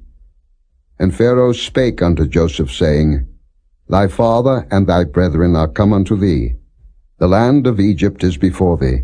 In the best of the land make thy father and brethren to dwell. In the land of Goshen let them dwell. And if thou knowest any men of activity among them, then make them rulers over my cattle. And Joseph brought in Jacob his father, and set him before Pharaoh. And Jacob blessed Pharaoh. And Pharaoh said unto Jacob, How old art thou? And Jacob said unto Pharaoh, The days of the years of my pilgrimage are 130 years. Few and evil have the days of the years of my life been, and have not attained unto the days of the years of the life of my fathers in the days of their pilgrimage. And Jacob blessed Pharaoh, and went out from before Pharaoh. And Joseph placed his father and his brethren, and gave them a possession in the land of Egypt, in the best of the land, in the land of Ramesses, as Pharaoh had commanded. And Joseph nourished his father and his brethren, and all his father's household with bread, according to their families. And there was no bread in all the land, for the famine was very sore, so that the land of Egypt and all the land of Canaan fainted by reason of the famine. And Joseph gathered up all the money that was found in the land of Egypt, and in the land of Canaan, for the corn which they bought. And Joseph brought the money into Pharaoh's house. And when money failed in the land of Egypt, and in the land of Canaan, all the Egyptians came unto Joseph and said, Give us bread, for why should we die in thy presence? For the money faileth. And Joseph said, Give your cattle, and I will give you for your cattle if money fail. And they brought their cattle unto Joseph, and Joseph gave them bread in exchange for horses, and for the flocks, and for the cattle of the herds, and for the asses, and he fed them with bread for all their cattle for that year. When that year was ended, they came unto him the second year, and said unto him, We will not hide it from my lord, how that our money is spent. My lord also hath our herds of cattle. There is not aught left in the sight of my lord, but our bodies and our lands. Wherefore shall we die before thine eyes, both we and our land? Buy us and our land for bread, and we and our land will be servants unto Pharaoh, and give us seed, that we may live, and not die, that the land be not desolate. And Joseph bought all the land of Egypt for Pharaoh, for the Egyptians sold every man his field, because the famine prevailed over them, so the land became Pharaoh's. And as for the people, he removed them to cities from one end of the borders of Egypt even to the other end thereof. Only the land of the priests bought he not, for the priests had a portion assigned them of Pharaoh, and did eat their portion which Pharaoh gave them, wherefore they sold not their lands. Then Joseph said unto the people, Behold, I have bought you this day and your land for Pharaoh. Lo, here is seed for you, and ye shall sow the land. And it shall come to pass in the increase, that ye shall give the 5th part unto Pharaoh, and 4 parts shall be your own, for seed of the field, and for your food, and for them of your households, and for food for your little ones. And they said, Thou hast saved our lives. Let us find grace in the sight of my Lord, and we will be Pharaoh's servants. And Joseph made it a law over the land of Egypt unto this day, that Pharaoh should have the 5th part, except the land of the priests only, which became not Pharaoh's. And Israel dwelt in the land of Egypt, in the country of Goshen, and they had possessions therein, and grew, and multiplied exceedingly. And Jacob lived in the land of Egypt 17 years, so the whole age of Jacob was 147 years. And the time drew nigh that Israel must die. And he called his son Joseph, and said unto him, If now I have found grace in thy sight, put, I pray thee, thy hand under my thigh, and deal kindly and truly with me. Bury me not, I pray thee, in Egypt. But I will lie with my fathers, and thou shalt carry me out of Egypt, and bury me in their burying place. And he said, I will do as thou hast said. And he said, Swear unto me. And he sware unto him. And Israel bowed himself upon the bed's head.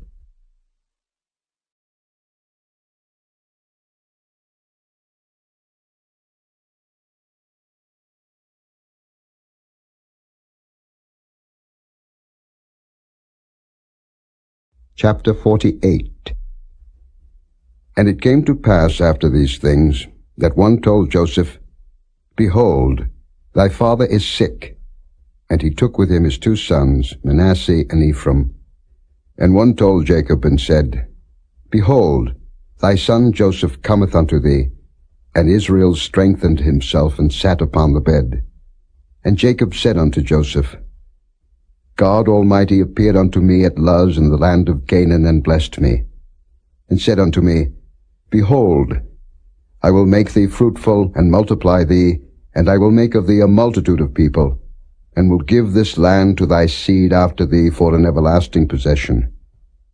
And now thy 2 sons, Ephraim and Manasseh, which were born unto thee in the land of Egypt, before I came unto thee into Egypt, are mine, as Reuben and Simeon, they shall be mine. And thy issue, which thou begettest after them, shall be thine, and shall be called after the name of their brethren in their inheritance.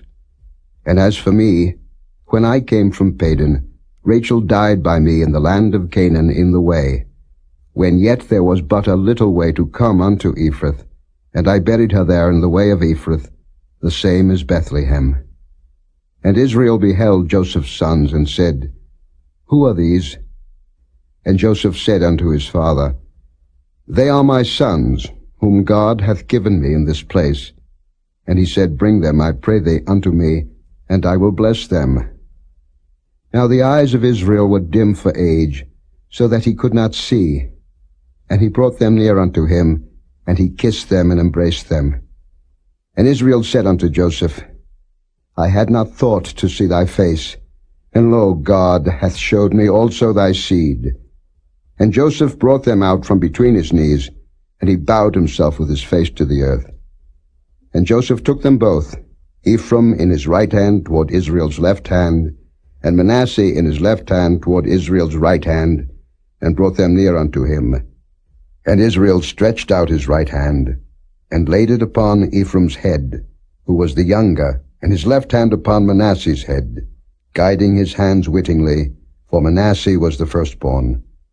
And he blessed Joseph, and said, God, before whom my fathers Abraham and Isaac did walk, the God which fed me all my life long unto this day, the angel which redeemed me from all evil, bless the lads, and let my name be named on them, and the name of my fathers Abraham and Isaac, and let them grow into a multitude in the midst of the earth. And when Joseph saw that his father laid his right hand upon the head of Ephraim, it displeased him, and he held up his father's hand to remove it from Ephraim's head unto Manasseh's head. And Joseph said unto his father, Not so, my father, for this is the firstborn. Put thy right hand upon his head. And his father refused, and said, I know it, my son, I know it. He also shall become a people, and he also shall be great. But truly his younger brother shall be greater than he, and his seed shall become a multitude of nations. And he blessed them that day, saying, In thee shall Israel bless, saying, God make thee as Ephraim and as Manasseh. And he set Ephraim before Manasseh. And Israel said unto Joseph, Behold, I die, but God shall be with you, and bring you again unto the land of your fathers. Moreover, I have given to thee one portion above thy brethren, which I took out of the hand of the Amorite with my sword and with my bow.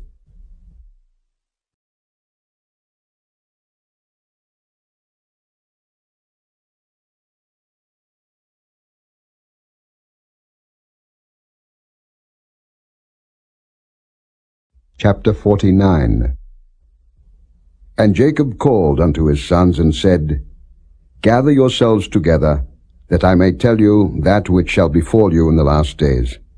Gather yourselves together, and hear, ye sons of Jacob, and hearken unto Israel your father. Reuben, thou art my firstborn, my might, and the beginning of my strength, the excellency of dignity, and the excellency of power. Unstable as water, thou shalt not excel, because thou wentest up to thy father's bed, then defiledst thou it. He went up to my couch. Simeon and Levi are brethren, instruments of cruelty are in their habitations. O my soul, come not thou into their secret.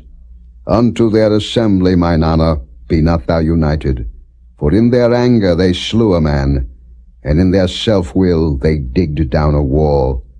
Cursed be their anger, for it was fierce, and their wrath, for it was cruel. I will divide them in Jacob, and scatter them in Israel. Judah, thou art he whom thy brethren shall praise. Thy hand shall be in the neck of thine enemies. Thy father's children shall bow down before thee. Judah is a lion's whelp. From the prey, my son, thou art gone up. He stooped down, he couched as a lion, and as an old lion. Who shall rouse him up? The scepter shall not depart from Judah, nor a lawgiver from between his feet, until Shiloh come, and unto him shall the gathering of the people be. Binding his foal unto the vine, and his ass's colt unto the choice vine, he washed his garments in wine, and his clothes in the blood of grapes. His eyes shall be red with wine, and his teeth white with milk. Zebulun shall dwell at the haven of the sea, and he shall be for an haven of ships, and his border shall be unto Zidon. Issachar is a strong ass, couching down between two burdens. And he saw that rest was good, and the land that it was pleasant, and bowed his shoulder to bear, and became a servant unto tribute. Dan shall judge his people, as one of the tribes of Israel. Dan shall be a serpent by the way, an adder in the path, that biteth the horse heels, so that his rider shall fall backward. I have waited for thy salvation, O Lord.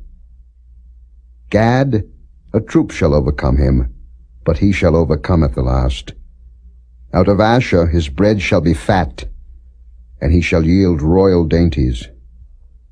Naphtali is a hind let loose, he giveth goodly words. Joseph is a fruitful bough, even a fruitful bough by a well, whose branches run over the wall. The archers have sorely grieved him, and shot at him, and hated him. But his bow abode in strength, and the arms of his hands were made strong by the hands of the mighty God of Jacob. From thence is the shepherd, the stone of Israel. Even by the God of thy father, who shall help thee, and by the Almighty, who shall bless thee with blessings of heaven above, blessings of the deep that lieth under, blessings of the breasts and of the womb. The blessings of thy father have prevailed above the blessings of my progenitors unto the utmost bound of the everlasting hills. They shall be on the head of Joseph, and on the crown of the head of him that was separate from his brethren. Benjamin shall raven as a wolf. In the morning he shall devour the prey, and at night he shall divide the spoil. All these are the 12 tribes of Israel. And this is it that their father spake unto them, and blessed them. Every one according to his blessing he blessed them. And he charged them, and said unto them, I am to be gathered unto my people. Bury me with my fathers in the cave that is in the field of Ephron the Hittite, in the cave that is in the field of Machpelah, which is before Mamre, in the land of Canaan, which Abraham bought with the field of Ephron the Hittite for the possession of a burying place. There they buried Abraham and Sarah his wife. There they buried Isaac and Rebekah his wife. And there I buried Leah. The purchase of the field and of the cave that is therein was from the children of Heth. And when Jacob had made an end of commanding his sons, he gathered up his feet into the bed, and yielded up the ghost, and was gathered unto his people.